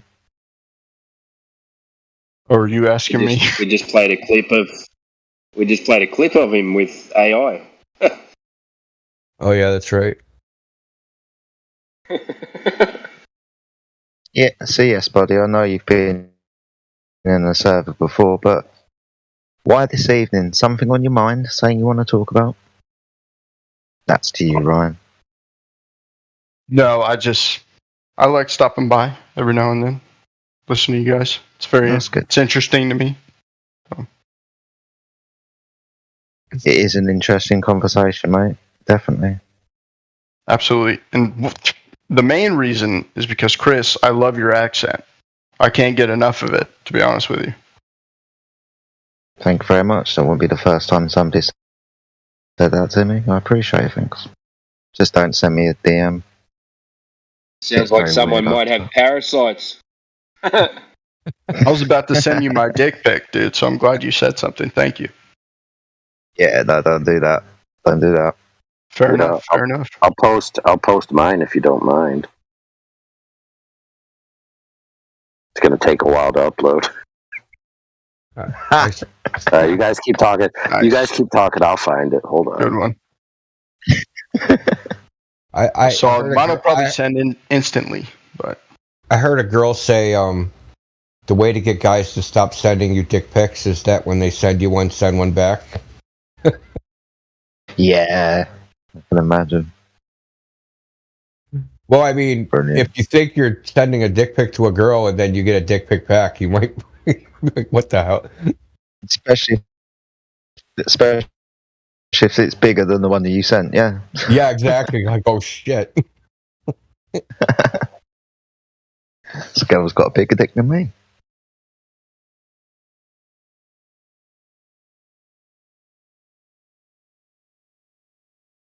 That was a quick. That Ging 24 says it's too late to talk.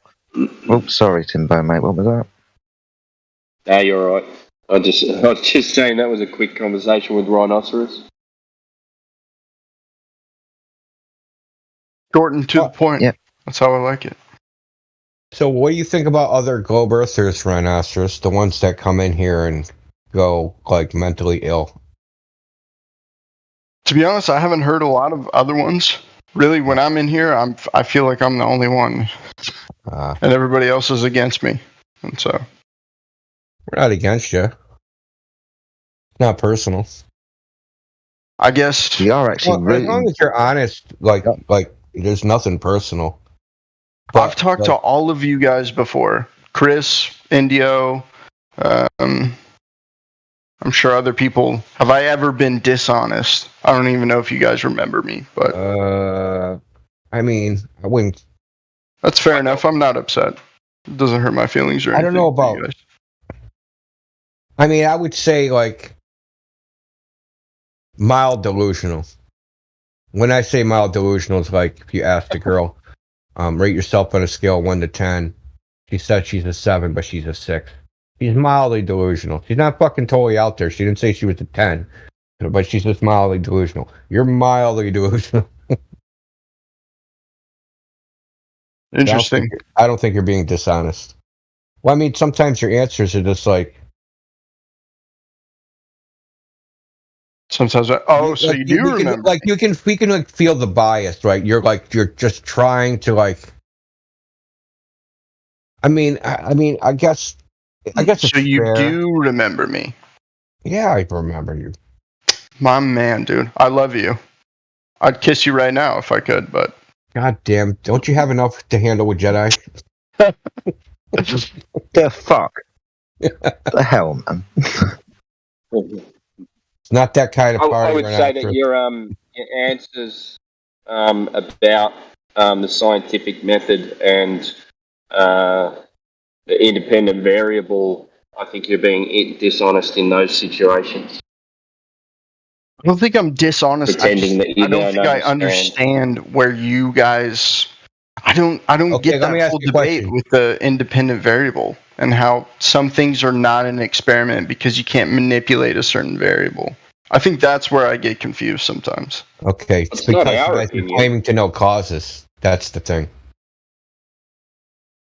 When you say X causes Y, right?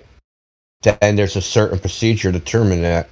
If you say X correlates with Y, then that's something else. So if you listen to like doctors or something, they'll say, there's a 30% greater risk of death if you smoke cigarettes because there's a correlation between smoking and lung cancer. They don't say smoking causes lung cancer, because if smoking caused lung cancer, everyone that smoked would die of lung cancer. So there's a correlation, right? But you hear people run around all the time say, smoking causes lung cancer. Does not cause lung cancer. Correlated with a higher incidence of lung cancer in human beings.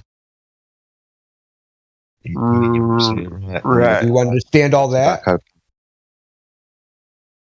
Do I understand? Do I understand that smoking? No. Do you gives you an understand what I'm increased explaining chance to you about the difference between cause and correlation? Oh, yeah, sure. Okay, so when you say, gravity causes you to fall, or anybody says that, right, and they start assigning causes to all these physics models, none of those physics models are making any claims about causes. They're just descriptions. Simulacra of reality, done mathematically. Interesting. Okay. Well, I mean, the proof of this is that you can use multiple models of phenomenon, right, and get the same result and not know which one is physically real, right? That's just an arbitrary philosophical choice. I choose this model as opposed to that model. Can you give me another phenomenon that's not density and buoyancy that causes? I don't particularly adhere to the density and buoyancy thing because I think it's I don't think it's like I think it's incomplete. Let's put it that way. Then what do you adhere to? I think I adhere to the reality of the situation. The cause of falling has never been determined by experiment because there's no viable independent variable. Say that one more time. Can you repeat that, please? The causal mechanism for falling objects has not been determined by experiment. Okay. Mass attract mass, density, whatever you want, right? The actual causal mechanism has not been determined by experiment. Causal mechanism. Can you define that for me? Causal mechanism? Yeah, so like the causal mechanism for boiling water is fucking heat. Sure. Heat applied to the water to raise its temperature causes the water to boil. Well, it's not the only mechanism or cause. Pressure. Well, I mean, yeah, it's the pressure, temperature, volume that that three-legged stool. Okay, so you agree that there can be multiple causal mechanisms, as you put it? No, because all those things are, that's just subdividing, like, we subdivide that concept into different things. Right? We take pressure, temperature, and volume are all intrinsically related. Sure, but we can describe all of the, when it comes to temperature at least, we can describe them all with certain equations that we've come to recognize as fact. Yes, describe. Right. Describe. And we are arbitrarily splitting. So water will be in a state, right? What is arbitrary?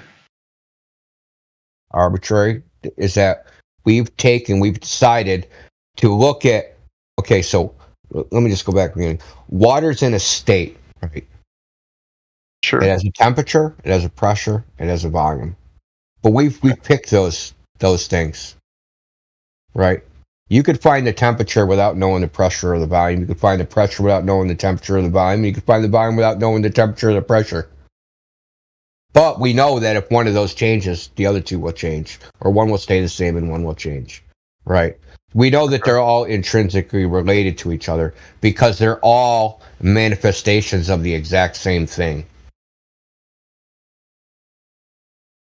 I mean, not really. The kinetic theory of gases.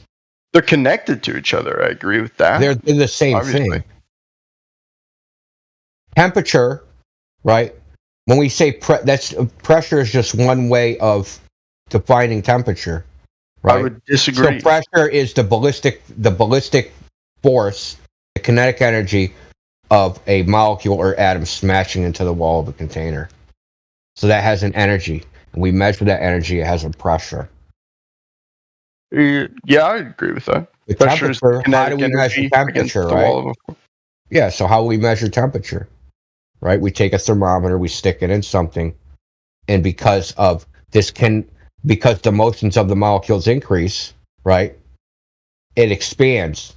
And the reason so the volume's increasing, but the reason the volume's increasing is because there's more kinetic energy of the atoms and molecules, so they're being flung farther. Yeah, I agree.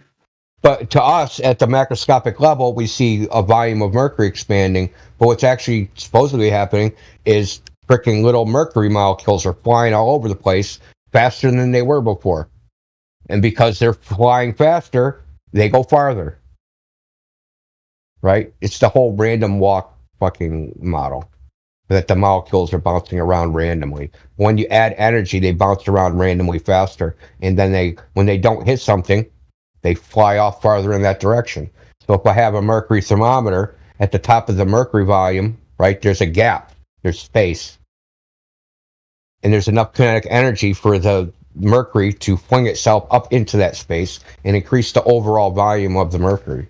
So these things are you're just describing the same thing. Yeah. There's matter. I don't think I'm disagreeing with anything you're saying right now. Well, I'm saying, like, what causes that, right? What causes that? We know what causes temperature and pressure and volume. We know how to increase them, how to change the property.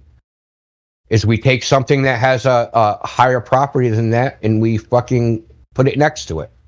Or we can insert other energy into it, right? We can insert light, microwaves, radio waves, whatever.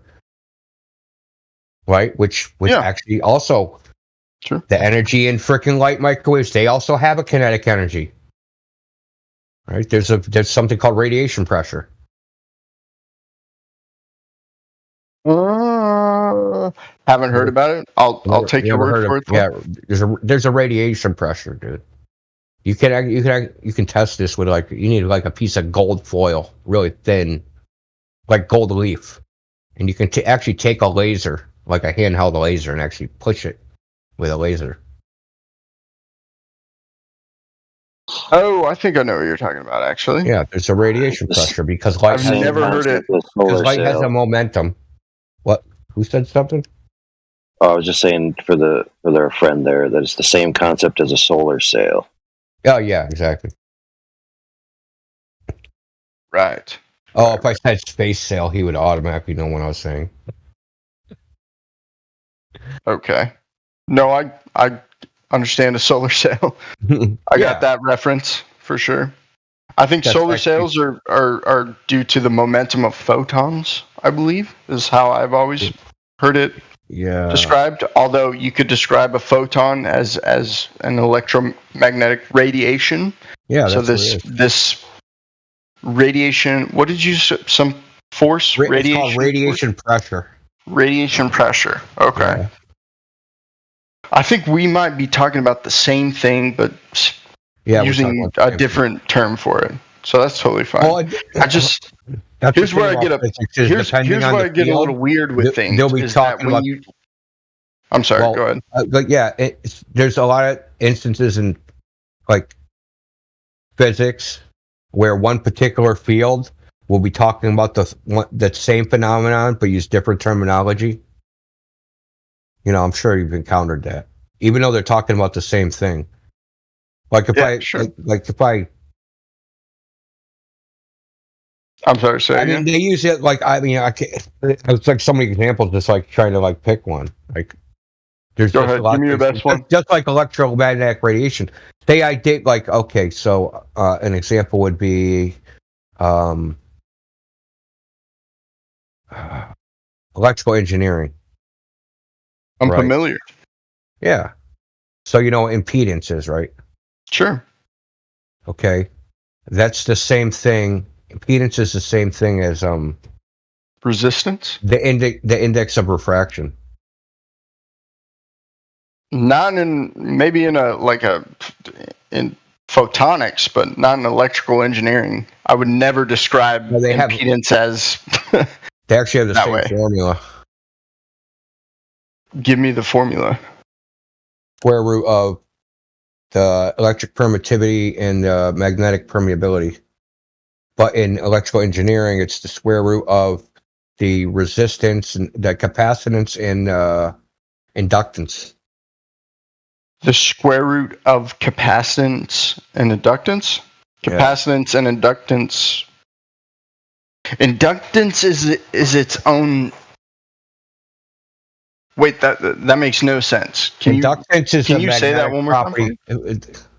Inductance is the magnetic property of electrical current. Right? Right, but how are you describing inductance? Are you describing like magnetic flux? I'm talking about see, this is what I'm talking about. Where you're trying to. So there's electrical engineering as far as like Kirchhoff's circuit law, right? So that's one way of electrical engineering. Then there's Maxwell's equations, right? You see what I'm saying? Is that we're talking about the same thing, but also Maxwell's equations transverses wave propagation and electrical engineering. Okay, you're talking about two separate things. Kirchhoff's circuit law. I mean, there's two. There's Kirchhoff's voltage law and his current law. That's a way to simplify electrical circuits. And then you were talking about Maxwell's equations, which is something entirely different. Okay, they're not. We were trying to talk about magnetic. They're not different. This is what I'm trying to tell you. The terminology is different. No, those are I mean, they're connected in a way, but how you said it, Kirchhoff's voltage and/or current law, is not has something to do with Maxwell's equations, but is entirely different. I don't think. Were you trying to? Hold on. We were on the topic of like inductance, right? Yeah. Hold on. Electrical impedance. I'm sure if I'm on this site because I haven't looked at it in a long time. Calculation for impedance. Look, I think my main point was that what I kind of wanted to get to was that density, buoyancy and/or density cannot account for things falling to the ground. Because if density and or buoyancy were the cause of things falling to the ground, then we would see things of different densities falling to the ground at different speeds. Why?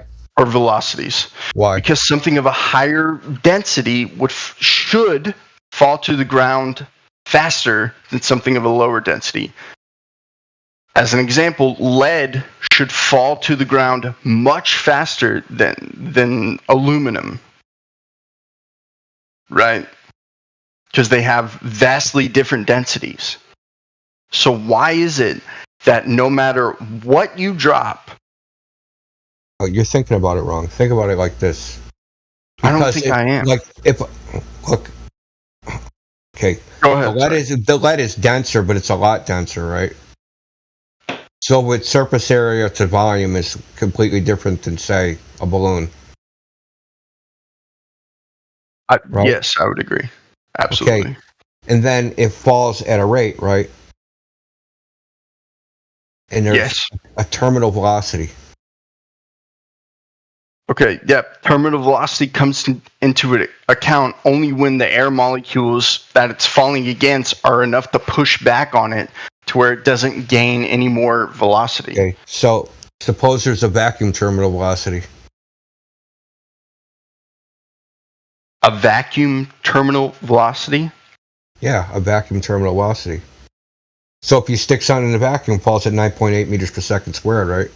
Yes, every time. So it does also in not a vacuum. Every time. Like, listen, first of all, it's a little more wishy-washy than you think. It's not every time. I disagree. Meters per second. You can disagree all you want. 9.8 meters per second squared was voted on. Like, no, literally voted on.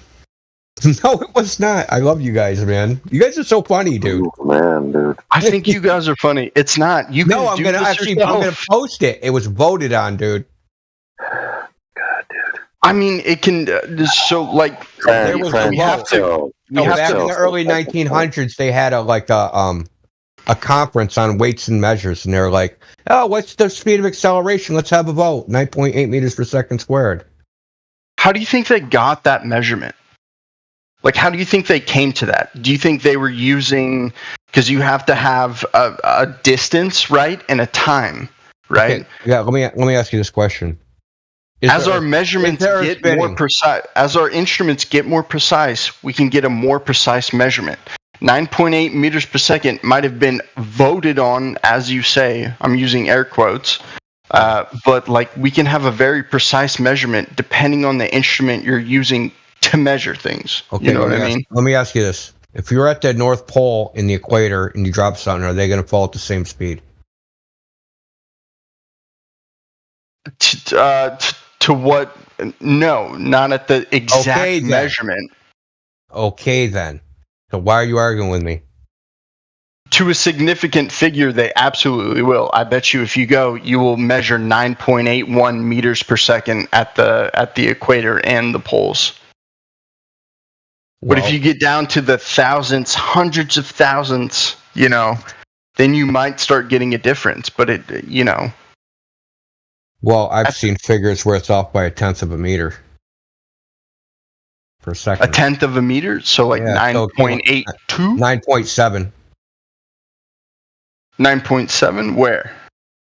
The graph, I think there's a publication by the U.S. government which had I don't know if these are actually measured values, but there were values. Okay, so you didn't do this yourself then? No. Have you ever done an experiment yourself? Such as? Regarding this? Drop experiment? No. Where did I get a vacuum? You don't need one. You can just do it in whatever room you're standing in right now.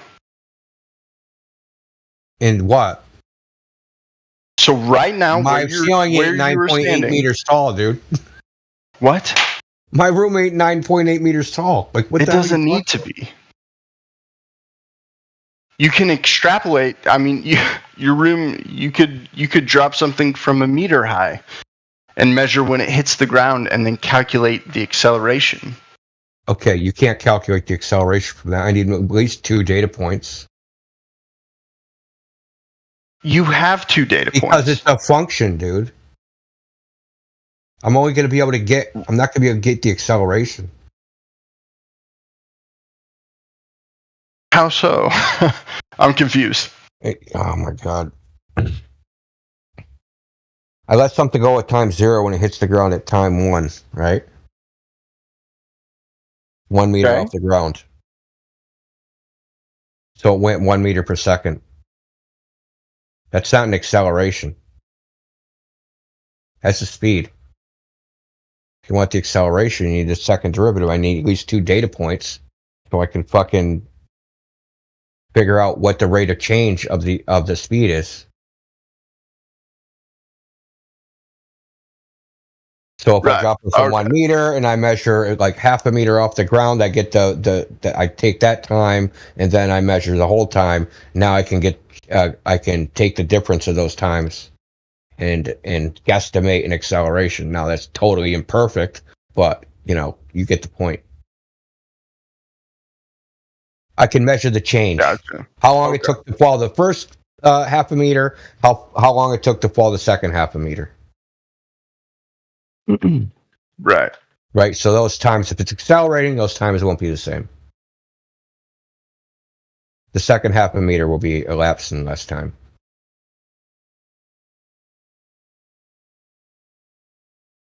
Anyway, so I don't know what dropping shit in Myra will do.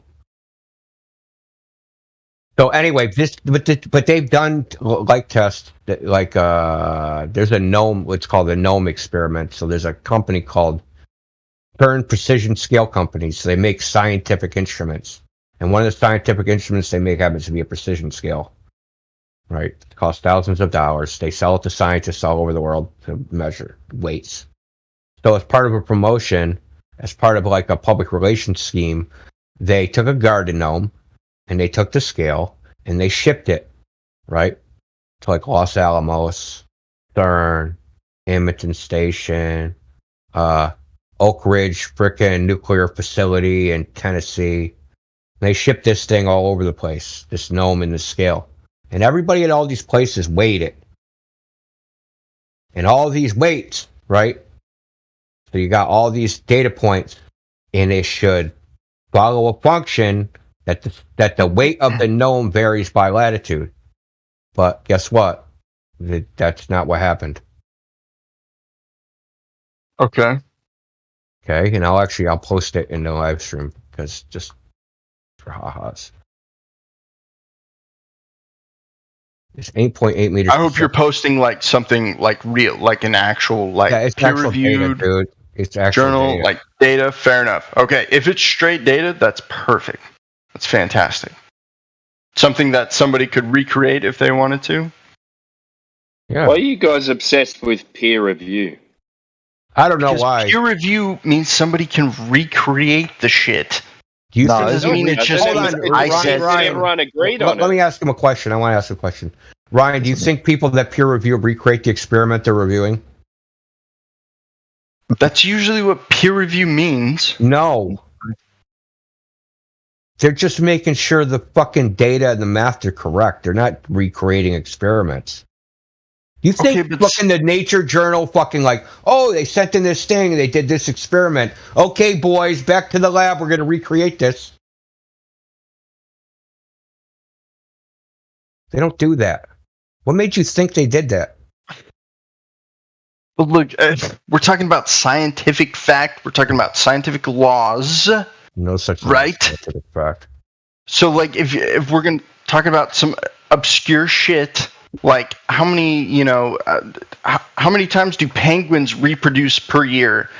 That may not be recreated, but when we're talking about the acceleration due to gravity, that has absolutely been recreated multiple times over anywhere in the fucking world. Yeah, it's happened multiple times. You can do it yourself right now. I don't know what the fuck you were talking about when you Listen, we just literally just covered no that. sense. How can I do it myself? Absolutely no sense. Acceleration is the change of velocity divided by the change in time. You can do that yourself right now. Just gonna talk, aren't you? So listen, we covered this. I can't do it in my room right now, and you know it. You can. How? Drop something from a height that you've measured, Yes. and then calculate the time it takes to hit the ground. You know the And then I'll have the change. speed. I'll drop some gas. Then we already covered this. I'll have the speed. I need the change in speed. Hold on, dude. I'll grab you the. I've already done this. Actually, I've already posted this, but I'll post it again. Hold on. I've made a contraption. I've called it a contraption, but it's if you have an Arduino and you have two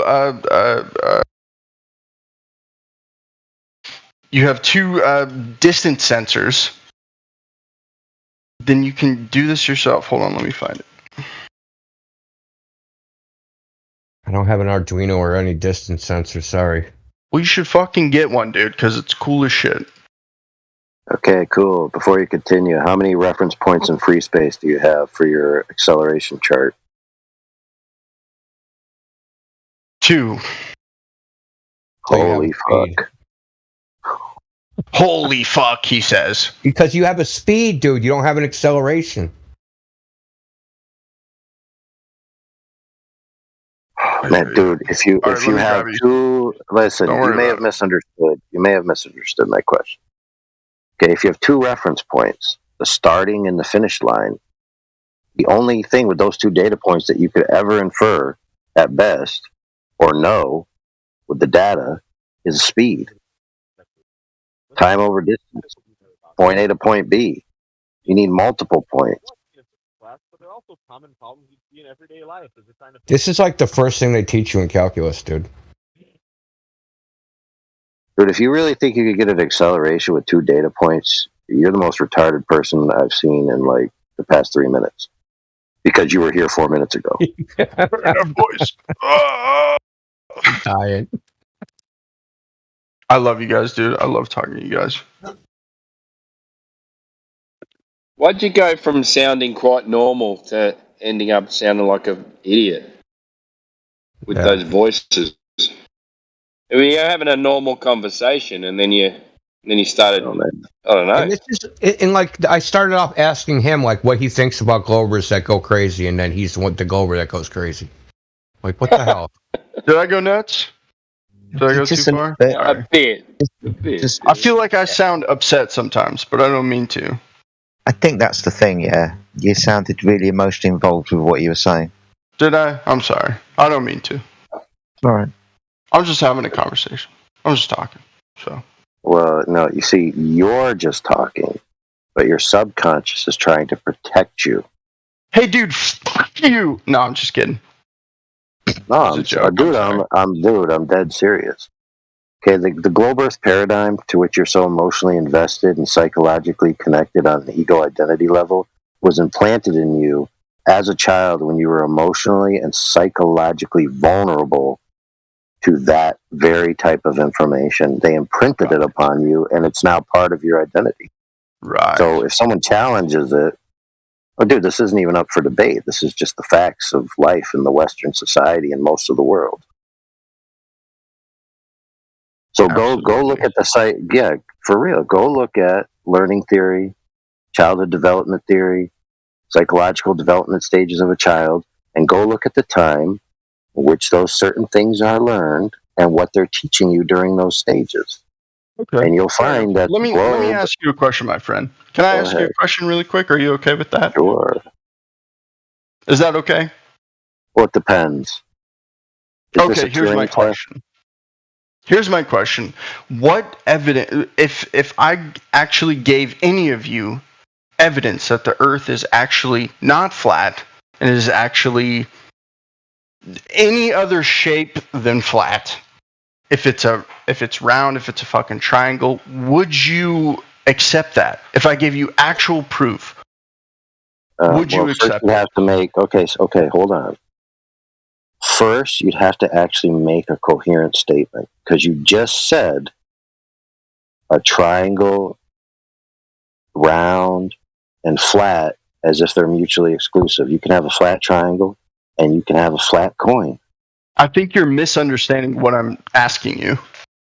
No, I'm just being overly. You pedantic. absolutely are. So what I'm asking you is if it's any shape other than flat. Okay, stop What your right belief is there. right now. Hold on, Would you believe it? Friend. Yes, friend. Unlike you, I value my intellectual capacity. I understand that flat is not a shape, so I will not let that slide. Okay, do you want to get into the semantics or?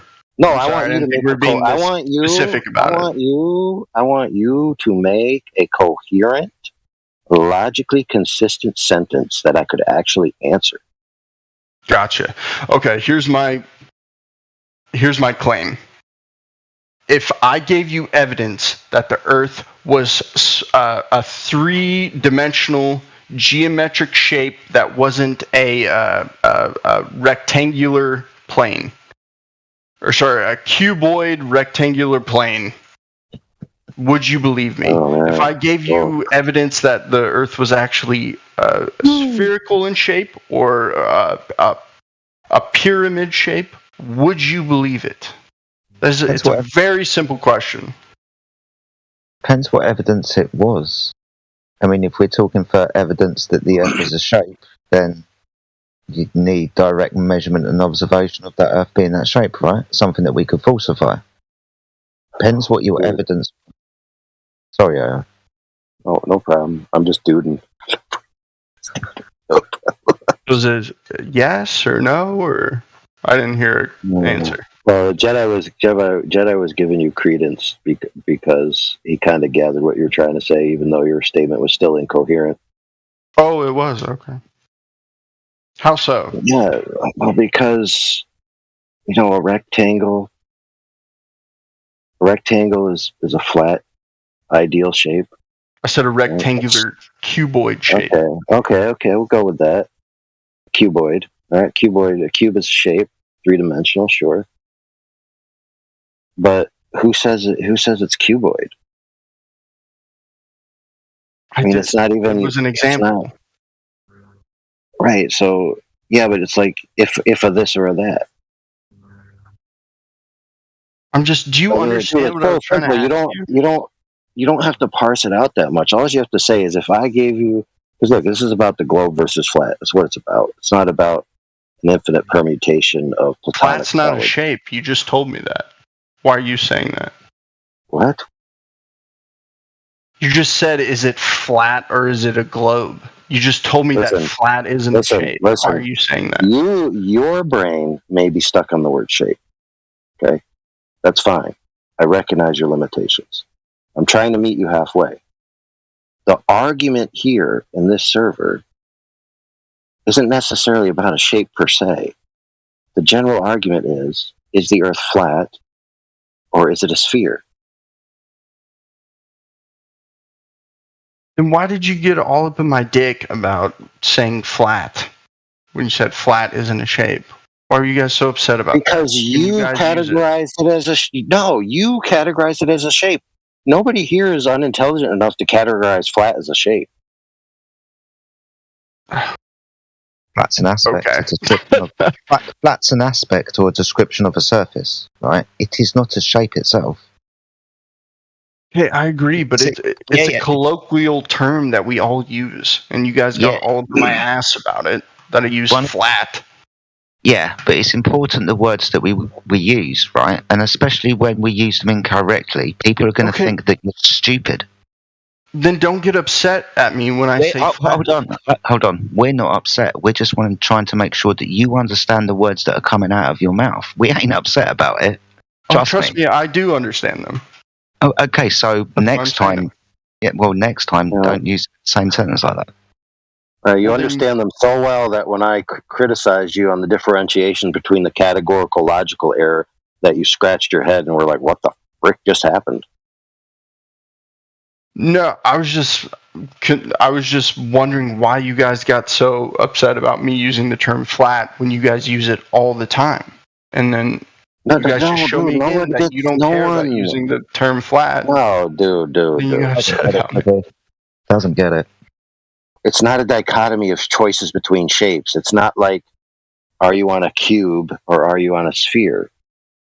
Because rest assured, if the territory available to us is demonstrably flat, right, then that territory could, go out in any infinite number of permutatable directions to be a triangle, a circle, a dodecahedron. It doesn't matter. It could have an infinite amount of permutations of overall shape. You're just saying it's observably flat, right? Yeah. Oh, dude, not only is it observably flat, it's experientially flat, and both sides of the argument agree to that premise that is the base axiom of human experience. It's not even an argument. What does that mean? Observably versus experience. What do you think? Experience. What does that mean? How do you differentiate the two? So your observable and your experience, okay? Both of those things, what you observe and what you experience, is level and stationary. Difference between watching Pornhub and having sex, dude. See, that's a good example right there. That I like. God's sake. Fair enough. I had to bring it down to the global level. The lowest common denominator. But to smack all the weeds to the side and try and get to what you're actually asking. And we know what you're asking. You're asking us, what would it take for us to believe that the Earth was a ball? What evidence could you give us, right? What evidence could you give us that the Earth is a ball that we'd accept? Fantastic. Perfect. Yeah. That would come down to a direct measurement of the surface of the Earth. So Something with your own eyes? Not just with our own eyes, but practically, right? Something that we could falsify, do ourselves, that would demonstrate that is actually curvature over distance. And not necessarily looking at it.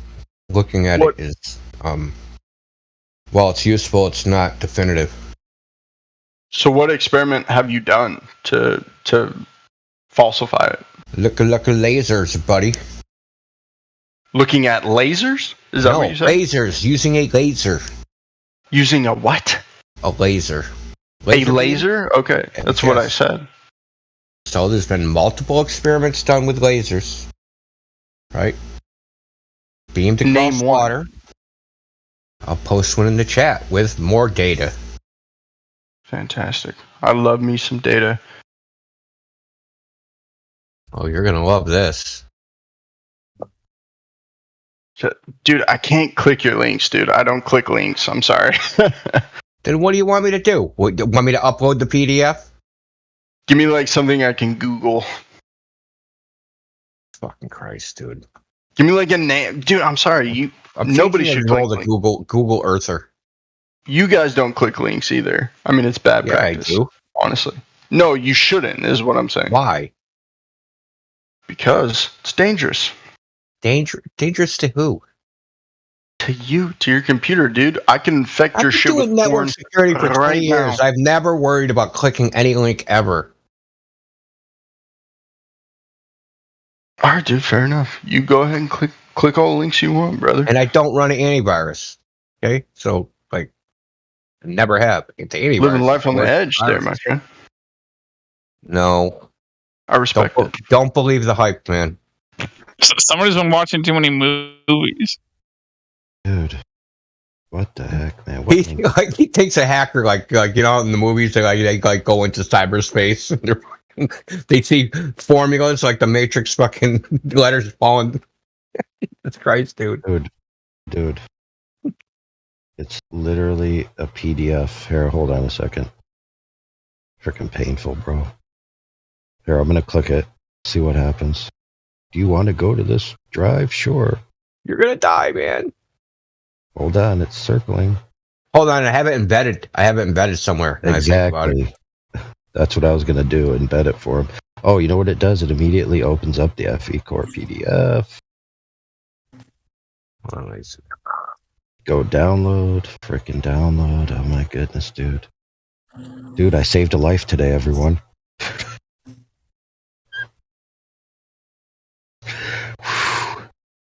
Oh man, that was tough.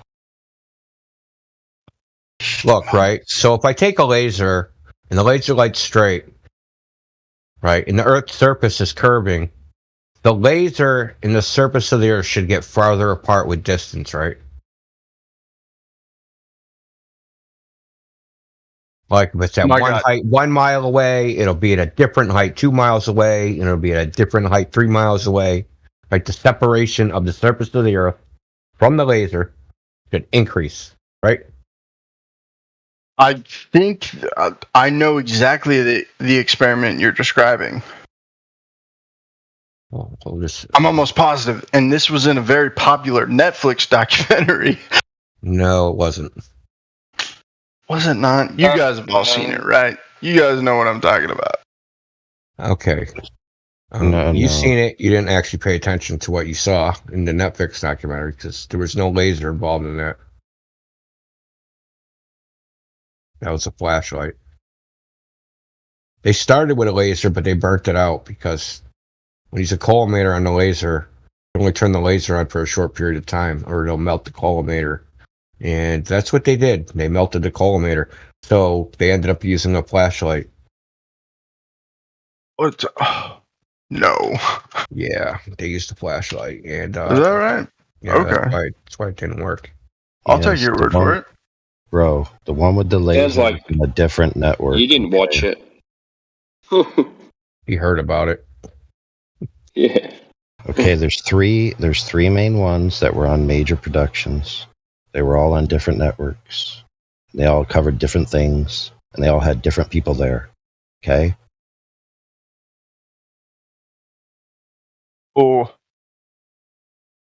Here you go, Indio. I'll send you a link right now, my friend. So one was National Geographic, one was Netflix, and the other one was Discovery Channel, I believe. You just really sent me that shit. Have you seen that one? I know what you're talking about. I just described it. You used a flashlight. There's even a flashlight in the thumbnail, dude.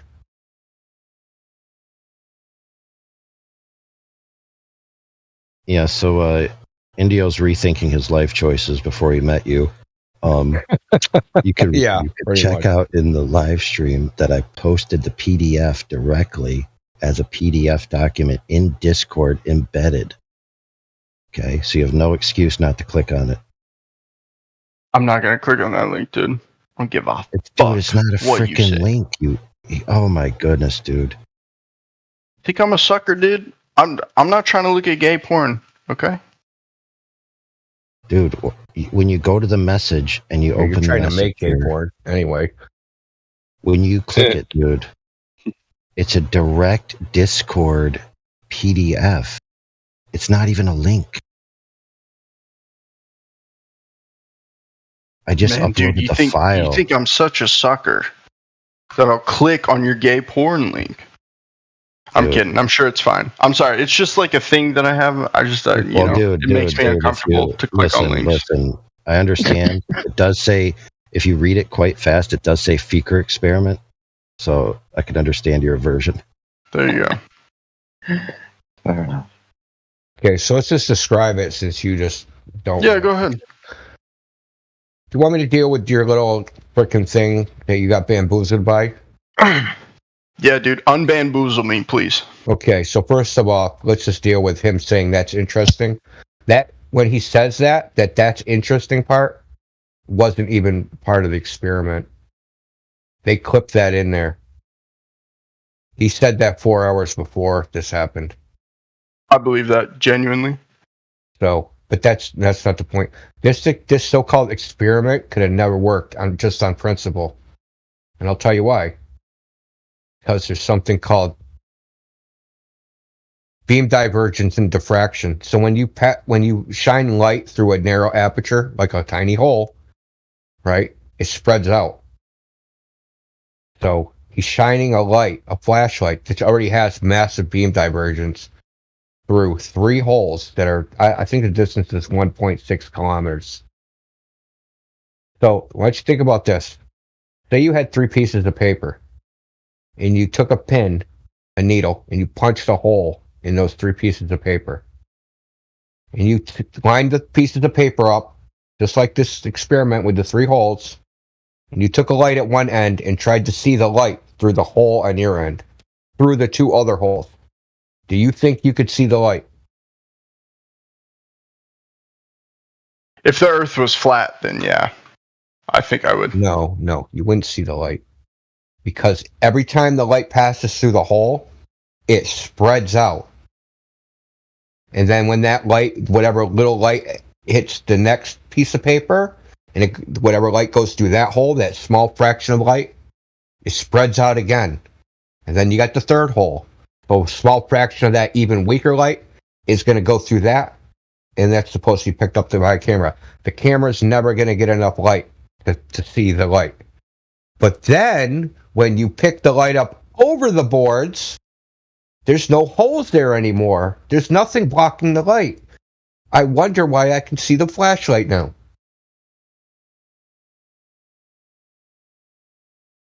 Pretty simple. But anyway, I'll just describe the laser experiment. But he's only seeing the light through the hole, though. Not possible to see the light through the hole. He didn't have a bright enough light source. I don't even know how bright a light source he would have had to have had. It would have been pretty freaking bright, dude. Dude, I'm watching the video right now. The light is only coming through the hole. I mean, I guess the camera angle, we're only seeing it through what he's capturing through his camera. Yeah. But you only see there's 3 boards. There's 3 boards with 6-inch diameter holes that are spread across 1.6 kilometers. There's a flashlight at one board. That light has to go through that board, through the hole of the center board, then through the hole of the 3rd board, and then reach the camera. Right. And what would you expect to see? Nothing. Well, obviously not, because he sees something. Right? He only sees something when they lift the flashlight above the boards. He sees a single circular beam of light, which is obviously going through the 3 end of the video, right? It's not above the boards, because if it was above the boards, you would see not a whole, a circle of light. You would see you would see the whole top of the camera illuminated. You wouldn't see just a single circle, right?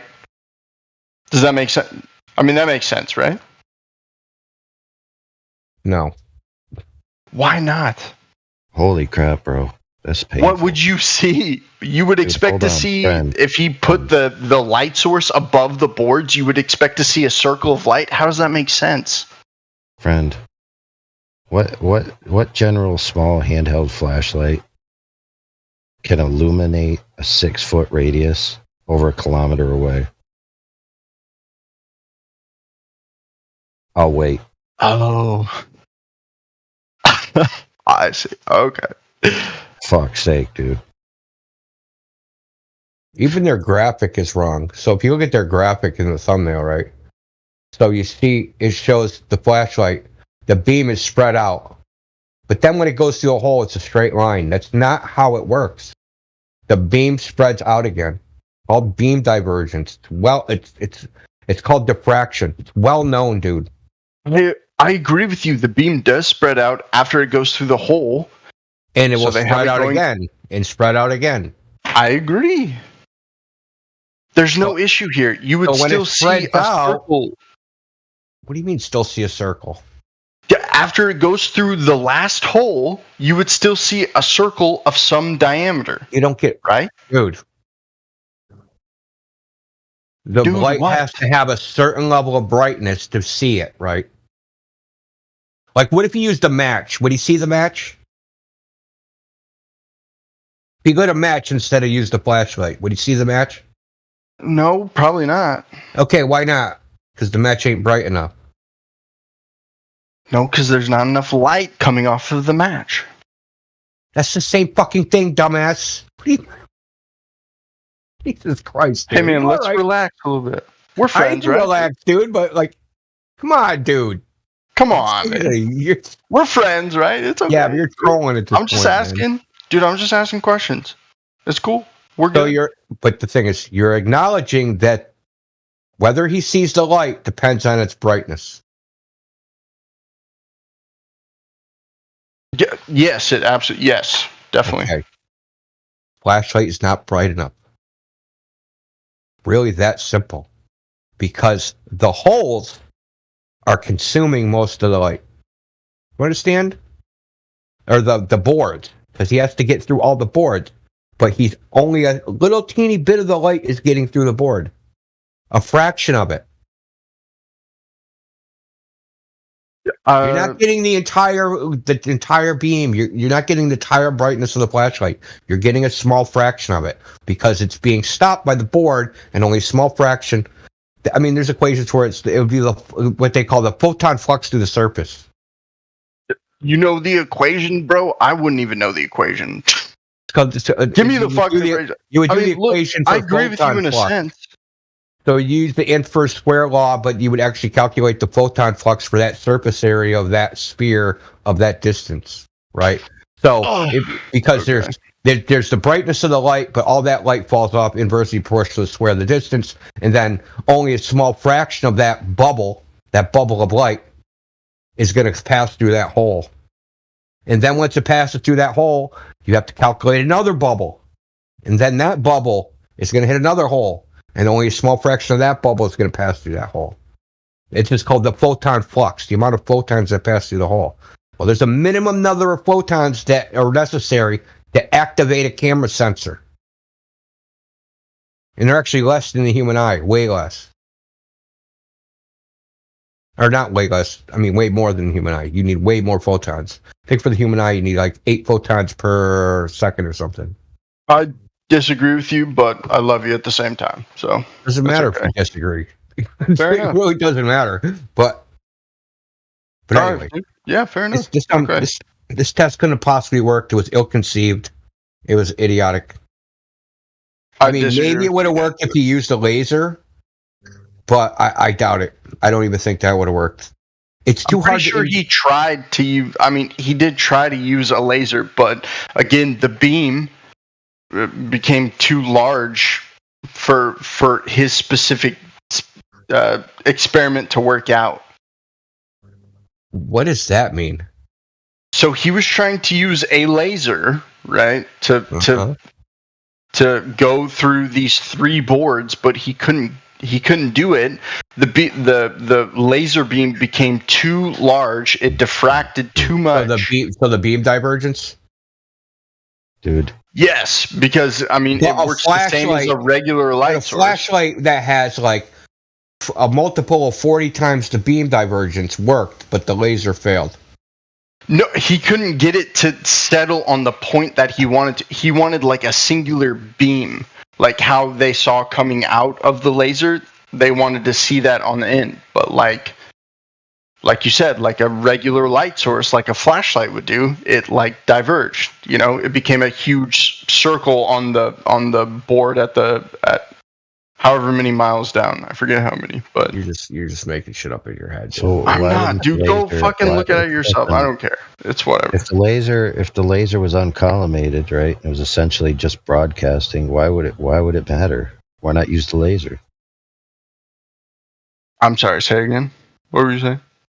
Yeah, you basically said the laser was too spread out, right? So instead of using a spread out laser, he used a spread out flashlight. Why not just use the laser? According to you, they're practically equivalent. There's no big deal.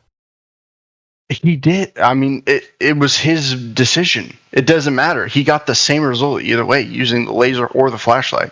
It's just with the laser, he was wanting like a singular point, if I'm remembering correctly. Look, but you know, he melted the laser. He never used the laser. Okay, he melted. Fair enough. Jaren said it. He melted the collimator on the laser. And the thing is, he talked about it because they had a pre set up like live stream. And he talked about, I gotta be really careful with this because it'll melt. Because what happens with a collimator, it takes all the light beams and makes them parallel, right?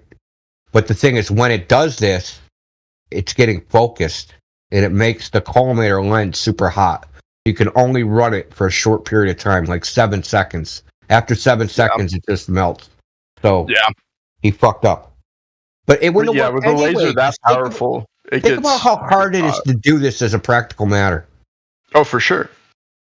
No, yeah, lasers that powerful. Set up the holes and to have them aligned.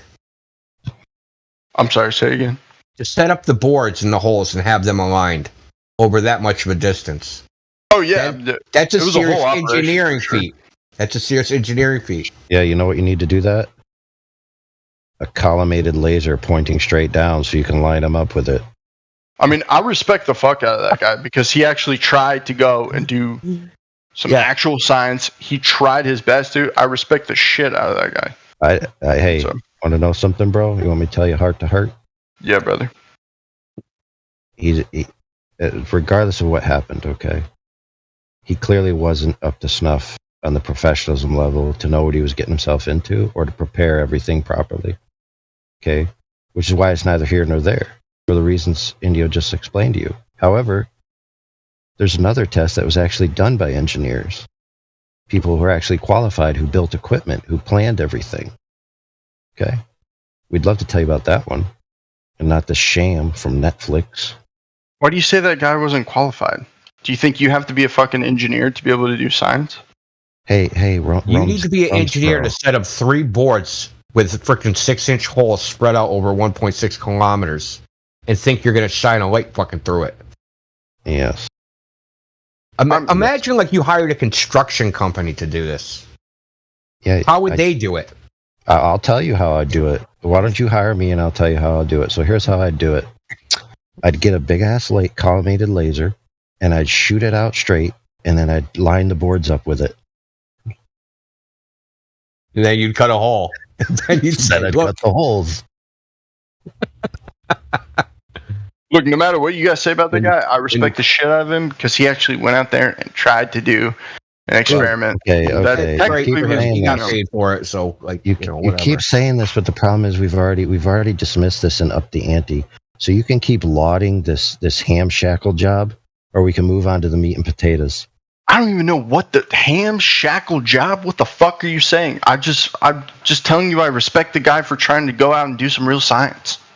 Dude, that's not real science, you reject. Wow, that's disrespectful. That hurts my feelings. I hope so, dude. I mean, good grief, dude. Okay. Dude, all right. Dude, what's science, dude? Is science having no methodology in place to be able to align these boards? Not understanding what you're setting up? Not understanding the problems that the flashlight would have? That's Oh, man.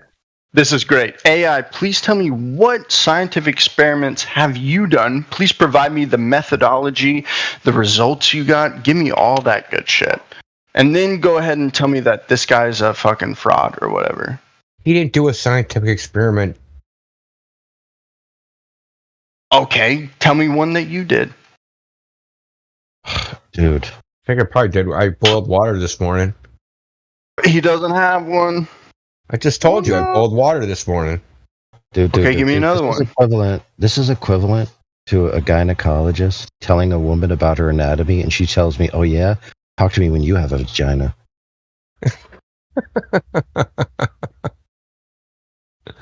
Do you have like one experiment you can give me? Just like one? No, I don't. Dude, I don't have a vagina. Dude, I don't have a vagina, for goodness sakes. That doesn't mean I can't be a qualified gynecologist. Bro, that's sad. Chemistry experiments. Yeah, I've done some chemistry experiments. You have this worldview and you haven't even done any experiments to prove it? What are you talking about? You still don't get it. Oh, that's rough, man. Measuring something is not an experiment. Okay, picture this. I'm not saying you have to measure something. Just give me one. I'm just asking for one example. I did. I boiled water. That is not an experiment to prove the Earth is flat. My man, are you listening to me? Dude, okay, Tard. Okay. Experiments can't prove the shape of something. Measurements prove the shape of something. measurements. So let's just call it the figure of the Earth, because shape is a controversial freaking moniker. So the figure of the Earth. What does the surface look like? What is its profile? We can determine that by measurements. We don't do an experiment. So if you had a table in your house, right, and you wanted to know if it was like a square or flat or whatever, what would you do? You take a tape measure and you'd measure its dimensions. You wouldn't call that a scientific experiment. You wouldn't call a carpenter a scientist. They determine shapes all day. So do machinists, right? So do architects. So do engineers. They do the determination of figures and shapes all day. They're not scientists. So stop asking for scientific experiments when it's inapplicable. You're literally making a non sequitur. All right, guys. It was fun. Thank you for having me. I love you guys. Yeah. Hopefully, you guys don't ban me.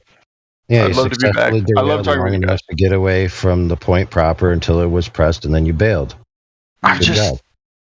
Typical Glober style, right? Yeah, so next time you come, you're going to talk about the laser test / measurement, or you're just going to kick rocks. Capiche? You can only bury your head in the sand for so long. I'll talk about whatever you guys want to talk about. Look, I'm not very smart, I'll admit, but like, I don't know, it's hard to talk with you guys because you guys have nothing to say, dude. Dude, You what are haven't you done any talking shit about? yourself, but yeah, I've done shit myself. You've been What are you schooled, talking dude. about? You've been literally schooled about every 5th second you've been here since you arrived tonight.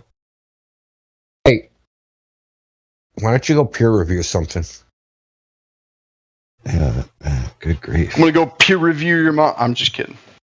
I'm joking. I mess around. Yeah, I love you guys. Thank you. Grab a The shovel. word we're looking for is empirical. Remember, the word you were looking for earlier, the word you were looking for was empirical, I think. Testable, repeatable, observable. Do you really think that peer review was them replicating experiments? Like, Jesus Christ. Oh, man. That's what he said. Fuck. What I said. You know what kind of budget they would need? Like, when CERN puts out a paper for peer review, what do you think? They build another fucking particle accelerator? Do the experiment? Most peer review papers won't even include an experiment in the first place. So how are you going to recreate an experiment that isn't within the peer review? I don't fucking know.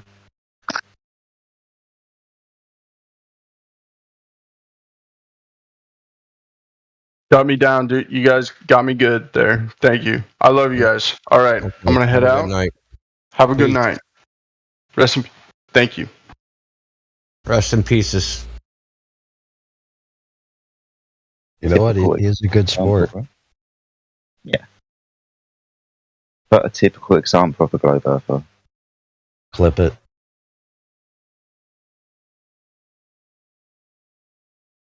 I didn't think asking him about globe earther spirals was going to be predictive programming. I know, mate. That's kind of what happened. Well, dude, you have a reticent data responsive subject at your fingertips. So next time, try something else. Yeah, I know. He just started making stuff up about yeah, he had a laser and then was spread out like. They're just so funny, man. When in doubt, just make it up.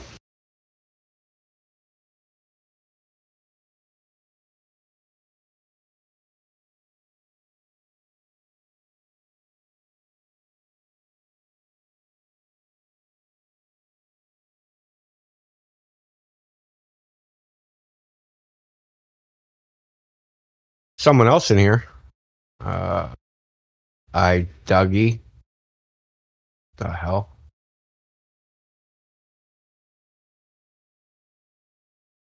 That's gold balls of steel, not a glober. Not sure what that means.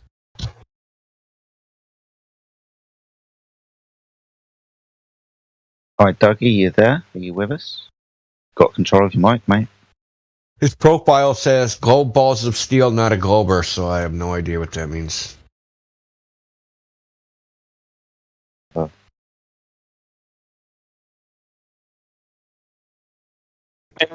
Offense.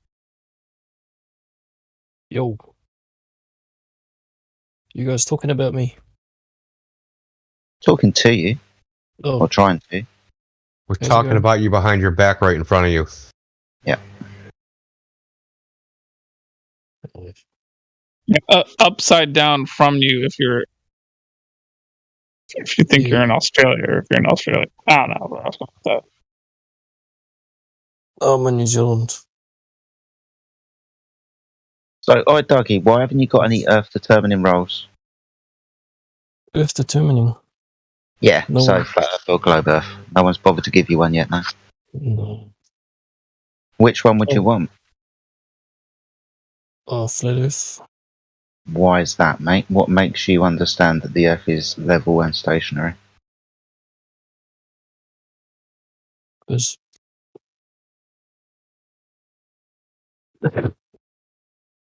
well, let me That's tell you. convincing. Yeah.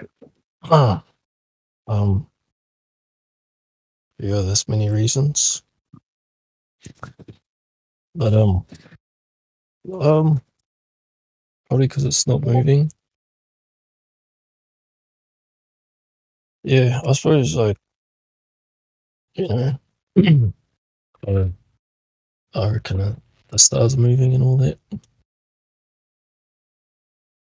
So Sorry, I'm just trying to follow what you said. So you believe the Earth is flat and stationary because the stars are moving? yeah.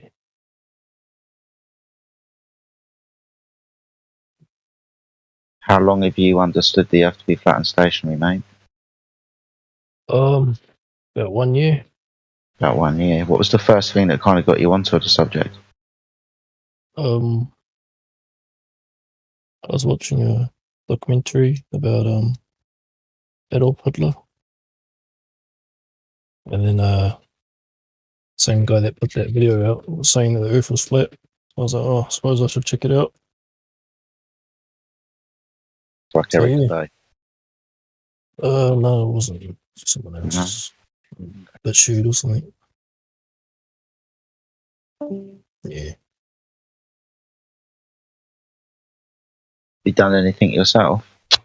You gone out to make any long distance observations or try to do anything? Well, there's quite a lot of hills in New Zealand. But it's a fucking island, right? Yeah. Yeah. Okay. It's got quite a few lakes as well, isn't it? Yeah, it does. Yeah. So you're from New Zealand, are you, mate? Yeah. Brilliant stuff. Oh. I don't know many New Zealanders in here. I know we've got a shitload of fucking Australians. But it's nice to have a New Zealander in for sure. Yeah, for sure. You're saying that like it's a bad thing, Jedi. Oh shit, you were here. No, I knew you were here. I wondered if you're going to pipe up. That was all, buddy. You good, Tim? Doing well? Yeah, I got a bit of a cold at the moment. I've still got to go to work every day like a fucking unit. It's alright, mate. It's because you're a tough, hard Australian fighting off those fucking insects and 12-foot spiders and hanging onto the bottom of the earth whilst it's still... Yep. Come on, Dougie, mate. You've been here for ages. You need to have some oomph about you and tell us why it's flat. Tell us. Oh. Tell you what's flat. Correct answer is why wouldn't it be? That's the correct answer.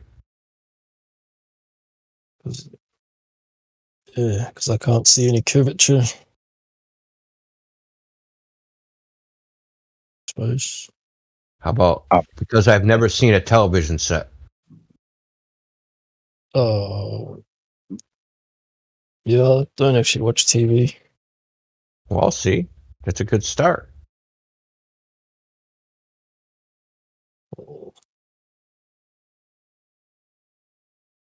Most people believe the Earth's a globe because of the television set. Just a sad fact of the matter. Yeah, the initial indoctrination comes from school, but the reinforcement comes from the television.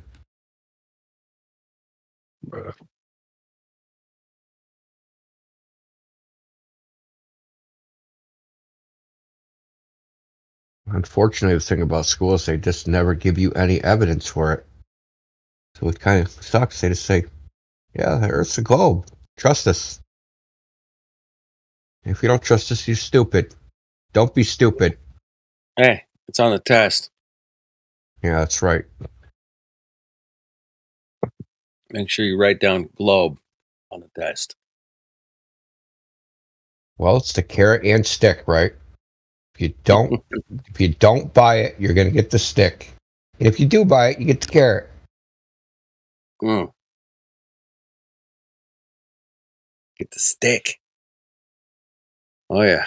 The stick is everybody calls you a retard, says you're stupid, tells you to drink bleach, tells you not to reproduce. Can't get a job. Girls don't like you. Yeah. It's horrible. It's bad. Don't be a flat earther, people. Don't do that. Bad idea. Trust your social status. Do your own research. Yeah. Hey, that is tripping me out, man. Dude, were you trying to like hypnotize me or something? Money, money, money, money. Is that a $1 million bill? Yeah, that's funny. I can't even remember kindergarten when they told us the Earth was a ball. I can remember it. It was like the second or third day of school they started talking about Columbus. Yeah. I remember standing out in the playground with different coloured balls trying to represent the solar system. So we're all standing at different distances and stuff. I remember that. Yeah. That's funny. Was it to scale? No. Everybody had to build a solar system at some point in school. Oh, yeah. Many of them. Shit. Math class, science class, history class. Fucking solar systems everywhere, man.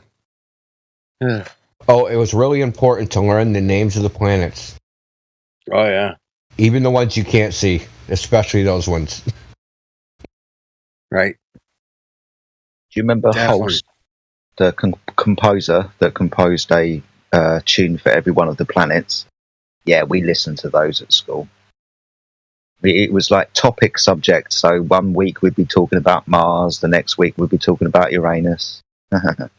But yeah, I remember these lessons really clearly the more I think about it.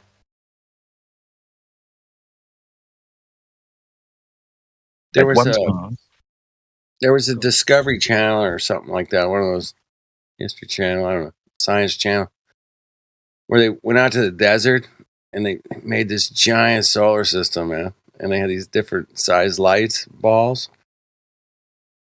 And I think the farthest one away was like 10 miles or something. And they could see it. And I thought it was a great flat earth proof. I mean, I wish I could find that video, but. Yeah, they have the same thing here. They so the Museum of Science has a sun in it, and the sun's about 20 feet tall. But like, there's like a you can go to like each planet, right, for their scale model. Right. So the Earth or Mars is in like the Cambridge Galleria, which is probably about, I don't know, 3/4 of a mile away. Okay. And Pluto is like in Newton, which is like 9 miles away. Right. You can still see it. Oh. Yeah, I can still see it. Yeah, from the sun. Yeah. Interesting. Yeah, so it's like a little display. It's like they got like this. It looks like a bird bath, kind of, with a plaque that says "This is Mars" and it says about the model or whatever. There you go. It's made out of bronze, and one is outside, like the one in the Galleria Mall that's inside. So I don't know if the one in Newton's inside or outside, but they have all the planets, so I guess you can like drive or do whatever to find them all, drive around. Now remember, the sun's only 20 feet tall. Right. And Pluto's in Newton, bro. Fucking, which is far away. Yeah.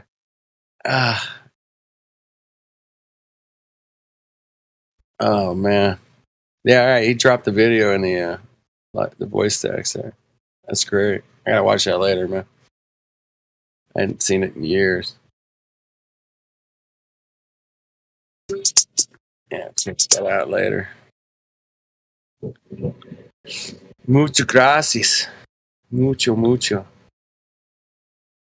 How's everybody doing, man? Everybody good, man? Yeah, we're good. You guys, not watching the news. You guys aren't watching the news, but you guys were talking about some stuff earlier offline, man. That was pretty interesting. I was listening, and I missed. we were being bad. Sweet, man. It was nice. It was some good info up in there, man.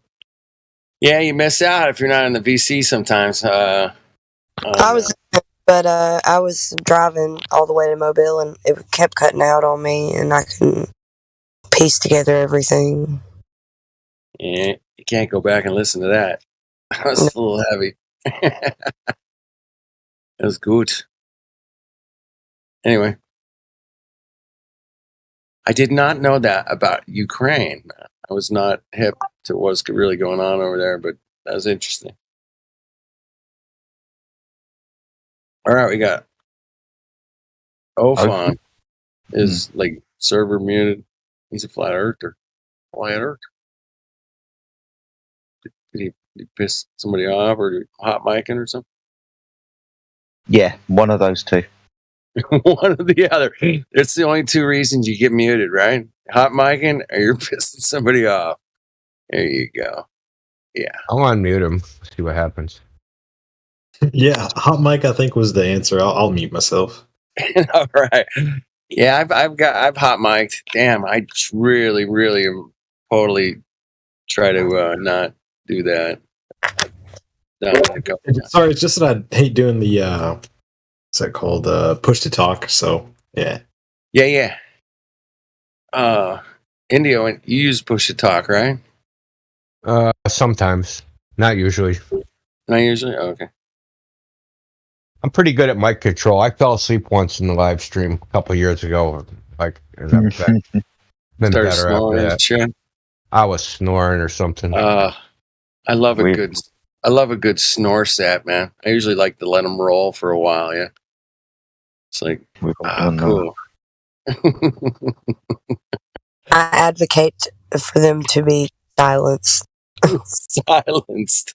If you haven't fallen asleep in a 24/7 Flat Earth Discord server, you haven't lived. Right? You ain't part of anything if you haven't fallen asleep. I have not. I've almost fallen. I think I have fallen asleep, but I wasn't. I was muted. Snoring proves gas pressure needs a container. Come on, Jedi. Come on. This is true. Why do women have such a low tolerance for snoring compared to men? Because they're women. Oh yeah. I'm not muted.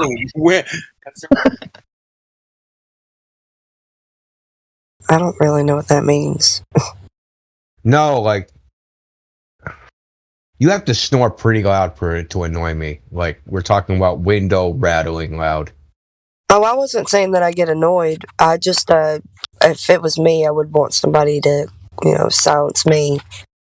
Oh yeah, definitely. That's something that's going on the live stream, Yeah, back in the day, man, Poncho Pete would freaking snore for hours. We just talk over him. We couldn't unmute him or mute him. It was fucking crazy, man. Usually, like if you fall asleep or something, we'll like mute you and move you to a different channel. Yeah. So even if you wake up, you're not waking up like in the live stream. Yeah, it happens. Oh, fine, man. What's going on, man? Not much. Just no, nothing really. I was here a couple days ago. Yourself? Cool, man. Out here in West Coast, it's cold, it's rainy, wet. Beautiful. We got a ton of snow.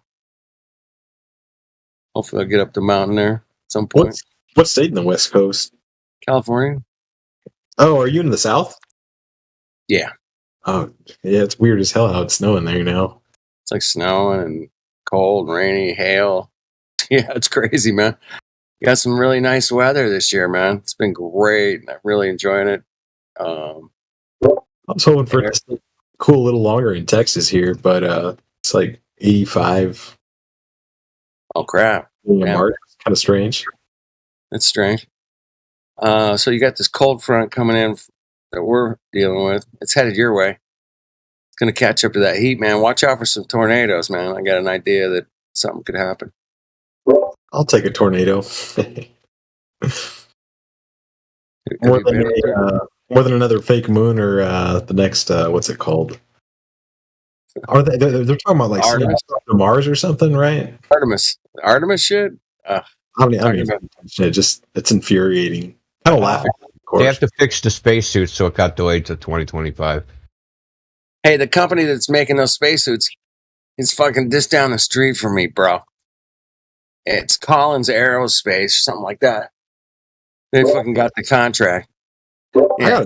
Some of their simulation technology is pretty good. I think I want to go over there and hang out near some of the breweries and bars and shit over there. You know, kind of.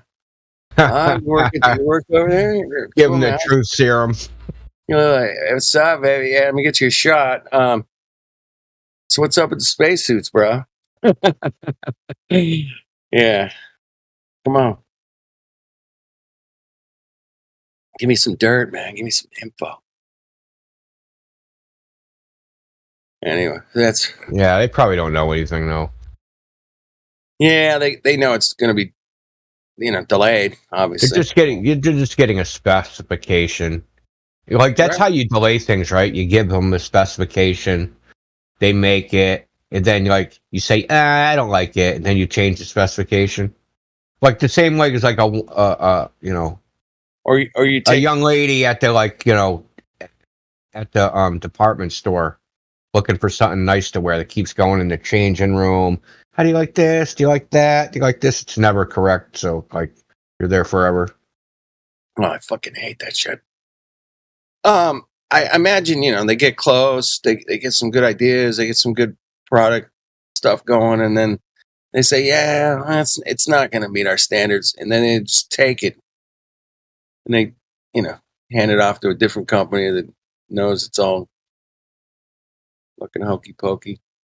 Well, they'll give them like a specification. It has to be like so much flexibility at this much atmospheric pressure and blah, blah, blah, blah, blah. Then they go, nah, it doesn't work exactly right. We're going to change the spec. You got to redesign it from scratch.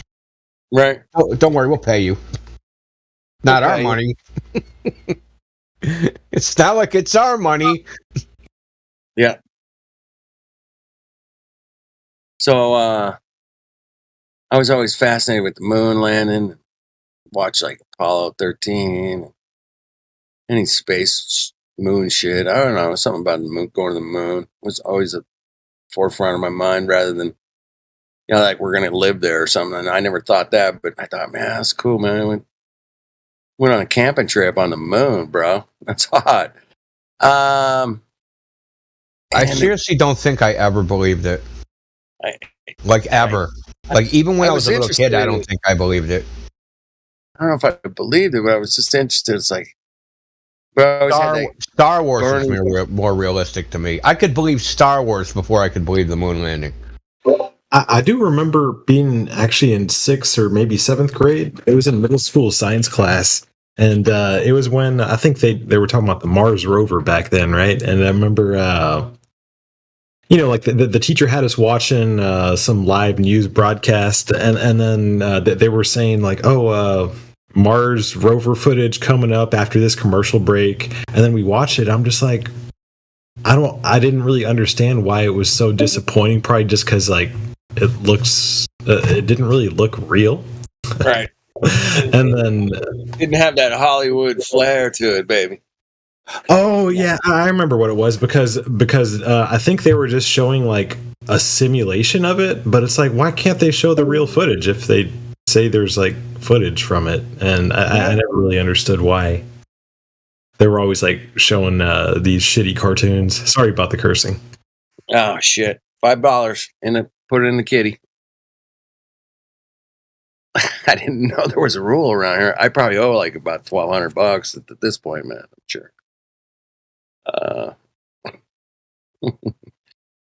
Who gets the money? It goes towards the Flat Earth Party. I'm curious. Anyway, I'm one of the biggest offenders of the foul language. Try to clean it up, man. I get excited. I grew up on the fuck off. Fuck off.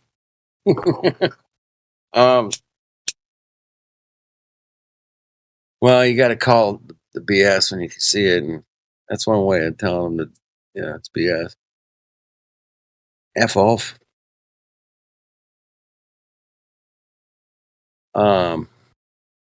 Orion's picture's hilarious, dude. The croissant. I was laughing. Comedy's good. Laughter's good, boys and girls. It ain't gonna hurt you to laugh a little. But laughing at normies and globers is kind of fun. But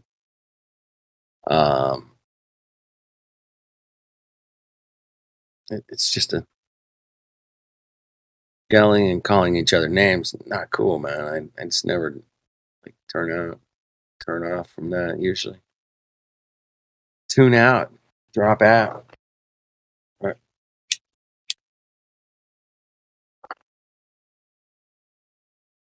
I try really hard not to call anyone names. Yeah, I do too. I was like, what's the point?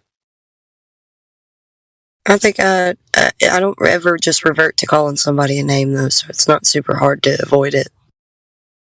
Yeah, it's not healthy. Not healthy. Send her to life, call people names. But I'll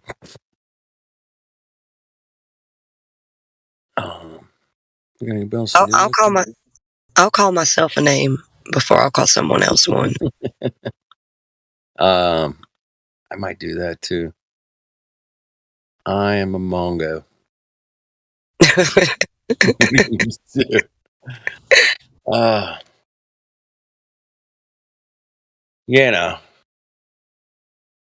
Have we all fucked up in life? Yeah, fuck yeah, we have. Have we done some shit right? Yeah, you bet your ass.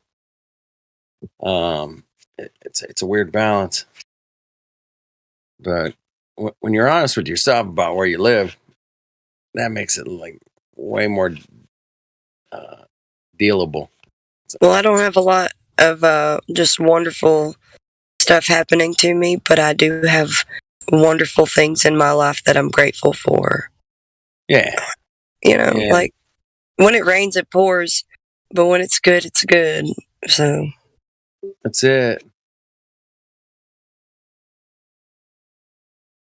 I mean, I don't think there's any perfect way of going through this stuff, but especially when you're so removed from the world because you know the truth. Yeah, it makes it a little more challenging, doesn't it? Yeah, but it makes it more enjoyable. Yeah, on my part. I mean, I enjoy every day. I'm like, oh, look at the moon, look at it. Oh, this beautiful lights in the sky, and the water's level. And I'm like, oh, those poor people, man. I feel bad. They're wearing masks on their face. Oh shit, that's too bad. Bless them anyway. Have a nice day. I don't know.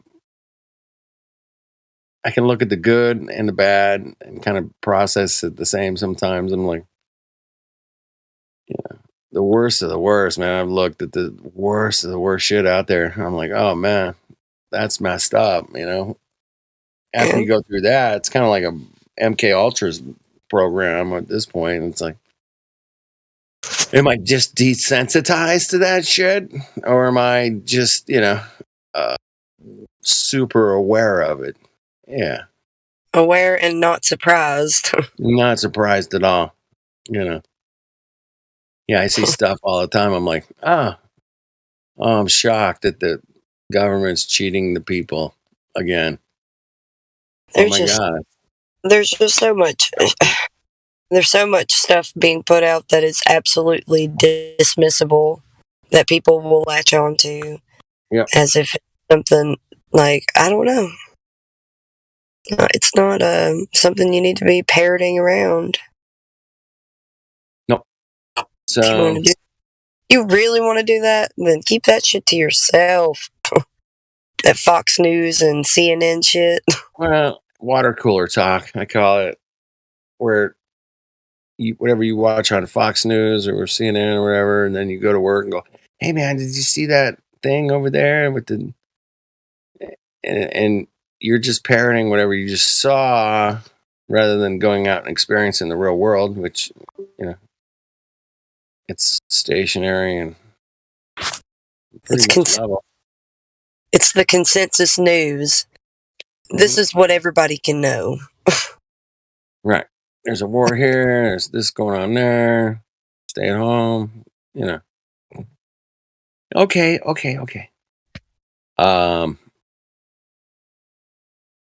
So we want to break through that paradigm that we learned. Yeah, because they're definitely not telling you that the Earth is flat when it totally is. Yeah, it's weird, man. They want to defend it to the core, man. At this point, it should be breaking news. Well, there was that dream time when I first got into this, and it's like, oh man, we're gonna turn this thing around quick. Now everybody knows the Earth's flat. Come on, dude, we got this, man. Let's go. Oh, you get so excited to know the truth and to share it with somebody, only to share it, and they're just like, "What the fuck are you talking about? Get the fuck out of here!" Yeah. What? And you're like, "Wait a minute." So excited to tell you that the Earth is flat. Dude, and I can show you, man. Let's go. Show you, like, let me show you. No, Let me show you. I don't care. What the? Let me show you where they fucked up, man. Come here. Watch this NASA video, man. They're absolutely ridiculous. Look, they're supposedly up in the space station or the shuttle, and then all of a sudden they all hung a left turn, man. What happened? All at the same time. You ever seen that video where they all go slamming against the wall at the same time? It was hilarious. I don't know. I was just I had my train of thought kind of drift for a second because I meant to tell Gizbo that the last time I drove by Huntsville, which was pretty recently, that MF and rocket ship was still erected, and all of its phallic symbolism. Gotta have some obelisks laying around. Gotta have a couple of those. Yeah, this is Mormon church getting rebuilt. They passed today. And they tore the whole building down. They got it like fenced off, but there's this giant obelisk. They left that bad boy up. I was like, oh, you couldn't tear down the obelisk too? No, you couldn't do that. Mongos. Fucking mongos. I know my whole dad's side of my family, I got like 100 fucking cousins, right? And they're all Mormon, man. My parents were not down with it. I think I went to Mormon church a couple of times. I can only remember like twice ever. They were like the Jack Mormons, they call them, I guess. My parents, like to drink and party. And yeah, my dad was a Marine. So there's a lot of phallic symbols. Yes, Flatsy. NASA likes their phallic symbols, and Jeff Bezos went full top notch on the phallic symbol. I mean, couldn't His rocket couldn't look more like a dick if it was possible. I mean, the whole NASA symbol looks like the serpent telling you, "Thou shalt not die." That Bezos guy, man, he went full fucking.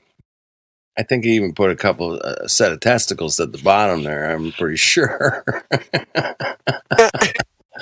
That guy went full on, man. Come on, that's funny. The blue Orion. That's pretty phallic-y. What's up, Jedi? What's up, Kim? How you doing? Happy to not be driving. You had a long drive, did you? Yeah, I'm outside of the room so Booger could go to bed and. Oh, nice. A nice, healthy birth of time. I'm just gonna stay here in the car because it's a little sketchy around here, but whatever. All right. What city are you? Mobile. Mobile? Out here with me. Mobile. I gotta say it proper. We get to visit. Oh, yeah. Mobile, Alabama. Oh, thank you. That's how you say it, okay? Mobile, Alabama. Okay. Bless your little heart. Bless your heart. Poor little old feller, all tuckered out. Oh, bless your little. I feel bad for the booger. For real, he's used to going to bed on time-ish. But I'm sure that he'll be alright. He'll go to sleep pretty soon. Sterling's going to sleep with him, so they're up there together going to sleep. But he won't go to sleep if I'm up there. He'll keep talking to me. Right. Well.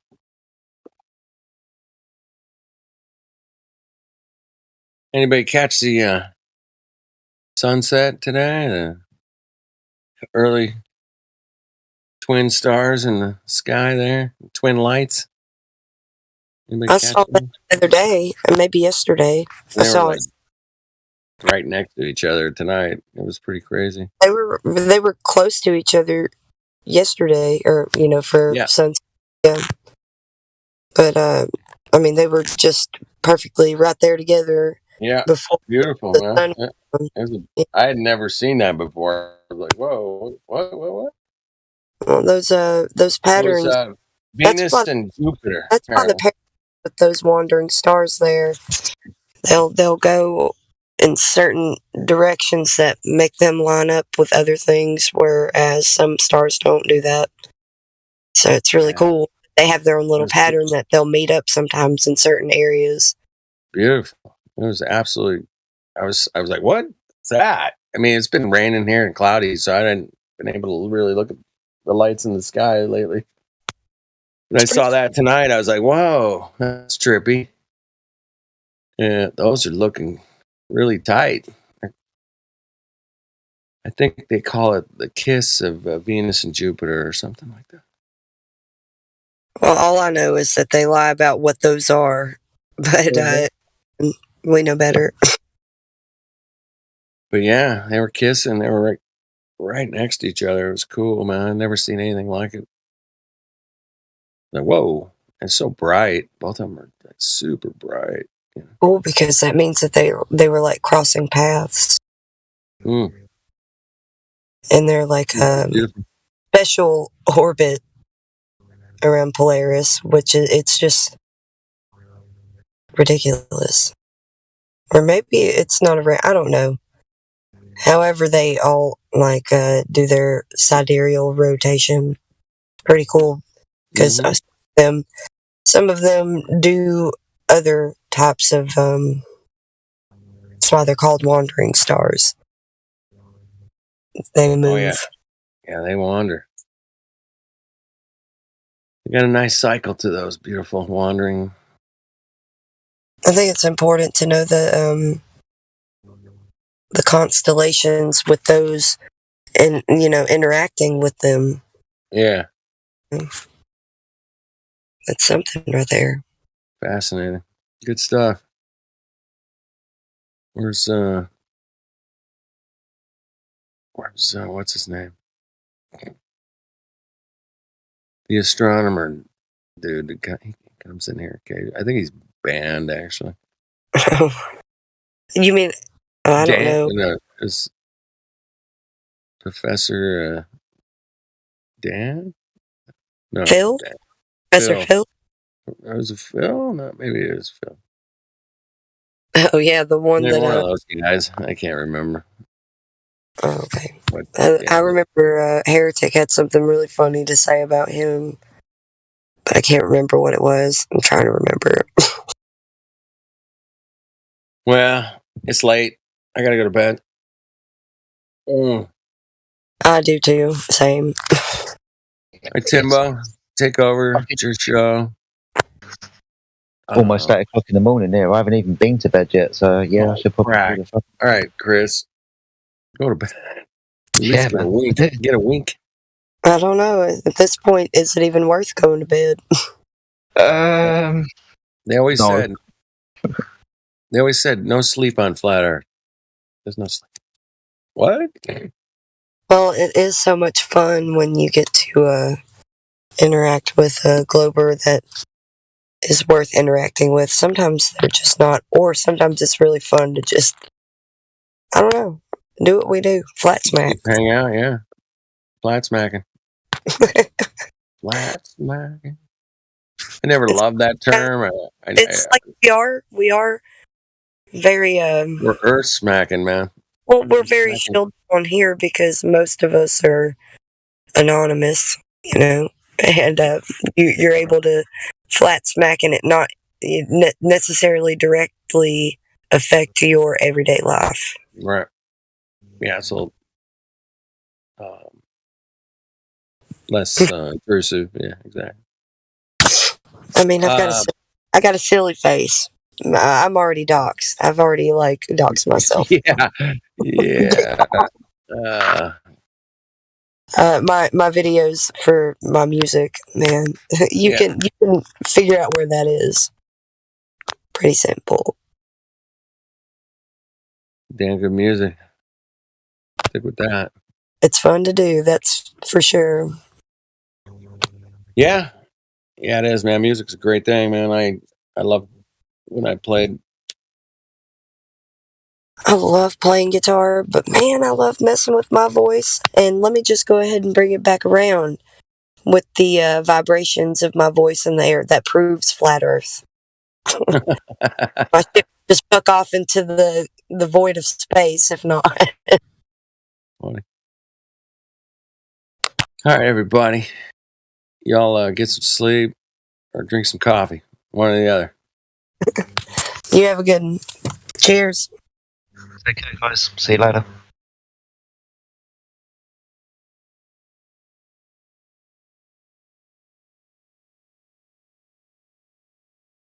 I reckon I can hang around for a minute, but I'm about to go back up and see if I can go to bed. You're fine, mate. I'm just reading what Donato's been posting in a live stream voice text for me. Random stupid shit idiots say, basically.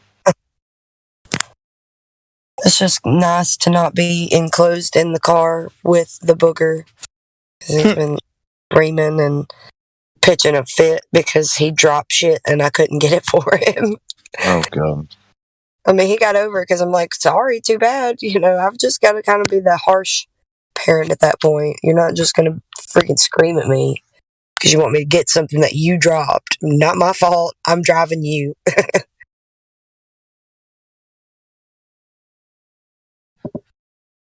As long as you got to where you are safe, mate, that's the most important thing. I did. He got over it. He was able to figure out something else to fiddle with, so.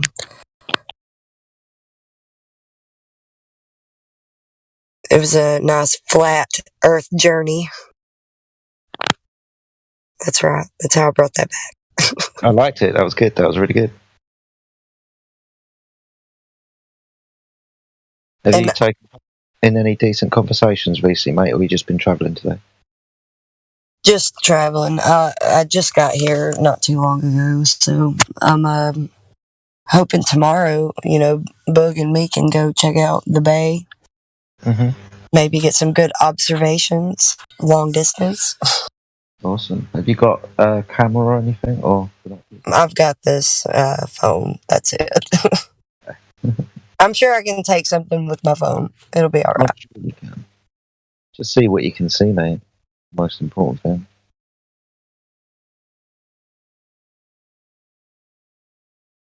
Oh, dear me. Oh no. Right, I'm gonna have to go, mate. I am so sorry. You have a good one. You And get yourself, mate. Take good care. See you soon. Take care. you too. Yeah.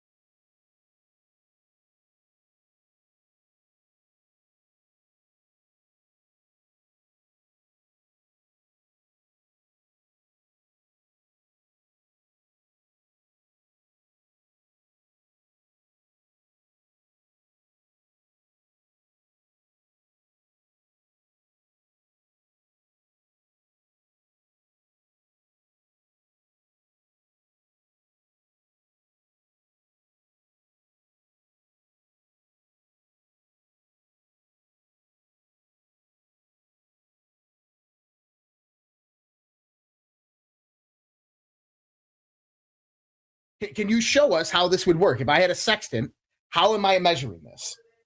You're measuring a flat baseline. Is there different parts of the sextant? I'm going to mute him. Right, but we are talking to an audience as well. Yeah, we're not. So exactly. we're trying. I'm going to get muted because I've already addressed it. Let's just say I'm outside and I have a table on a ship. I could use the edge of that table to determine the flat baseline. No. Why not? Because the table's on a ship moving around on the sea. That's why you use the horizon. But there is no distance requirement to use this. We only have to have a required horizontal base, correct? Yeah, you look in the horizon mirror, not the table mirror. Okay. So, like you said, though, is the horizon can be very far away or it can be closer. So there's no. We are clear that the horizon's not a table. Right, so I'm clear. I just want to make sure you understand. You understand the horizon isn't a table. I understand, but the table is a flat plane. But it's not a horizon, which is what you look at in the sextant in the horizon mirror.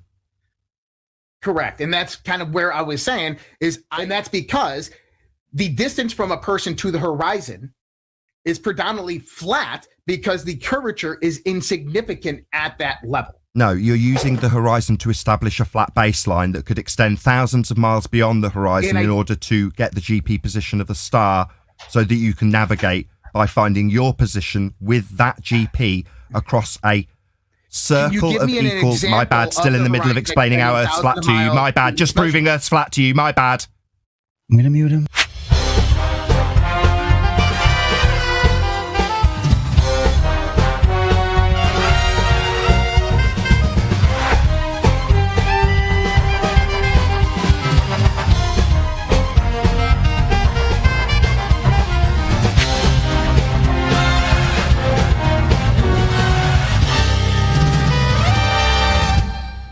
If the Earth is a globe, then we would see the sun go down under the horizon. The sun seems to go down under the horizon, therefore the Earth is a globe, affirming the consequent fallacy. If A, then B, B, therefore A. It's a fallacy. You can get ChatGPT to admit to it over and over again. So when you ask me to explain to you why the sun appears to do what it does, it's just not part of my burden. We've already shown that the horizon is not Earth curve. Therefore, the Earth is not a ball of 3959 miles in radius. I'm done. Okay, can I respond real quick? And then Josh, I'd like you to chime in on this. Yeah, no problem. Just been listening. So if I'm looking at your model, there has to be certain things that happen if that model is to be true. And the whole point of looking at it is to say, I see a contradiction with what you're saying over here. So we got most of this debate was taken up with the curvature thing, which is great. I'm glad. And everybody can figure it out. And we should do those experiments without watching videos. I agree. Right. But if I say, all right, how do you answer this contradiction? I want to know, because if that is if the phenomena of the sun isn't explained, then that's a problem for flat Earth. And I want to know, how do you get around that? And what's the evidence that you have to refute that? So what claim have we made about the sun exactly for us to be defending? I made the claim. I asked the question. I said, okay, because actually, this is a really good, we didn't actually get your claim. How close is the sun and how does it operate on a flat Earth? Okay, so you can't acquire that information because if you're using the sun to navigate with, as it moves towards the horizon, if you're measuring an angle, and then calculating the distance to the GP beyond the horizon that isn't Earth curve that we've debunked, then that would infer, if you're using the triangle to get the height, that it's moving lower to the ground as it reaches the horizon. Well, obviously that's not the case. The sun isn't getting closer to the ground. You can derive its GP position to navigate with it, but it's not getting closer to the ground. So we don't have a height claim. I don't make a height claim. Meanwhile, Kepler's third law of interplanetary motion would suggest that you have orbits, and those orbits can be used to give you scaling values for a sphere Earth in a sky vacuum with gas not expanding into it, and the sun being at a 93 million mile distance because a guy called Christian Huygens superimposed the R value we debunked measured by Al-Biruni at a geometric limitation at 1.2 times the square root of the observer's height in feet onto Venus. So Christian Huygens assumes that Venus has the same R value because obviously it's a rock in a sky vacuum in an orbital motion that Kepler assumed. And therefore you can give your scaling values to your R assumptions to give you your distance and size of the sun, all of which we can debunk. So we don't have a size and distance claim for the sun.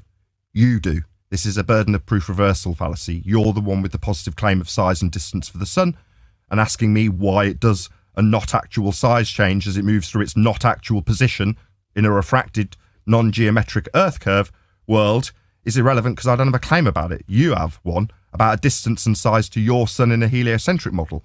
And given that I've just told you about all the assumptions of an R value imposed by Christian Huygens on Venus with an application of Kepler's third law, how do you justify your distance to your sun?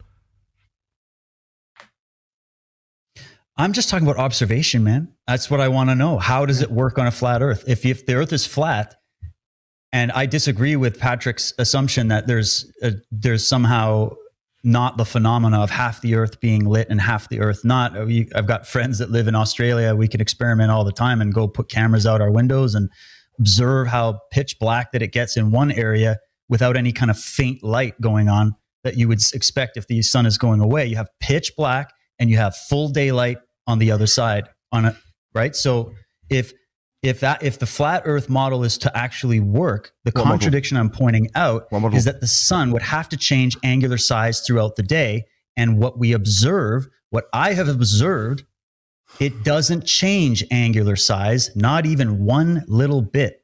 And anytime we see change in the size, we can ascribe that to glare and the way light operates with the human eye and everything else. But if you take those solar filtered camera lenses and you track it, and you track it for days and days. I got it the first time. You're interrupting. I got it the first time. I'm not deaf. I'm just about to finish. Let him finish repeating it. I heard it the first time. 5. That's 6 times you interrupted. Doesn't matter what I'm saying. Go ahead and finish. Shut up. Second time I've heard it. Finish, and then I heard it the first time. So I'm going to mute him. Right, but we are talking to an audience as well. Yeah, we're not. So exactly. We're trying. I'm going to get muted because I've already addressed it, and he's rinsed and repeated and gone through the motions of saying the exact same thing again. And because he doesn't like me giving the same objection to the same repetition of the same thing, I get muted. So when I'm asked why I have my own show, for my own audience that can hear me speaking because I'm not in control of my own show, yeah, I can still talk to you as an audience and say, what a wanker. You don't like me objecting to you repeating the same thing I've already overcome? You haven't acknowledged my refutation of it? Just going to be completely ignored? Yeah, that's all right. Stick me on mute. That's why I've got my own show. So that I don't get muted by a host when I object to hearing the same thing repeated without a single acknowledgement of my refutation of it. It would change angular size throughout the day to the observer if it was a close sun going over a flat Earth. It would, if it doesn't, that's a problem. And I want to know why. So when it does change angular size, you've already said that it's because of other factors, right? So it's an automatically falsified observation if you do observe a change in angular size. That's not what I said. Device that can actually show that it does not change in angular size. And that is a major problem for the flat Earth model. So just addressed this multiple times. Yeah? Not actual size? Who gives a crap? Meanwhile, his audience can't hear a single word I'm saying. Have all the answers. You're not the my fact guru, is, Patrick. I love you, man, but you're not a guru. All right, but just think about what you're requiring right now, okay? We have already gotten to the point where you are completely stymied when it comes to showing that there's curvature of any kind. As visually, well, I think we disagree. No, I think there's a disagree to disagree. Yeah, that's going. I mean, disagree to disagree when it's 2-on-1 and the other guests can't be heard and interject in any way. I mean, my God, have the tests been done? Have you done the test, Patrick? By Patrick, people have that you done the don't know test? what they're doing, Patrick. By people Patrick, that have you? Meanwhile, we're going to filibuster and talk through everything Patrick says with the other guest on mute. Not done the test myself. Okay, so how about this? Is information YouTube, warfare a thing that's happening these days? Yes. So how do we know that what you're we'll seeing do the and what test you're seeing on the videos? See, I want a concession though that when we do show, because I'm gonna have to demonstrate the actual math to you, because when we came and I would into this, love that. By the You way, got 4.5 right, very seconds well. before he got interrupted. But here's the other thing. When you do see angular size change in the sun, which you can observe plainly getting smaller as it moves out of sight, wouldn't you agree that's much more consistent with a small and local sun? Okay, thank you for. So that's being postulated by Flat Earth, right? That's the theory. I asked you a question. Yes. Okay. Yes. If you can show me that it changes angular size, then that's a point for your side, because would it not falsify the notion that it's 93 million miles away and stationary? Well, yeah, because if it's actually changing in size, then I mean, there's probably more questions that have. There it goes again. Actually changing in size when we're talking about angular size. Meanwhile, I'm muted, can't object, not allowed to interject into this conversation anymore. Talking about actual size changes when it's not actual size, angular. The sun does not change in angular size. That's another experiment that we could do at the Badlands Media Conference. Okay, Nathan. So not actual size change. Fourth time.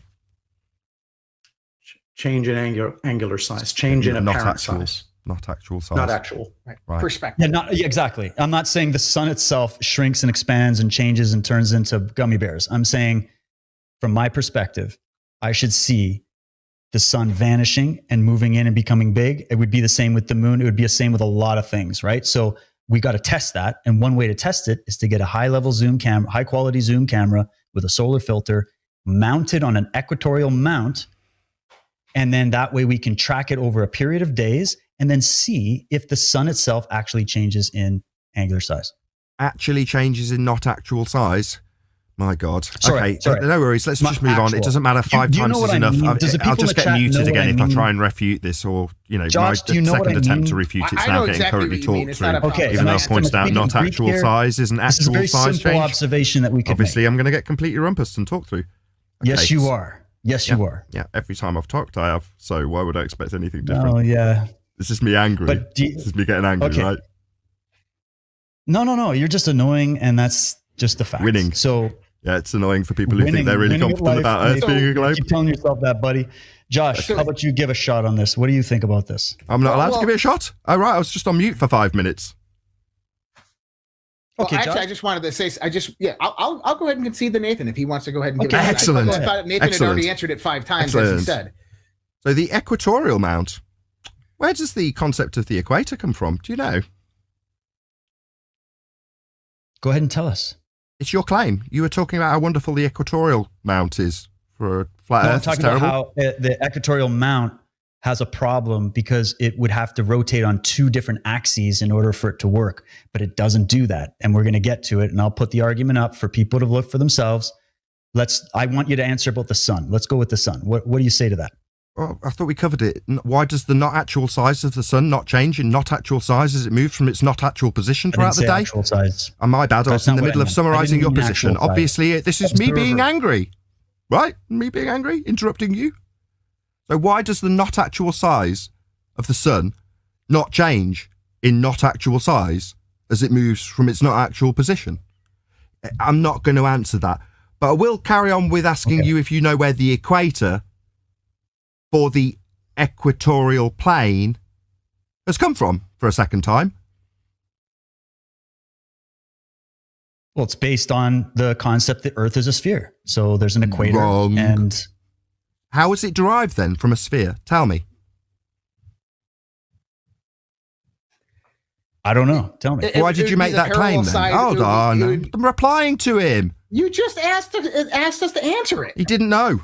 I heard his answer. He said he didn't know. I'm not a mathematician. But you made a claim. My bad. I'm responding to you. You don't know. Now I'm responding to you because I do. You're not going to yield even though he doesn't know? The equator is a line. No, I'm telling you that I'm going to show you the argument. Okay. It's not, I'm just posing arguments here because I want to know how you guys respond to this stuff. Okay. This was an argument. This was a challenge that was posed by Red's Rhetoric. Once again, he even put a Mavic. Do you want to get him on? Pro get him on as a. Oh, I'd love to. But you don't know what you're talking about. This is your claim. I just want to put the argument. Telling people you don't know the argument. I'm trying to address it. I've already tried to address it, and every time I try and talk, somebody's talking through me. You don't know where the equator. The same thing again. Here we go. My God, what is your problem? Conversation. You're not even answering the freaking questions that David has been asking you. What about the equator? I asked him where the equatorial plane came from, and he didn't know. And now I'm getting talked through again.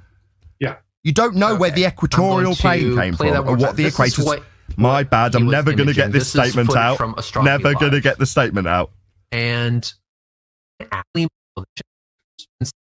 do is they attribute a model to Nathan and me. We have claimed no model. He picked a model that had that you, in order to watch the star, you have to have 2 axes of rotation. And then he said on his globe model, the axis is only 1 axis of rotation is required. So first of all, I claim no model. Second of all, that is called an affirming the consequent fallacy. It says, okay, we're going to sit here and imagine that we are on a ball rotating. And note that my telescope only has to rotate on 1 axis. The answer to that is, so what? If you did live on a ball, you would be able to measure the curvature of that ball. If you did rotate at 1,037 miles per hour at the equator, there would be a million different ways that you could verify that. You'd notice. You'd be able to get up in a hot air balloon and then just wait for the Earth to move under you and go there. You have flight times completely different from going east to west and west to east. This affirming the consequent fallacy that you just played for me it's literally proof of nothing. All right, Josh. Yeah, no, Patrick, you said there's 1,000 different ways to prove if we were on a curved Earth, there's 1,000 different ways to prove it. Give us some of those, and let's have us and the audience and all of us go test that. Because if that's false, right? If the Earth is not curved, and you said there's 1,000 different ways to test that if we were on a flat Earth, then we will be able to find out for ourselves by doing those tests. I mean, does that make sense? Okay, I've already said the tests, so just to see if I got through. Okay, go ahead. Why don't you tell me what such a test would look like? Because I've already explained how one would test such. Well, maybe I missed that part. Maybe I was going to. It's literally the entire 2 hours we've been talking about it. Are you referring to curvature, right? I start off with that. Okay. Well, why don't we just say this?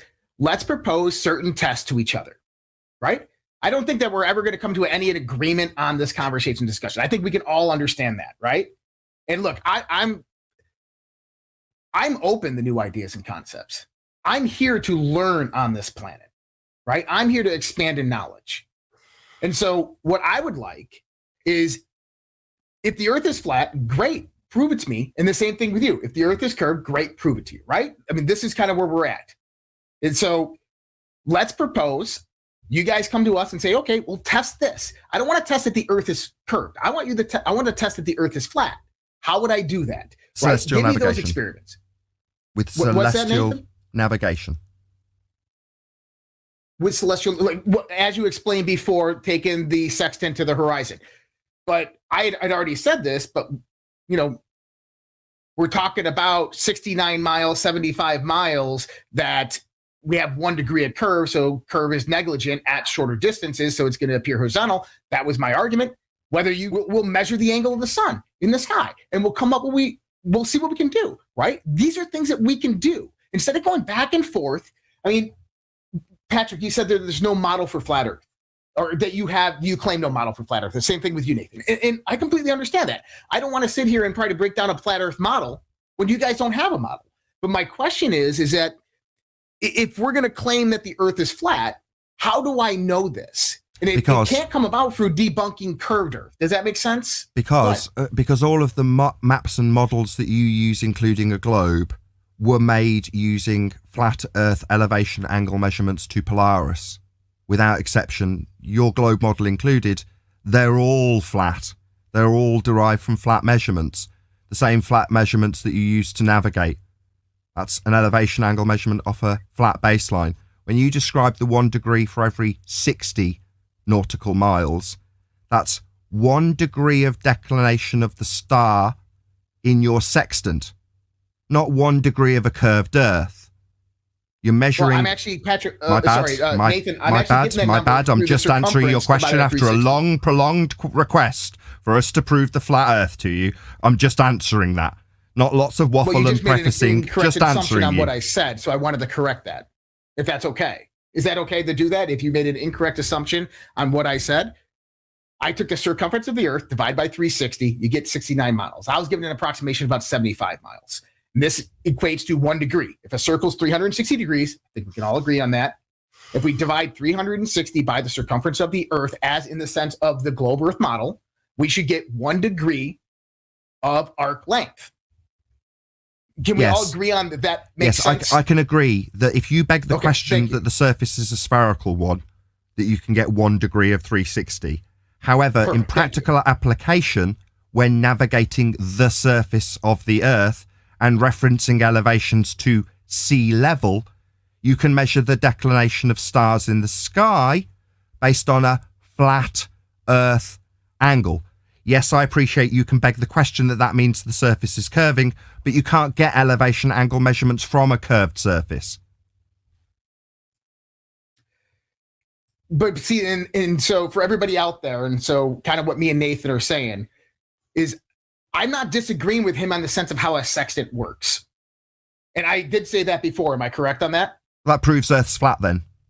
No, it does not. Yes, it does. What it shows you is that the sextant being used as a local instrument to the horizon is predominantly a flat horizontal plane. It's incorrect. That's why that works. No. You're measuring the GP position of the star, and the angle you have to it beyond the horizon could be several thousand miles. I'm just correcting you. What? Is it okay if I correct you? To the horizon. No. To the GP of the star. I know you don't like being wrong, but when you measure the flat plane, that's the flat Earth baseline, the elevation angle to the star is beyond the horizon, flat for many thousands of miles, and described in navigation as an area of equal elevation. That's a flat plane beyond the horizon. So Nathan, can you show me in the sense, if we're talking here, so I don't know if everybody in the audience knows what a sextant is, okay? Right? Can you show us how this would work? If I had a sextant, how am I measuring this? You're measuring a flat baseline. Is there different parts of the sextant?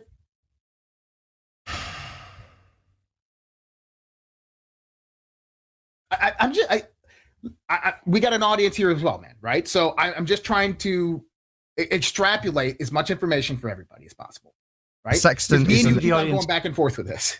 Maybe the audience knows what a protractor is, and then we can kind of give them an idea that you're measuring an angle using 2 straight lines.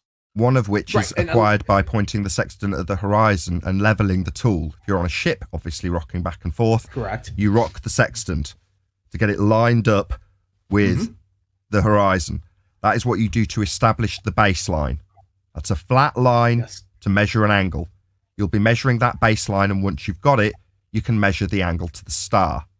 Now that angle will be minus from 90 and times by 60 to give you the distance to the GP. That's the ground position of the star. That would be, or sun, or moon, or whatever else you're measuring in the sky. That ground position is the position where the sun or star is directly above at that time. Now your horizon, if you're very low to the ground, might only be a couple of miles away, but you're establishing a horizontal baseline with a ground position below that star. That's a flat Earth. It can only be measured flat. That's what an angle is. There's my flat Earth proof. Not agree to disagree. Okay. It's not a claim either. It just is celestial navigation. My claim Nathan, let me ask you this. My claim with celestial navigation is that you cannot acquire an elevation angle measurement for celestial navigation if the Earth has a curved surface.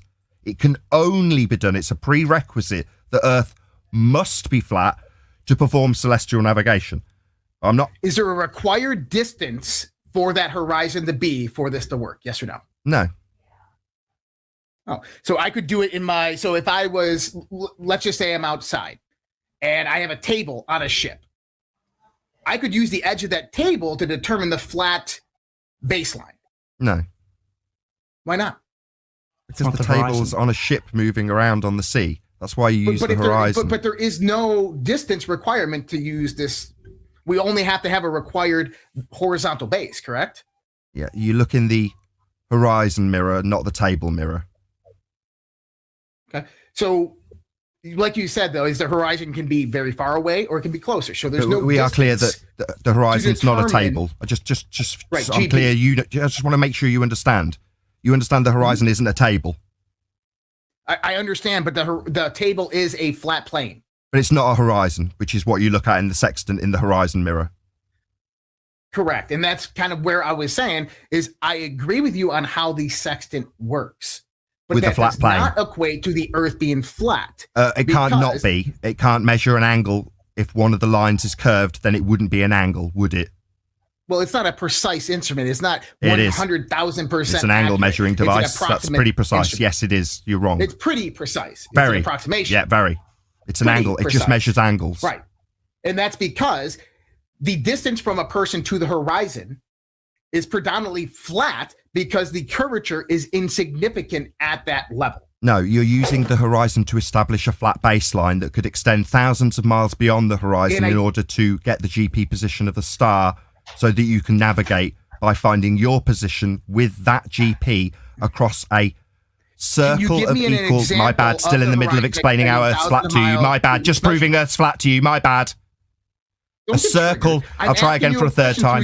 A circle of equal elevation. That's a flat circle. No elevation change. Flat.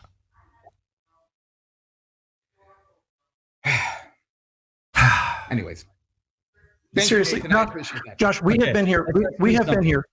We have been here for 2.5 hours, Josh.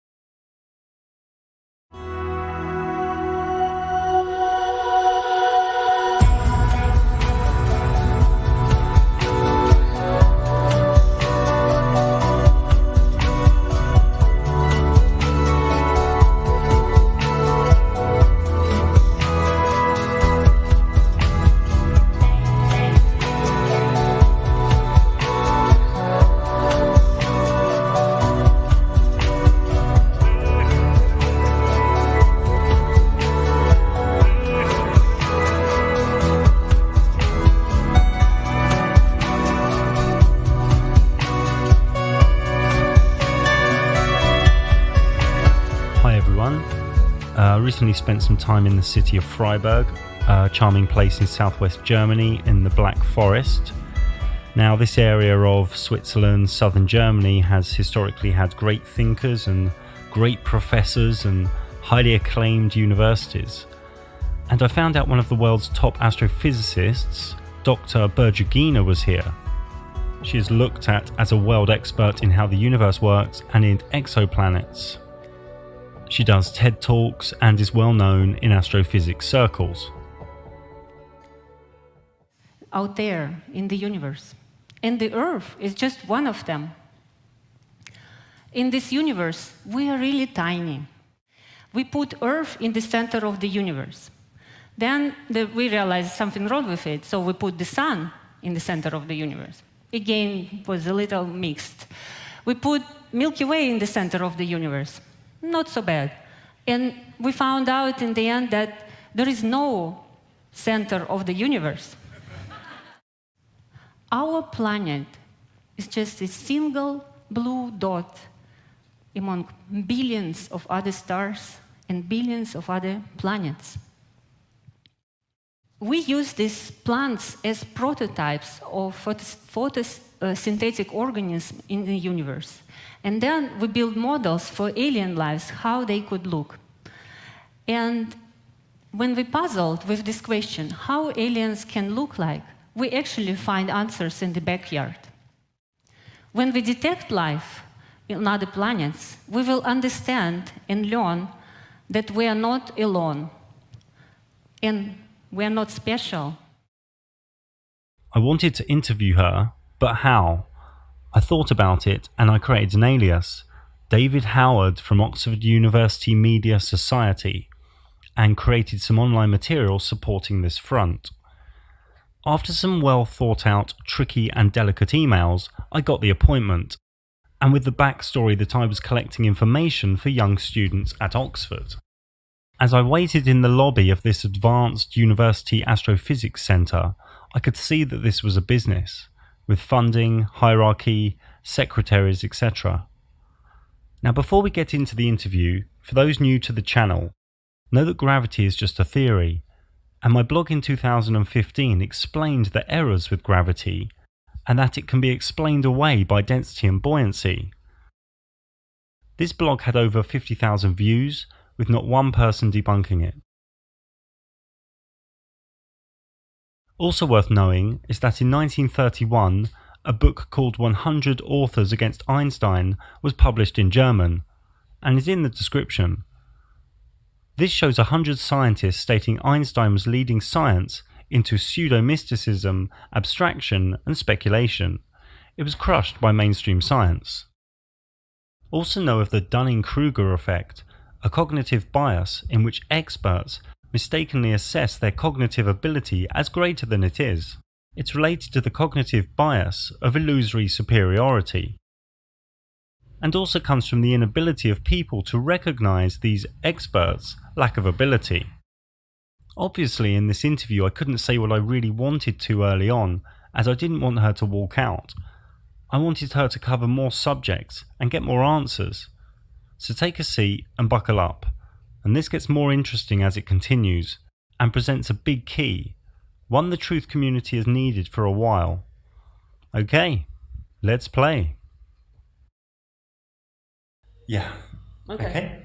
And this doesn't go to unedited somewhere. You will edit this? Yeah, somehow? sure. You can swear or go to the toilet or whatever, it's fine. Okay. Sure. Hello, Dr. Bergigina. Hello. If you could just spend 1 minute or 30 seconds explaining who you are and what you've done. Oh, yeah. So I grown up in Russia. I fell in love with astronomy, first with physics and then with astronomy.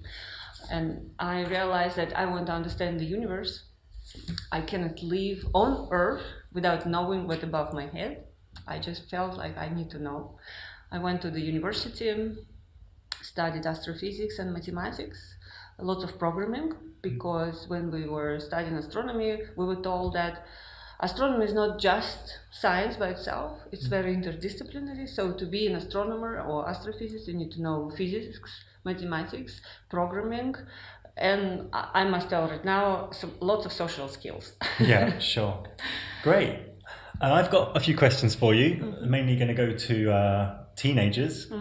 They're probably questions you don't hear often, or you probably heard when you were a lot younger. The first one I'm going to ask is, it is said that a spinning atmosphere has no border. There's no physical border between spinning atmosphere and the vacuum. And the atmosphere gets less pressured and becomes the vacuum of space. At what altitude would you say that the atmosphere stops spinning? So gravity, they say, pulls the air molecules to the Earth, but there's still some atmosphere molecules higher up. Yes. At what altitude would you say these atmospheric molecules stop spinning? Well, this is, I would formulate this question that, yes, okay. So the atmosphere spinning and gravitation forces for molecules, these are two kind of different, let's say, forces, yeah? So the spinning allows molecules to escape, actually, at certain heights, yeah? Okay. So they can spin and escape at some point. They escape through collisions also. There's the additional forces, they collide. So collide with each other, or with parts other. of the vacuum? With each other. Okay. So in order to understand when the atmosphere ends, kind of, yeah, not like having a sharp border, but what we call atmosphere below and no atmosphere above. Yeah. Actually, there's another term called exosphere.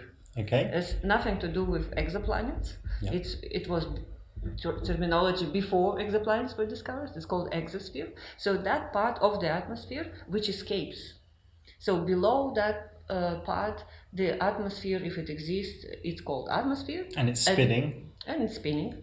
And colliding, molecules colliding. But above, they already, the density is so low that they can escape because they cannot collide. They don't collide anymore. And what happens to those molecules of atmosphere that escape into the vacuum of outer space? Oh, they go on a cosmic journey. Okay, and they stop spinning with the Earth. Yes, they don't belong to the Earth anymore. Okay. Yes. Is there a set altitude, distance, where that happens? Yes, of course. It is defined by density of the atmosphere, the gravity of the planet. But for the Earth, I have to look up. If you want me to look up, I'll look up. No, that's fine. I don't know that number. I know that the density falls off exponentially. Yeah. So I actually cannot say. I mean, we tell that the space starts approximately, let's say, at 100 kilometers, above 130 kilometers, something like this, that you can go on the orbit. I mean, this spinning means like the body spinning around the Earth means that it's orbiting Earth, yeah? Okay. So even if we put a satellite at 200 kilometers, it's still orbiting the Earth, even though it is not in the atmosphere. So we put satellites at thousands of kilometers above, and they're still spinning around the Earth. They're still in low Earth orbit in this model. They're still on the orbit. They're still spinning around. Would they still be colliding with molecules of the atmosphere? Yes, they will. If there are, yeah. Okay. At that height, yes. Okay, great. So everything is spinning around. All the also space junk, what we call, all this. I've got a question on that later. Okay, good. Okay. So everything is spinning, and my terminology it's orbiting. Astronomy terminology it's really orbiting the Earth at very large distances. Moon, 400,000 kilometers, is still orbiting the Earth. And this would also collide with escaped atmospheric molecules from the Earth? Yes, and it also collides with the escaped molecules, and not molecules in this case, but more like particles and atoms from the sun. Okay. Which is called solar wind. Okay. Yeah. Okay. It's like hard to, I mean, the atmosphere definition is that, okay, when the molecules can escape, the atmosphere ends. Yeah. You have to look up this number, for the Earth. I don't. But it's kind of arbitrary and it's kind of hazy. Yeah, exactly. It's just escaping. But this escape, it's still, they can go on an orbit. Yeah. It doesn't mean that escape means that they cannot fall on Earth anymore, because the molecules go like this. Like they collide and they go up and down all the time, yeah. So it's like turbulence, what we call. And the reason in mainstream astrophysics that the vacuum doesn't suck out the gas is because the gravity is holding the gas to the Earth. Yeah, exactly. Because everywhere else in science, when there's a vacuum and gas, it equilibrates. Yes. If you just take without gravity, yes, then they start to mix. Yes. Okay. Our survey said. On to the next question. It is written in astrophysics that the rotation of the Earth is due to, we can't feel it because of constant velocity. Now, one astrophysics guy I met, he said there are two constant speeds. Let me show you this. Yes. A bit like this fairground ride. Yes. And some people I know looked at some rotation physics, and they said if you're on the edge of this, you would be experiencing acceleration and deceleration. It's only the middle point that would experience, like the wizard in the middle. The wizard would be constant velocity, but if you're on the edge, you get acceleration and deceleration because of the two constant speeds. How would you answer that? You mean why this happens? Or well, surely with the rotation of the Earth, and because it's going around the sun at 66,000 miles an hour, we'd be experiencing deceleration and acceleration. So think of this fairground ride. Pick one human being.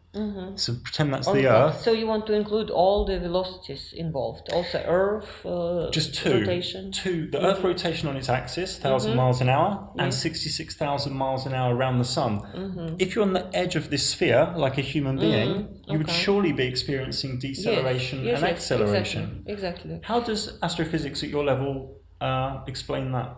Well, it's gravitational forces. So one gravitational force you have towards the Earth center. So this is gravity of Earth, and that what holds Earth together. And when it rotates, you experience this acceleration on the edge of the Earth and the gravity towards the Earth. But when the Earth goes around the Sun, there is gravitational force towards the center of the Sun.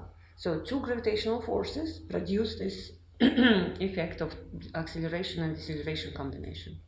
Bingo! Yahtzee! Is that your final answer? Our survey says. But wouldn't that mean we're not at a constant velocity, so humans should feel the rotation of the Earth?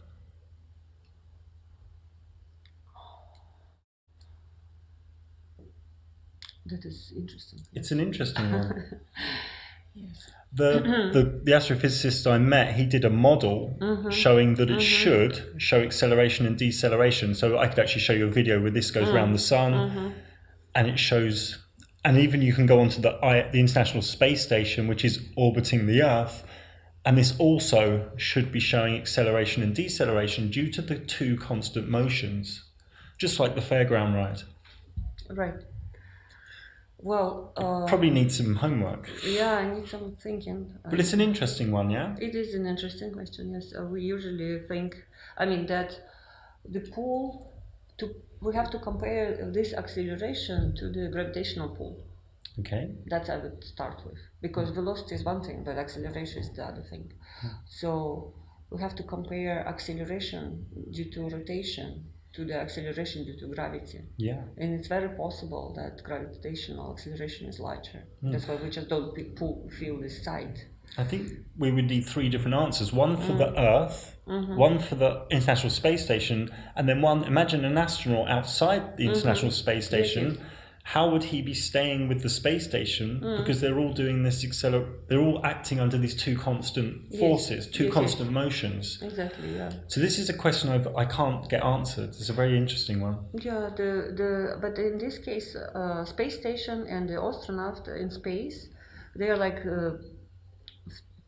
we call it probe particles, free particles to probe the gravitational field. Yeah. So they will orbit the Earth because of the gravitational pull of Earth, but together with Earth, they will move around the Sun. So, and that is because the gravitational acceleration of the Earth to the Sun is much larger than gravitational acceleration of any of us to the Earth. So they just don't notice it? Yeah, they don't notice this. Okay. So that is, I think this, of course, the rotation around the Sun, orbiting around the Sun, it's a huge velocity. But we're so pulled to the Earth that this Earth to the Sun is somewhere. Our survey said.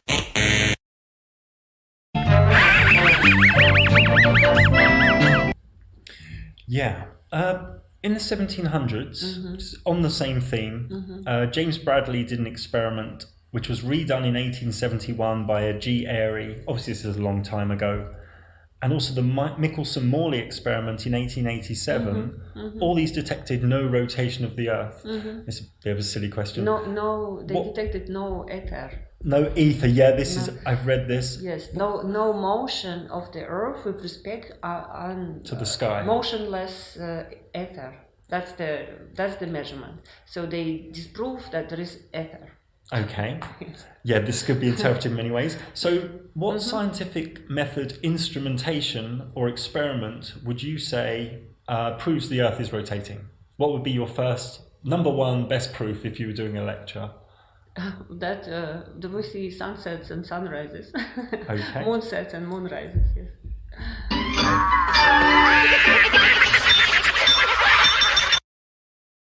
Our survey said. This is the first, this is sky moving, basically, yeah? So. But, obviously back in the old days, they would say the sky's moving. Yes. Yeah. So, but now we know this is if we understood that we are humans, not us. Humans are not in the center of the universe, if you take this Aristotle system, we are in the center of the universe. It's funny because the Planck probe in 2013 did say we are the center of the universe. I don't know if you ever studied that experiment. Yes, Planck, I don't know why they said it. It's like we're in the center. Yes. That's, I want to tell this. So sure, okay. Aristotle said, okay, we're in the center of the universe, Earth, and everything around rotates. Yeah. Then Galileo and Copernicus and Kepler, they said, no, the sun in the center of the universe. Yeah. Then Hubble came 100 years ago, said that, we see that all galaxies are moving away from us. Doesn't mean that we're really in the center of the universe. Yeah. But then later we found out that space expands. Einstein said that no, the galaxy is moving fine, but it's not that because we're in the center of the universe. It's because space expands at every point of the universe. So every point of the universe could be wherever you were in the universe. You would see that everything expands from you. So you would always feel I am in the center. Let's go on to gravity. This is probably come across as a very obscure question. So these people said to me, gravity is strong enough to hold boats and cargo and cars to a spinning ball, but yet it's not strong enough to pull the butterfly down or these small areas of these dead flowers. How would you answer that? This is the buoyancy. Yeah. So when it's the same question, how can we swim in water? So why don't you fall to the bottom of the swimming pool? Buoyancy. It's buoyancy. But then couldn't gravity be explained away? Because gravity is a theory, yes? It's a worldwide agreed theory. It's not, I don't think anyone's got the graviton. It's a theory, but it's very well tested and very well confirmed.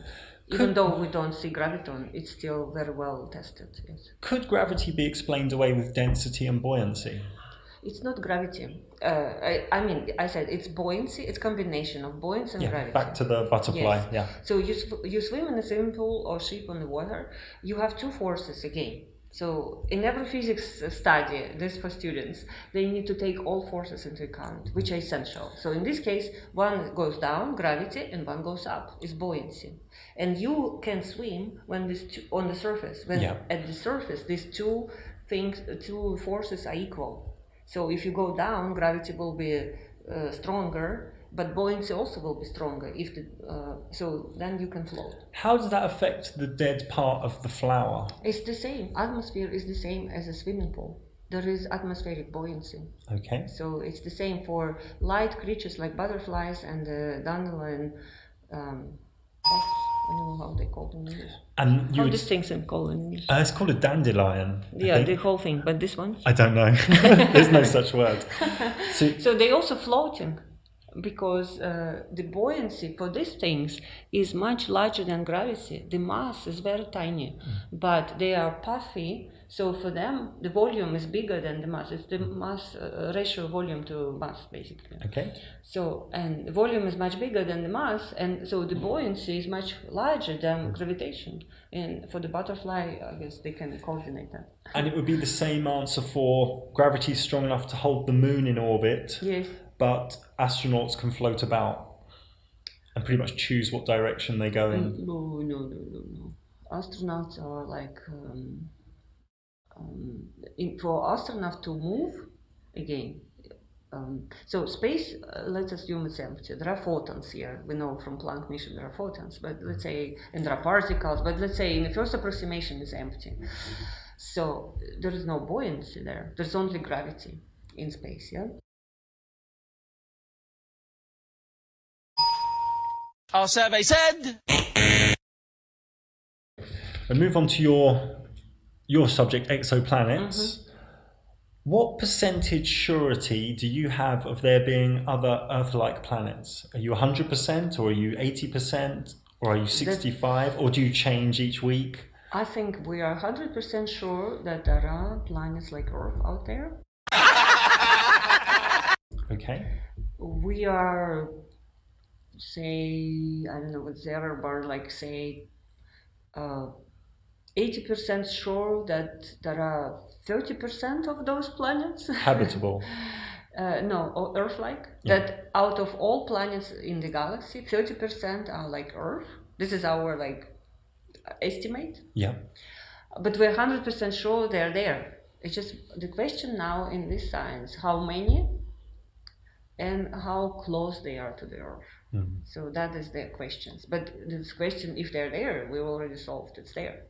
Okay. With these people I was speaking to, let's pick the TRAPPIST-1 system, the one that got into the media. This was the image, and I believe with photomy and other ways of measuring, I think you measure the brightness, the electromagnetic spectrum, and spectral changes. Then this turned into this colourful planets with volcanic activity, water content. How did changes in electromagnetic activity and spectral activity and brightness, such as the image in the bottom left, how does this turn into all this information about volcanoes and water and size and atmosphere? These are just models. All these pretty pictures of exoplanets, they are all artist impressions. Sure. Yeah. Do you think that's misleading to the public? Yes, I do. It's pretty beautiful, and if you are not in the field, like a public, you look at this, it's like, wow, they found this. Yeah, they found this, and it's absolutely misleading. I disagree with this. Yes. Do you say it's 100% these planets exist? Do you think it's a leap of faith to say, okay, I measured some electromagnetics, I measured some brightness changes, I got some spectral graphs of data. Do you think it's a leap of faith to say these are habitable Earth-like planets? We do. Well, it's still science. No, I don't think it's leap of faith completely. Yeah. So it's still science. Indeed, in astronomy, we just analyze mostly data and mostly electromagnetic. Right now, it's gravitational and particles, of course, but mostly it's electromagnetic waves. Yeah. And that light, electromagnetic waves, contain a lot of information. We learn about composition of the sun, not going there, because we analyze the light of the sun through spectroscopy, polarimetry, and so on. Yeah? Sure. So we do the same with stars, and we do the same with other planets. We see very little specks on our. Sure, which I've shown down here. Yeah, exactly, on our detectors. But we can analyze this to get chemical composition, for sure. And we detect water, and we say, yes, look, there is a signature of water. We know that signature in the spectrum is water. So there is water. How does that spectral information turn into water? Because molecules in the atmosphere, for instance, in our atmosphere, there is molecules of water evaporating from the ocean. They specifically interact with the light coming from the sun. They absorb a certain. So you're getting the same data. Yeah, you get like imprint of molecular presence because molecules are rotating and vibrating, and that requires energy for them. So for molecule to exist, it needs always absorb energy. Okay. How can you be confident of the accuracy when you're trying to measure things 230 trillion miles away?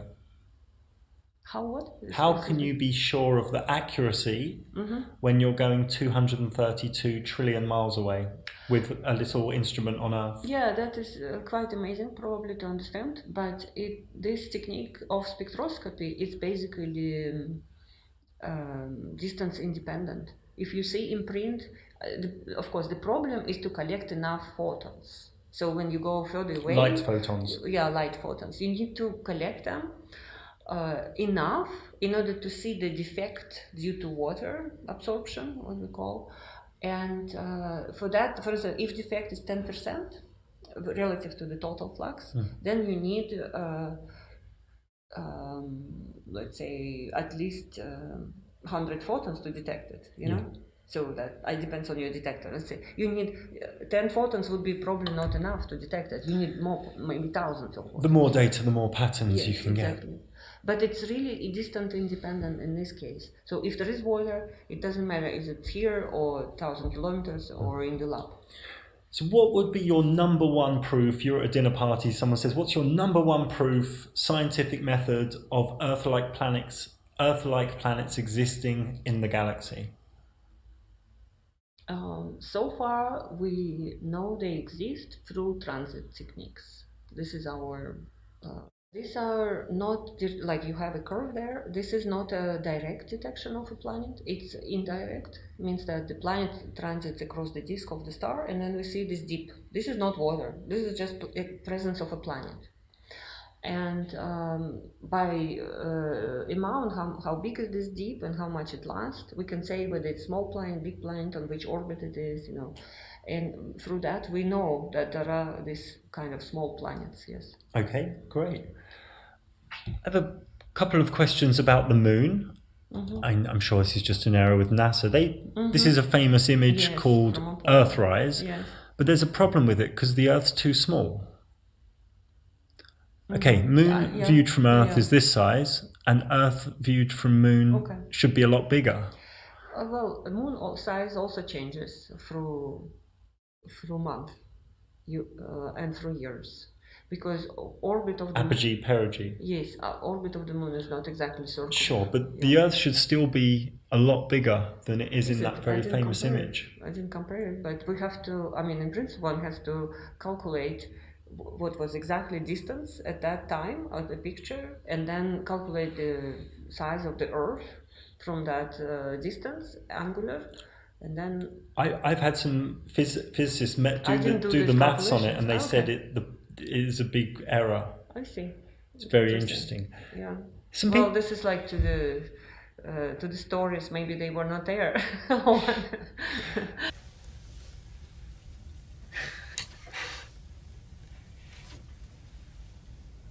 This is interesting. Some people I know were measuring the moon. They're interested in space and the sky. The moon was photographed at the same time in Australia and Florida. How would that be? How's that possible? Okay. And this can be repeated in different sides of the globe, shall we say? Yeah. Well, they are definitely upside down, so that's... It's rotated, yes, yeah. You can, I mean, with respect to each other. But the same phase. Oh, well, it's the same phase, yes. Why should it be different? Because the phase of the moon depends on the sun. Because one of these locations shouldn't be able to see it. So on the globe, say the moon's here in Florida, the guy in Queensland shouldn't really be able to see it. But this is a full moon, close to the full moon. Close to full moon. So this means that there is an angle at which it's seen. So full moon means that the Earth, opposite. Yeah, the moon is opposite to the sun. Yeah. But still, with the globe, with the Earth being a globe, it shouldn't be able to see them both at the same time. And this is being repeated. This is an anomaly that some people can't work out. If somebody does it, so it's possible. For me, it's like this, you know. You cannot say me impossible if somebody does it. Sure. So then I say it's possible, and then you can ask why it is possible. Then I do calculations. Yeah. So I would say you cannot argue. If this is not a fake news. I can verify this. You know, if it's not a fake news, then you have to say, okay, interesting, it's possible. I would like to understand why, and then maybe it's possible only a few times a year. You know, it could be done daily. Daily, okay. Even then, just after new moon. Then it's fine. You know, then it means that moon is far enough from Earth that in a close to the full moon, you can see it like from the front and from the edge. But in the model, there's a model software called Celestia. Yeah, you know Celestia? I don't know. Yeah, there are many. It's a mod. Yeah, there's many. Yeah, it's a 3D model of the solar system. When you put this date and time in, you shouldn't be able to see the moon from both places. So there's a problem somewhere. So probably model is wrong, I'd say.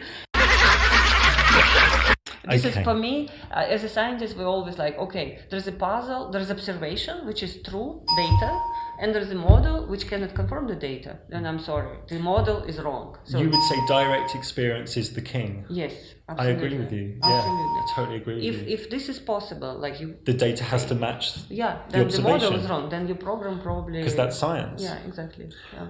Okay, with the moon, it does this other strange thing. On a solar eclipse, you know where... Yes. Coincidentally, the sun and moon appear the same size, which we're saying is a coincidence, The moon does a shadow on the Earth, Now this shadow is 100 miles wide.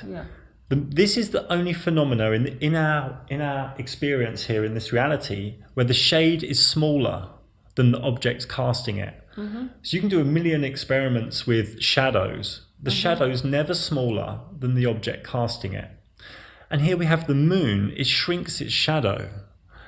The people I speak to just can't work out why this can be. It's something I can't get my head around either.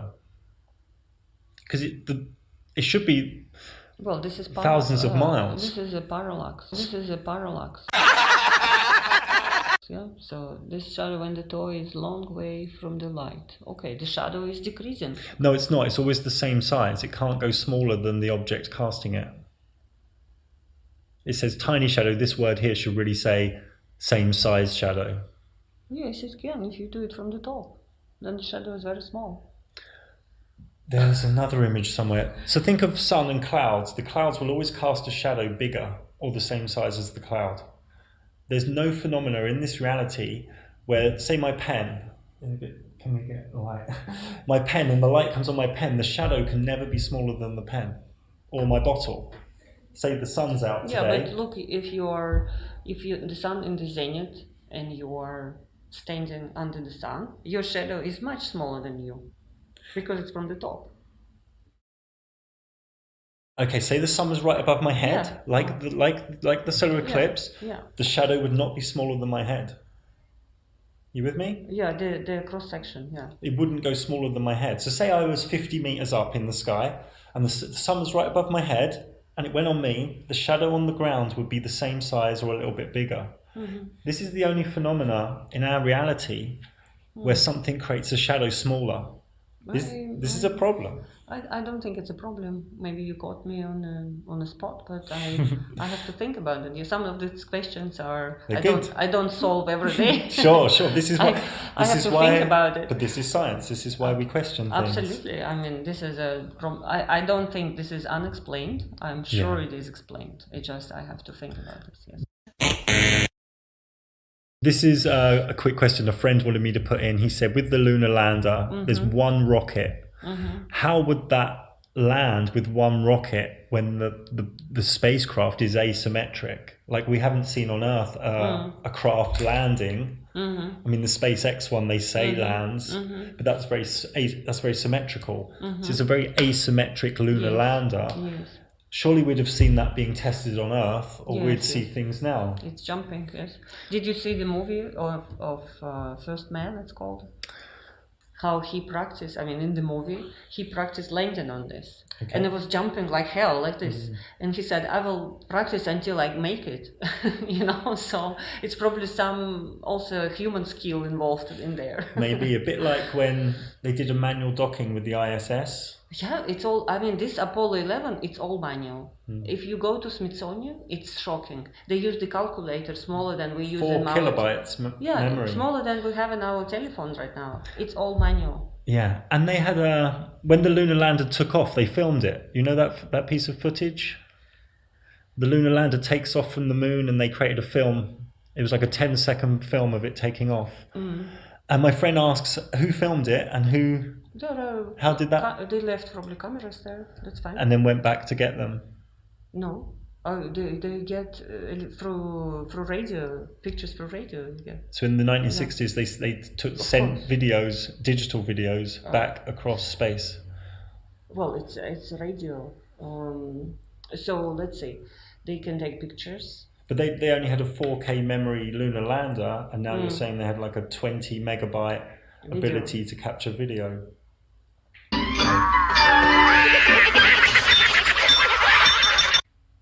This is a strange one.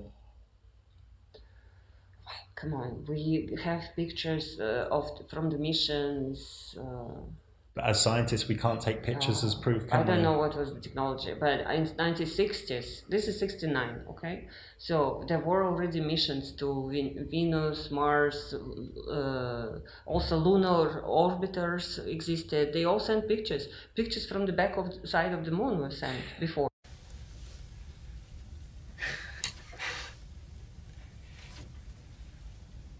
I, as an independent journalist, I can't use pictures as evidence because we can watch a film, a science fiction film, and they've got great pictures of space. No, you know? no, come on. Pictures is data. Pictures is data. So, of course, you can fake pictures. In our time, 21st century is unique. We fake everything. So, I don't think in 20th... Well, of course, you can fake also all the times, or in 15th centuries as well. But if somebody, I mean, this is unethical again, yeah? So, I mean, first approach should be like, okay, you have picture, this is data. I look at it. Yeah. And if I have questions, I will ask, how did you get this data? Yeah. And the person who claims that this is a data, he has to provide all the materials. That's true. Prove that this is real data. That's true. And with the moon mission, they said 2 years ago they've lost all the data. You remember that? They said they've lost all the data. Because some people went to say, oh, can we study the data? Because they had some questions, like I have. And they said, oh, we've lost it all. Can't find it. This is also, you know, this is another force called government, okay?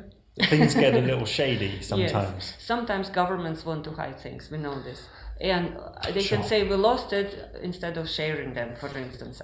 I don't know. I looked at pictures of the lunar orbiter, for instance, of the surface of the moon, and there is clearly landing sites there. You can tell me that, oh, that picture was faked, and that's why when you look at the data, the landing site is there. You can tell it's possible, yeah, that somebody faked that. But it's also then, of course, in this case, I can say, all right, some data faked. What can we trust here in this universe? You would say it's healthy to trust photos and images from bodies like NASA?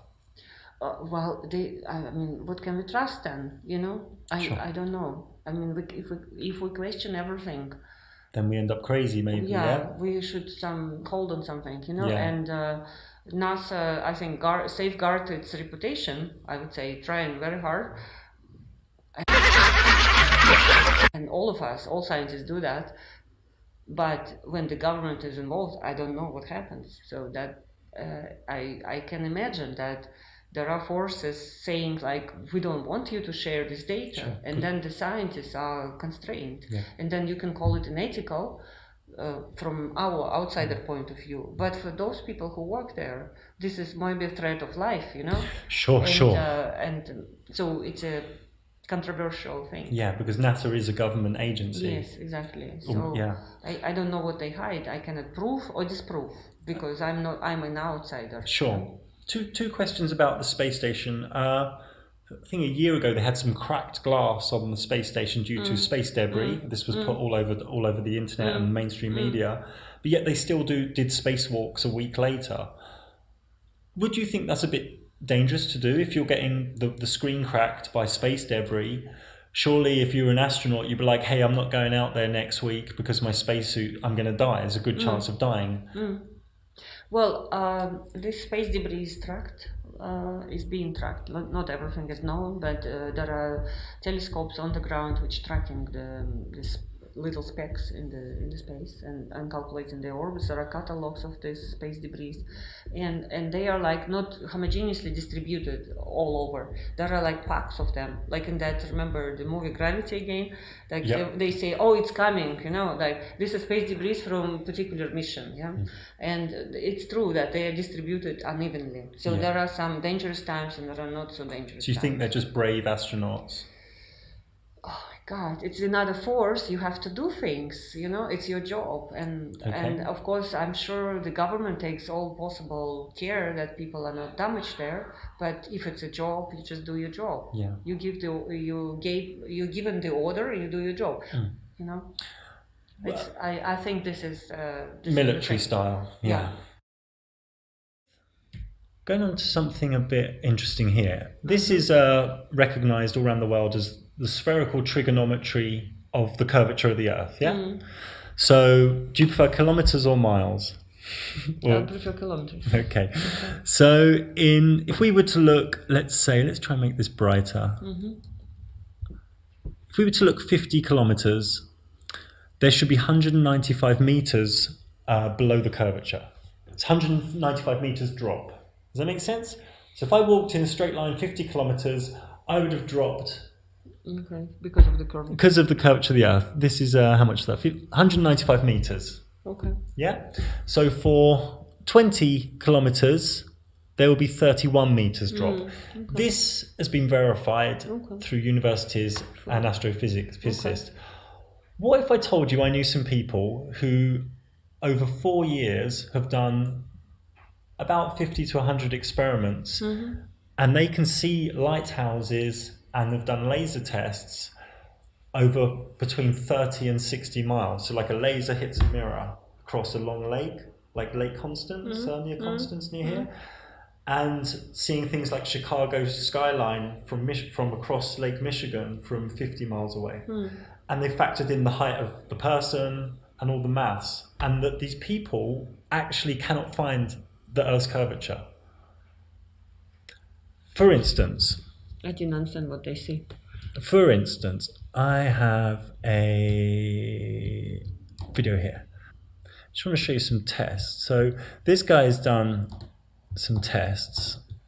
Where are they going to be further on? And there's many using the P900 camera. Have you heard of this camera? It's 86 times zoom, and it's only come out recently. These people have done tests over 10 kilometers, 20 kilometers, and they can see torches, mirrors, lasers, where they've done the maths and it should be 10 meters below the curve or 20 meters below the curve. And this is getting really strange really quickly. He's saying here, he's done the maths, I verified some of it, so this should be 21 feet below the curvature. This is only over 7.53 miles, so this is 10 kilometers, let's say. He's factored in the camera height, and there are curvature calculation tools, and he's seeing lasers and mirrors. And there are people I know, especially in America, who are doing loads of these tests, and they can't find this curvature. What would you say to these people? They have to take into account the height at which they stay. They are. And the height of the mirrors. They are. Even if it's 50 centimeters, they're putting that into their calculations. How do they measure the height of their own height on the Earth? They have to know it very precisely. If they want to measure 20 feet. Sure. What they do, they're actually generous. So say they set up a tripod at 1 meter, they actually put into the calculations 2 meters. No, I mean height, like relative height of you, because Earth is not really round. Yeah, it has bumps. That's what I mean. How do you take bumps into account? There's an oil rig one. This one's quite far. This is like 20 kilometers. Yeah, you have to take the profile of the Earth. So you're saying saying they're just finding a. So this is really interesting. This is 3 oil rigs, and the furthest one is 26 miles away. You shouldn't be able to see it. I mean, we can say the Earth is flat in some places and more curved in others, but these guys have done so many tests. This is 26 miles away, and the horizon's behind it. Now, they say in mainstream physics, the horizon's 12 miles away. With this new camera, the P900, they're seeing things 20, 30, 40 miles away. And this is getting pretty crazy. I don't know. This is, again, like the facts you bring. I don't know what these people doing. First of all, they're testing stuff with their eyes because they don't trust the governments. These people. Oh, Jesus Christ! I don't want even to talk about this. I'm sorry.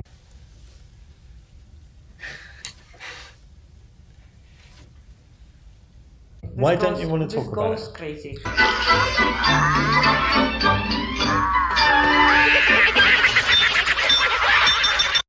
But this is fact. This is science, right? You're a scientist. No, you're a scientist. I don't accept this. How can you not accept it? It's right in front of you. The oil rig's 21 miles away. No, I don't. I want to have. This is a test. It's a scientific test. Who did this? Can I trust those people who published this picture? I'm verifying these people. I know these people. Well, okay, but this doesn't tell me anything. Okay, how about you and I go to the lake one day, and we take a P900 camera, and I'll show you something really, really fucking crazy.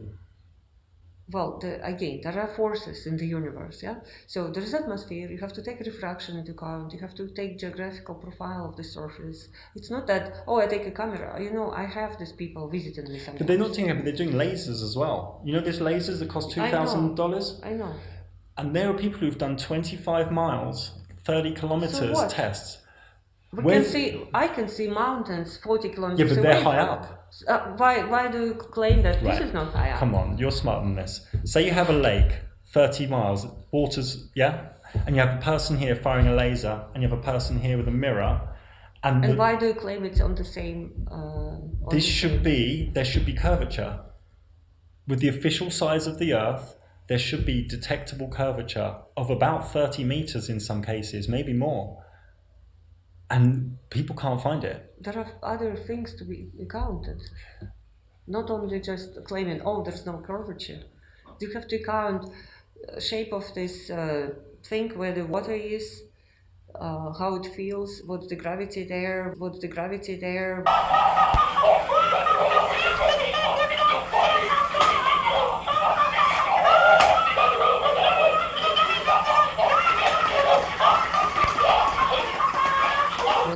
gravity there will be the same as the gravity everywhere. Refraction of the atmosphere. Okay, there's a test where a guy went back every day and did the same test because of different atmosphere, different atmospheric haze. This refraction is on average always the same. But refraction can't make a human being jump up 30 meters. You can see light of the sun from below of horizon. Sure. This is like refraction, I understand this, but what they did in one test, he proved that it's not refraction because there was a tree above the person here, and you could see the tree and everything. He said, well, where does the refraction start and stop? You know, like a mirage. Okay, so for me, it's not science if somebody says it. But there's tests. We have, in science, we have a system. We don't believe everything what people say or what they measure. They are publishing results in scientific papers. There is always peer review to that. And if there are questions to the results, they have to provide all the data, all the measurements. And even if it's published, it's not, if it's just somebody published this and somebody repeats it and cannot reproduce it. This has been repeated. I could show you 50 different people. In which journal is published? I could tell you for a fact that mainstream science is really not happy with these people and is shutting them down. And I could tell you another thing for a fact, that governments and government websites are also not happy. What are you claiming? I'm just not claiming anything. I'm here to ask questions. No, I don't have any conclusions. That these results prove that Earth is not curved. I'm not saying that. I'm not making any claims, and I don't have any labels. What I'm saying to you is, this is strange. What do you think? I think these measurements have to be verified by scientists. It's like claiming but everyone's a scientist. UFO. No, not I disagree. Everyone. We are trained. We are trained as scientists. We are trained with the analytical skills and scientific judgment. Even if we don't know something for sure, we can judge based on the other lots of knowledge of scientific facts. Okay. And not everyone can do measurement and say, "Look, I measured this. How do you prove it?" I had one crazy person visiting me, taking pictures of dark places with the flash. And she was claiming there are these little dust particles which she sees on the flash picture. These are UFOs. Yeah, that's crazy. Yeah, that's crazy. Okay, but this is the fact. Sure. She took a picture of the dust particles, scattered light. Sure. But her interpretation was, these are UFOs. But if 100 different people have done this test with this new camera, 86 times zoom, at lakes, all around the world, peer-to-peer, there's a place peer-to-peer in England, and they're getting the same results of missing curvature, that's scientific method, observable, repeatable, measurable. That's the scientific method. And you applying the word refraction isn't scientific method. It is.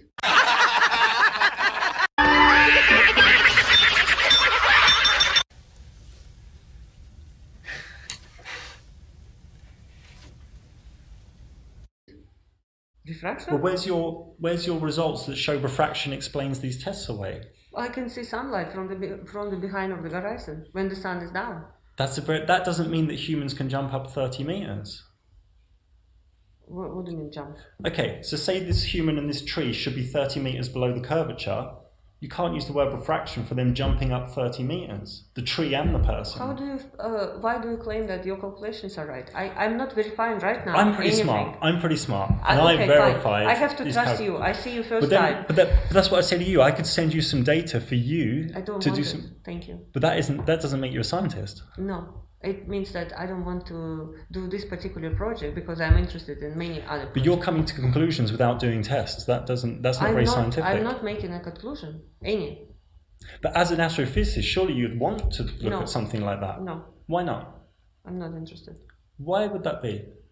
Because I'm busy with many much bigger questions than that. And you think this is nonsense? I think it's nonsense. The detectable curvature. Yes. Our survey said. What would be your first reason for this being nonsense? Because it's proven curve is round. Could you show me the scientific methods experiment that did that? Oh yes, it's done in 2,000 years ago. Which test was this? Is this the sticks in the ground one? Sticks in ground.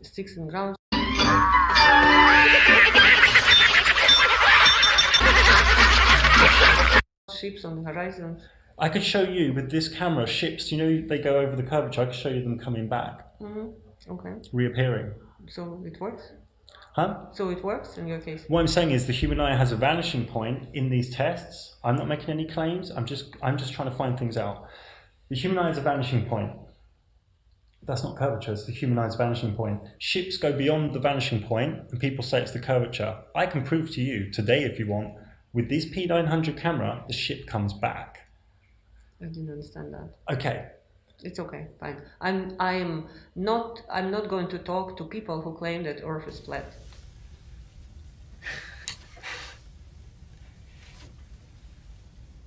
I'm trying to find answers to some very interesting things. It's just enough for me. It's enough of nonsense. That woman was coming to me 3 times and always. But you can't project her onto me. I'm a completely different person. I am sorry. Do you say this picture is the data? She claimed exactly the same. No, but this is the picture. This is video. This is video. It doesn't matter. It doesn't matter. So if I showed you 1,000 videos... It's interpretation. Okay, if I showed you 1,000 videos of PhD scientists doing this, these aren't a bunch of idiots, these are scientists, a lot of them are PhD scientists. If I sent you 1,000 videos from PhD scientists doing curvature tests, you would still say it's nonsense. PhD science in what? Many different, some are civil engineers, some are all sorts of different things. Some are astronomers. Well, let them publish this, I want to read that paper. But when they publish it, do you know what happens? It gets shut down. Yeah, I want to read that paper. The paper's not allowed to get out there. You even put a video on YouTube, they turn it off. I'm not talking about this. This goes into a direction I don't want to talk about. But this is science. No. Because it's measurable, repeatable, observable. It's not science. Why would you say that? Why would you say this isn't science when people are doing tests and capturing data? Because of that woman I told you. There are pictures. These are data. But as a scientist, you should say that was her and this is something different. No. You can't project an old issue onto a new issue. No, I give you an example. By exclusion. Try exclude that picture was, you claim that every picture is a science. It's data, I agree. This is data, somebody recorded it. Yeah. What comes after data is the analysis of the data. And that's what's happening in these videos. How the analysis is done, and After the analysis, there is interpretation And of that's that been, analysis. I can show you hours of this. And This is the data, the curvature model that every university in the world Okay. goes with. Fine. And this has but big problems. Make these measurements on the moon. Make these measurements on the moon. Make these measurements on the moon.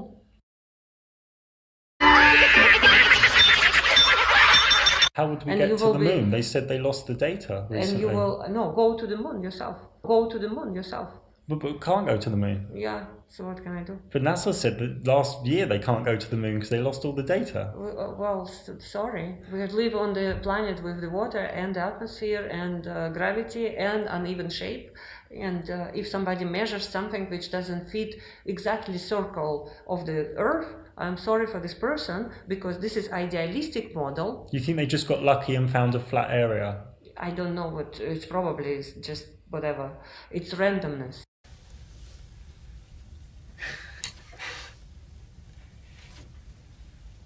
They have to make, in order to prove that Earth is flat, they have to take million measurements at million places. I would say there's about 500 measurements of lack of curvature that are very well done with calculations. It's your judgment. No, it's not my judgment. It's not my judgment. They exist. These tests exist. They are claims. No, they're We're actual. saying They're science tests. claims. They're actually tests. These are claims. If they are not verified, these are just claims. But you're saying they have to be verified by the scientific community? Yes. What if the scientific community at a high level is just shutting this information down? Well, I can tell you. You can go and collect leaves, for instance, yeah, because it's interesting. It's biology. Yeah? You collect leaves, it's biology. You come to the biologist and you say, look, this leaf is a little different than this one. How would you explain this? And he says, well, it's just natural variations. I'm not interested in this. And you say, oh, you are a biologist and you're not interested in this interesting thing. Why this leaf is different from that? It's biology, it's science, and you're not interested. These aren't like different leaves. These are the same, different tests of the same thing coming with the same results. That's highly scientific. I should have asked your credentials before I talk to you. I'm sorry. Here she demanded that I stop the recording as she was super flustered and angry. Now, before I tell you what happened, just remember what she said earlier in the interview. This is for me, as a scientist, we're always like, okay, there's a puzzle, there's observation, which is true data, and there's a model which cannot confirm the data. And I'm sorry, the model is wrong. So you would say direct experience is the king. Yes. So she is a contradictory mess of a scientist. And this person is one of the world's top astrophysicists. It's laughable. And regarding the oil rig, I mean, in the words of Nathan Oakley, if you're a fundamentalist religious zealot, then that's not an oil rig at 26 miles. That would be a slightly looming non-standard refraction high in a holographic projection of an oil rig from behind the reified edge of a sphere based on an R value, turning the oil rig which seems to be there into an oil rig which is not actually there. That's what you have to assert if you are Professor Dr. Bergigina, who is paid well to mind control young humans into thinking the same. So she then demanded that I delete the interview. So I secretly uploaded it to the cloud as I kept her talking and calmed her down. She then told me I would need written permission to publish this anywhere. I'm afraid that's not really wakey policy, as there's a bigger picture than her theoretical pseudoscience supported on the foundations of fragile egoistic arrogance. I could say to her that anyone mind-controlling mass groups of humans knowingly or unknowingly needs written permission from wakey, so it works both ways. I also do want to share my credentials. 50 meters swimming. That's it. As I left school at 15 because my soul knew it was all a load of garbage. And in that interview, I think I'm the one that stayed rational, and she's the one that got emotional and flustered and defensive. You see, it's all about the elite building and paying for gatekeeper temples, and getting young people to pay to worship at them. It's a clever trick. The questions she couldn't answer are all answered in my Luminaries Mysterium documentary, where just 1 hour after I uploaded it, YouTube really shut me down and hid me from the search algorithms and removed subscribers without them knowing. My plan didn't end here though. I created double-sided flyers that are downloadable in the description, and a linked Instagram account full of memes, and then bombed the city, mainly student cafes. This whole method of undercover interviews and flyers is simple for anyone to copy and paste into other cities. I've shown you how easy it is. I've shown you that the top astrophysicists are frauds. You have the tools, as they simply have no scientific method proofs. It makes it fun. The second undercover interview I did in Freiburg was on a different subject and will be online in a few weeks' time. I also have some new t-shirt designs I'll share in a moment, and as you know, I do professional true cosmology, astrology, luminology with over 250 happy clients now, and I also give advice regarding the understanding and investment into crypto assets. Oh, and whoever it is who keeps getting the secret police to stop me in different countries and point guns at me for no reason before strangely letting me off, just come and have a chat and a cup of tea, mate. It comes across like you've watched too many 80s B movies and think you're all Miami Vice or something. Just need to grow up.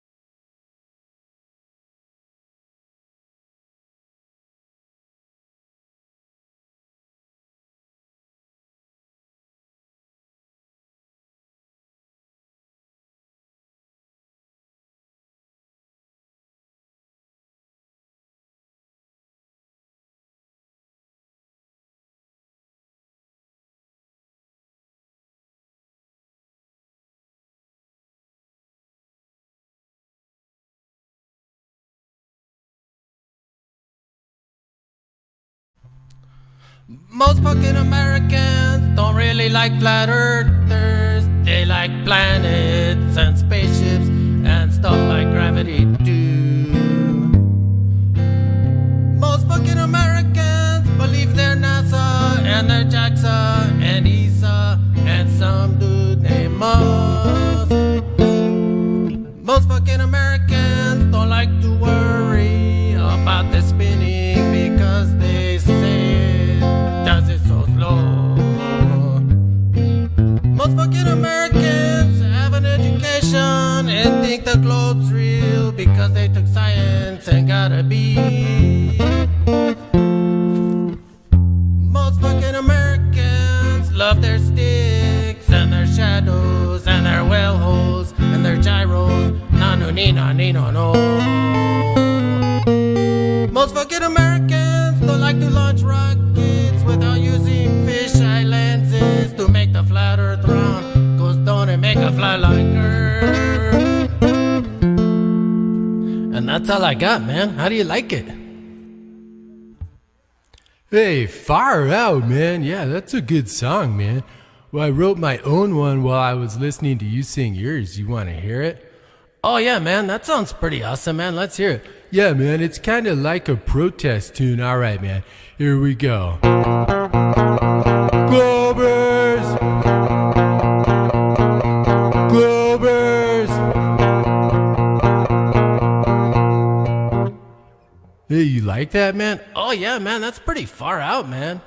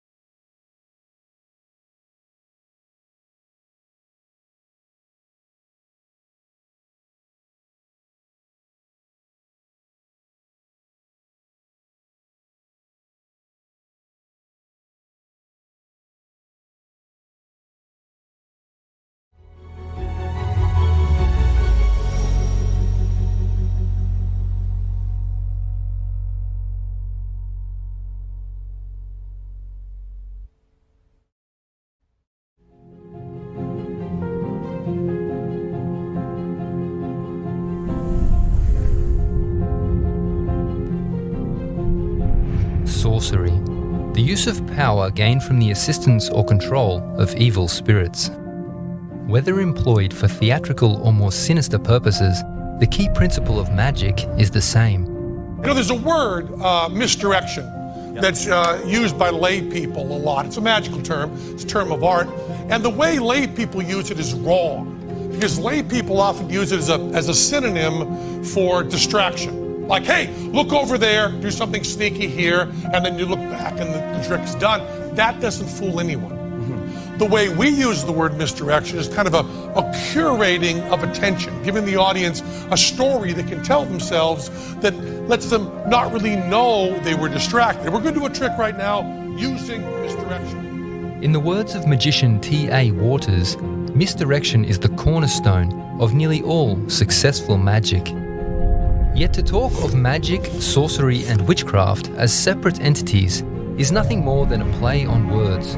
The Bible plainly condemns all sorcerers and magicians. And prior to the 18th century Enlightenment, sorcery and witchcraft were perceived by all Christendom to be demonic agencies.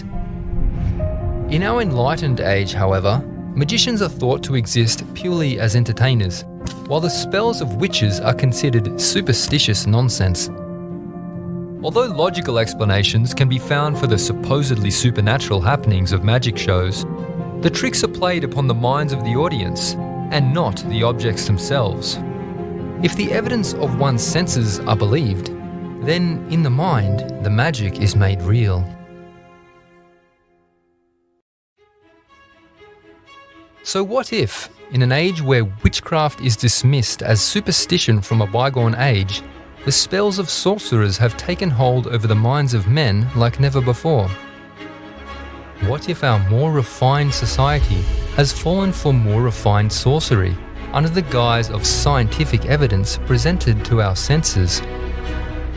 What if our entire conception of the world and its origins are a false and crafty misdirection?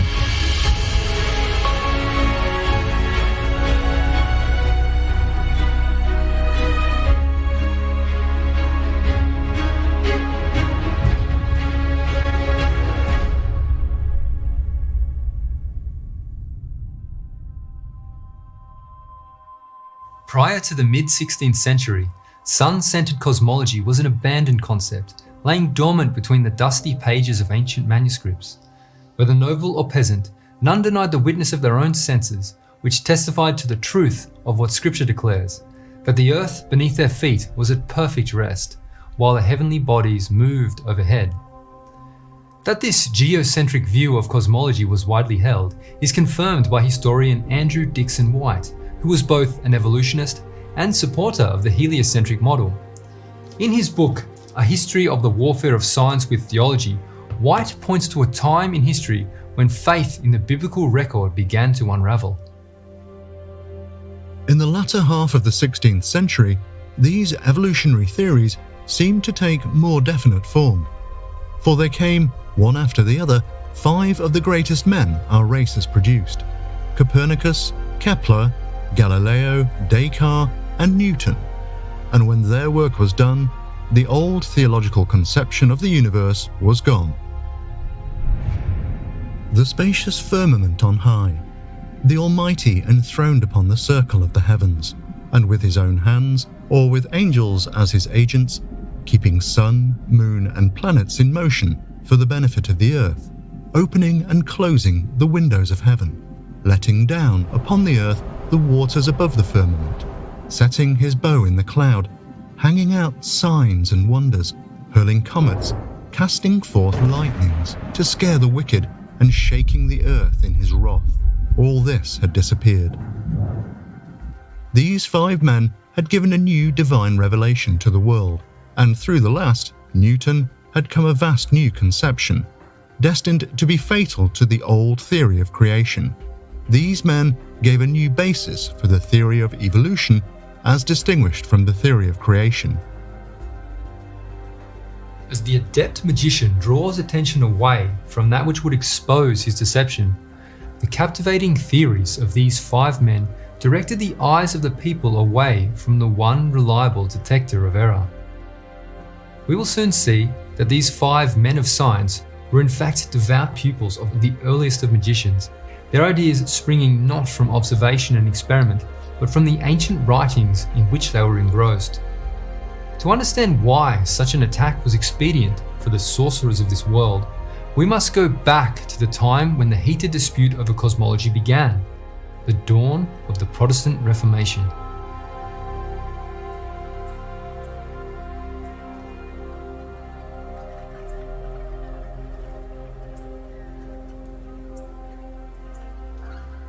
The 16th century brought revolutionary changes to the Christian world. For over 1,000 years, the Roman papacy had withheld the key of knowledge from the nations whose kings had bowed to her presumed authority.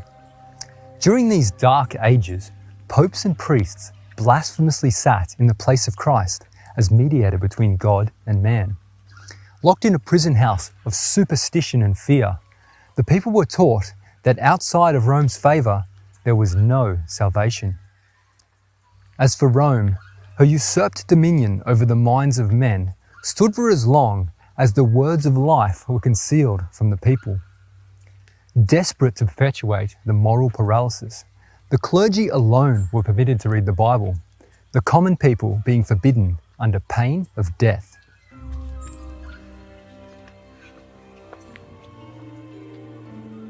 Well aware of the power of knowledge, papal policy withstood the flow of Greek culture from the East, and the West became exclusively Latin. The corrupt Latin Vulgate, read only by the priests, was the only Bible known during those dark ages. All Greek records of history, archaeology, science, and literature were held back in the Eastern Roman Empire, the capital of which was Constantinople. This led to the backward progress which characterized the Dark Ages, where technology, living standards, and morality all fell into decay under the oppressive priestdom.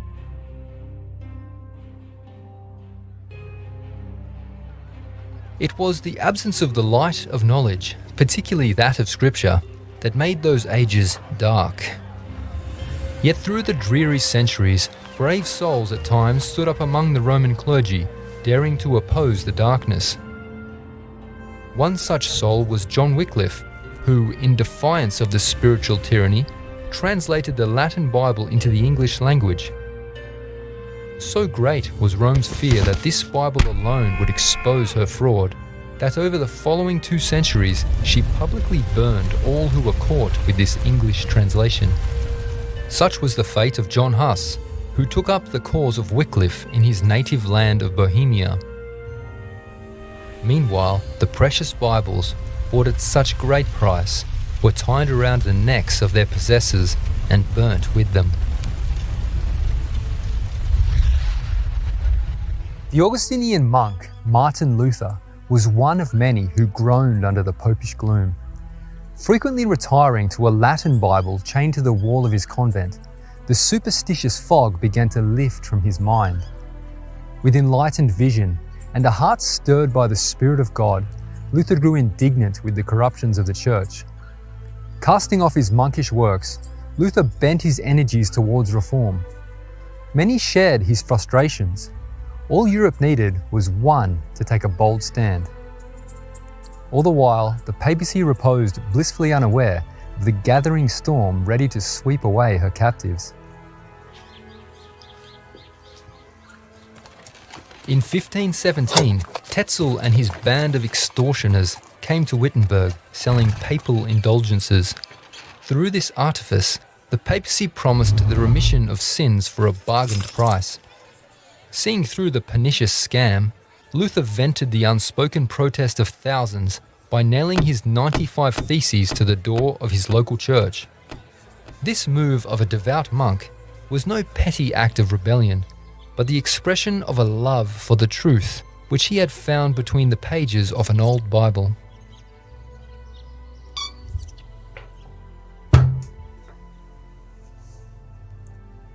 Little did Luther realize the resounding effects this simple act would have. Thanks to the newly invented movable type printing press and the zeal of the youth at Wittenberg's university, Luther's 95 biblical objections to indulgences were soon dispatched throughout Germany, and not long after, they were broadly translated and littered throughout Europe. Luther's revolutionary act in October 1517 marked the beginning of the Protestant Reformation. As the Bible exposed the fraudulent teachings and corrupt practices of Rome, the chains of fear and ignorance that had held the people under her sway fell to the ground. Like rain that refreshes a dry and thirsty land, the Word of God spoke life to nations that for centuries had languished under a pontifical shadow of death. The Reformation battle cry, Sola Scriptura, the Bible and the Bible alone, echoed over many lands. Incredibly, Providence had paved the way for this Reformation throughout the preceding century. In 1453, Constantinople was sacked before Mehmet the Conqueror, and Athens fell shortly thereafter. Among the Greeks who fled before the advancing Turkish hordes were intellectual classes carrying their learning and literature into the West. In their hands lay the pure Greek manuscripts of the Holy Scriptures. These sacred scrolls would be vital to the generation of revolutionaries who would storm the citadels of Roman dogma.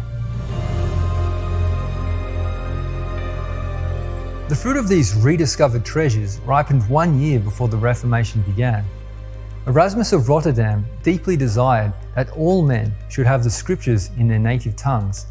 Discerning that the Vulgate swarmed with errors, he diligently compiled a purified New Testament of apostolic descent from the rediscovered Greek manuscripts.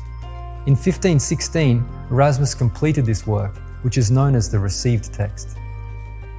It was from these pure Greek manuscripts that in 1522, Luther handed down to the German people a New Testament in their own language. Its publication aroused great fear among the clergy, as Daubigny writes,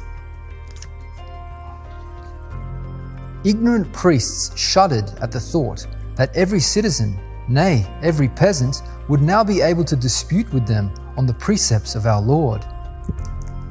Through the profusion of Luther's writings, other God-fearing Catholic priests, such as William Tyndale, caught the revolutionary spirit. After failing to persuade Bishop Tunstall to authorize a translation of the Scriptures into the native tongue, Tyndale began writing his own Christian literature abroad, which he smuggled into England. As a fugitive, Tyndale undertook his English translation of Erasmus's Greek New Testament, which was to find its way to English shores in 1526. When it appeared in the realm, Tunstall denounced it as a pestilent and pernicious poison which will infect the flock. Feverishly, Tunstall began buying up and burning all the copies he could find, along with the souls caught with them. After eventually being tracked down in Belgium, Tyndale suffered the ultimate price for his countrymen. Yet the seeds sown by his blood would ensure living bread for all of God's children until the end of time. During this great revival of Bible knowledge, many other brave souls from among the clergy yielded to conviction and took their stand with the reformers. Yet the love of luxury and vice stifled the hierarchy in Rome. Anathemas and bulls were hurled across the Alps at Luther and the reformers. But these measures, effective in times past, were now as the shaking of a straw to a people from whose eyes the scales had fallen. The medieval papacy awakened from its superstitious lethargy to see that in a third of a century, the Reformation had carried away 2/3 of Europe. Germany, England, the Scandinavian countries, Holland and Switzerland had become Protestant. France, Poland, Bavaria, Austria and Belgium were swinging that way. Reeling from the punch and tottering on her very foundations, Rome realized that it was now an impossibility to keep the Bible from the people by force. New tactics had to be drawn up to neutralize its decimating power. Gathering together her craftiest cardinals and learned men, the papacy under Pope Clement VII took counsel amidst the crisis. Chief among the Pope's advisors was the wily English statesman Cardinal Thomas Wolsey. With expert subtlety, Wolsey conceived of the stratagem Rome was to pursue over the preceding centuries in her warfare against the Word of God. Since printing cannot be put down, it is best to set up learning against learning, and by introducing all persons to dispute, to suspend the laity between fear and controversy. This, at most, will make them attentive to their superiors and teachers. Rome's agents would introduce a learning to contradict the learning of the scriptures. If the Bible could be shown to be untrustworthy, then the eyes of men could be redirected back to the learned doctors whose feigned words had for centuries made merchandise over their souls. With the battle plan drafted, Rome sought out learning to be used for her ends. During the 1st century AD, certain men crept in unawares to the thriving apostolic church, denying core truths of the gospel. These false teachers rewrote both the gospels and letters of the apostles, infusing them with a mystical pagan philosophy. Known as Gnostics, they upheld a secret knowledge as the way of salvation. Most notable among them was Origen of Alexandria. He taught that the soul existed from eternity, before it inhabited the body, and that after death it migrated to a higher or a lower form of life, according to the deeds done in the body, and finally all would return to the state of pure intelligence, only to begin again the same cycle as before. He believed that the devils would be saved, and that the stars and planets had souls, and were, like men, on trial to learn perfection. In fact, he turned the whole law and gospel into an allegory. According to Gnostics, acquiring hidden gnosis or spiritual knowledge was the key to obtaining apotheosis, the spiritual evolution of a man to the level of a god. This sentiment is the basis of all pagan religions, that through the acquisition of secret knowledge and the performance of initiation rites, the soul journeys on towards godhood. Yet according to Scripture, this is precisely the temptation which befell Eve when she stood before the forbidden tree. Satan said, For God doth know that in the day ye eat thereof, then your eyes shall be opened, and ye shall be as gods, knowing good and evil. Wise to the plotting of the ancient foe, the Apostle Paul warned young Timothy of these Gnostic deceivers, whom, after the manner of the serpent, held up knowledge that opposed the word of God. O Timothy, keep that which is committed to thy trust, avoiding profane and vain babblings, and oppositions of science falsely so called. As the centuries progressed, it was the triumph of these heresies over the churches that led to the falling away prophesied by Paul, the setting up of the man of sin, and the dark ages of papal oppression. As the apostate Church of Rome waxed in power, the Western Roman Empire weakened and fell prey to the Germanic tribes which they had failed to conquer in the preceding centuries. Yet these powerful tribes north of the Danube were not altogether heathen brutes. Before their migration, the Goths had been converted to the gospel, not by Rome, but by the missionary efforts of Ulfilas. The Gothic tribes were driven into the Roman Empire by the advancing Huns, and as their powerful battle axes hewed a path towards the city which had long terrified the world, they abstained from many of the barbarities which accompanied the invasion of Britain by the heathen Saxons. Known as Arians, the unshakable faith of the Ostrogoths, the Vandals, and the Heruli made them heretics to the apostate Church of Rome. But among the larger part of the barbarian tribes, Rome found useful material for her ends, as D'Aubigné explains. The barbarians who had invaded and settled in the West, after being satiated with blood and plunder, lowered their reeking swords before the intellectual power that met them face to face.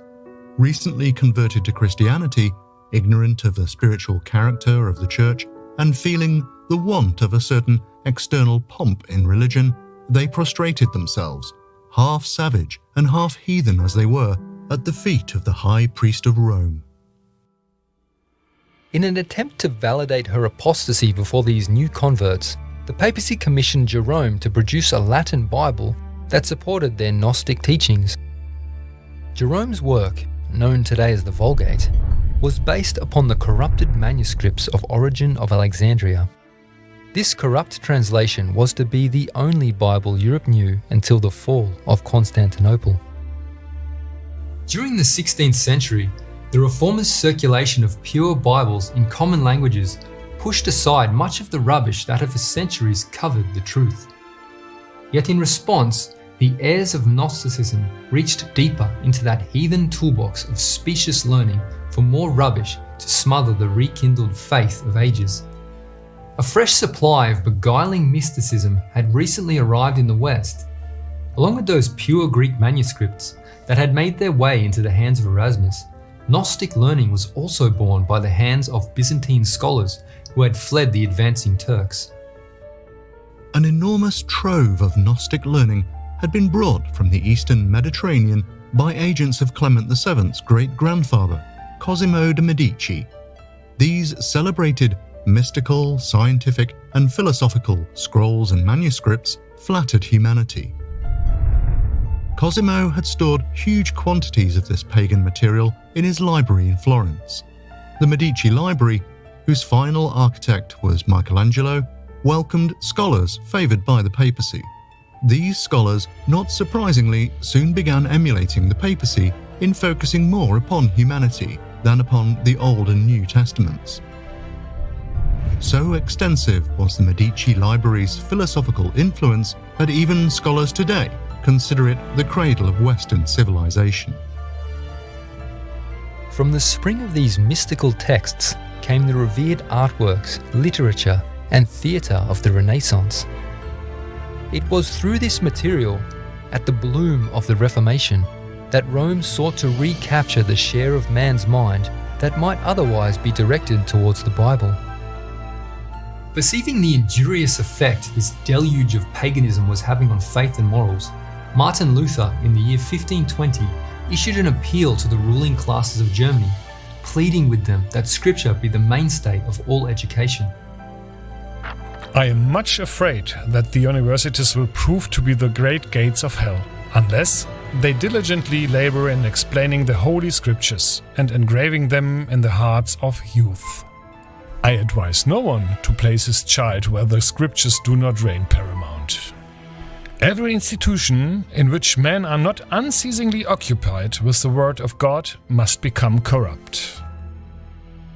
As the Counter-Reformation progressed over the centuries, the papacy's militia, the Jesuit order, would from these heathen oracles build a curriculum known as Ratio Studiorum, or Method of Study. As Tapasosi explains in his exposé on the Jesuits, during its 4 centuries of existence, the Jesuit educational theatrical enterprise has produced a proud, poised, and imaginative graduate. He or she is enlightened by the Medici Library's humanities, facile in worldly matters, moved by theatricality, and indifferent toward Holy Scripture. Producing Jesuitic graduates has become the aim of modern public education. the Bible is the cornerstone of accurate history, true science, and noble literature. As the psalmist declares, "The entrance of thy words giveth light, it giveth understanding unto the simple." The mind unfettered through the Holy Scriptures cannot be overcome by spiritual wickedness in high places. Therefore, the objective of Ratio Studiorum was the Bible's obscurity. Thus, in the early years of the Reformation, artists and writers, such as Jesuitic playwright William Shakespeare, vividly depicted the fleshly scenes of the base passions of humanity. Protestants flocked to gawk upon the refined scenes of envy, jealousy, murder, debauchery, and witchcraft. With minds engrossed and consciences made dull, the perverted moral tastes of these audiences lost their relish for the wholesome words of Jesus. The amazing success of the Jesuit curriculum, Ratio Studiorum, is once again detailed in Saucy's book, aptly titled Rulers of Evil. America's understanding has been systematically bent to the will of the church militant, while the intellectual means for sensing the capture have been disconnected. Most of the content of modern media, whether television, radio, print, film, stage or web, is state-of-the-art Jesuit Ratio Studiorum. The Jesuit College is no longer just a chartered institution. It has become our entire social environment. The movies, the mall, the school, the home, the mind. Human experience has become a spiritual exercise managed by charismatic spiritual directors who know how to manipulate a democracy's emotions. Logic, perspective, national memory, and self-discipline are purged to the point that unbridled emotional responses, as economist Thomas Sowell put it, are all we have left.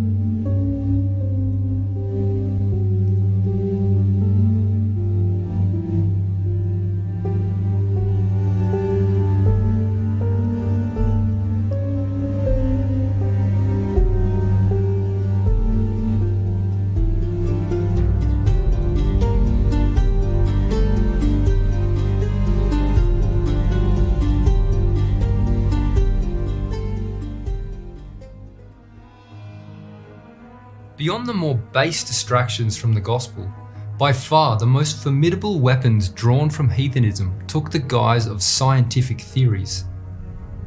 Like other scholars of his era, Nicholas Copernicus was under the spell of Medici learning.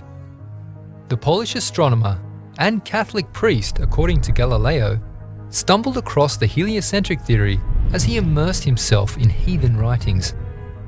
His new fancy was shared with fellow clerics, and soon it began tickling the ears of those in Rome.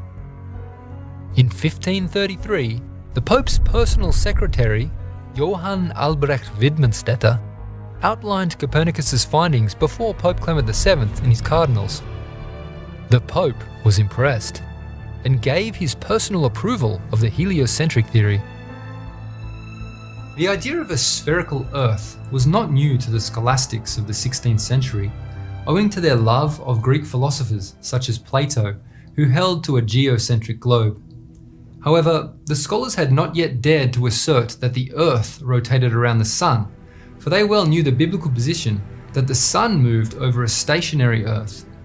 Yet the crisis called for bolder steps. After hearing the heliocentric theory in detail, the scholastics discerned that this sun-centered pagan cosmology stood in direct opposition to the Earth-centered system that Scripture describes. Recognizing the potential damage this new theory could inflict upon faith in the Scriptures, one of the cardinals, of whom we may have little doubt was in the audience of the lecture given years earlier, appealed to the astronomer. Cardinal Nicholas von Schönberg wrote a letter to Copernicus in 1536, urging him, "Communicate this discovery of yours to scholars." Copernicus would later publish this high-profile letter in his book on the revolutions of the heavenly spheres. Notwithstanding this invitation, Copernicus was reluctant to face the storm of controversy that would follow such an open attack on the Scriptures, and he stalled in publishing his work until the year of his death in 1543. However, news of the new theory had evidently gotten around, for in 1539, Martin Luther said in conversation, "There is talk of a new astrologer who wants to prove that the Earth moves and goes around, instead of the sky, the sun, the moon. Just as if somebody were moving in a carriage, or ship might hold that he was sitting still and at rest while the Earth and the trees walked and moved. But that is how things are nowadays. When a man wishes to be clever, he must invent something special. And the way he does it must needs be the best. The fool wants to turn the whole art of astronomy upside down. However, as Holy Scripture tells us, so did Joshua bid the sun to stand still and not the earth." As Copernicus expected, the publication of De Revolutionibus in 1543 did not go down well with much of Europe, particularly the Protestants. All branches of the Protestant Church, Lutheran, Calvinist, Anglican, vied with each other in denouncing the Copernican doctrine as contrary to Scripture, and at a later period, the Puritans showed the same tendency. John Calvin, rising up with indignation at this attack on biblical authority, denounced Copernicus outright. We will see some who are so deranged, not only in religion but who in all things reveal their monstrous nature, that they will say that the sun does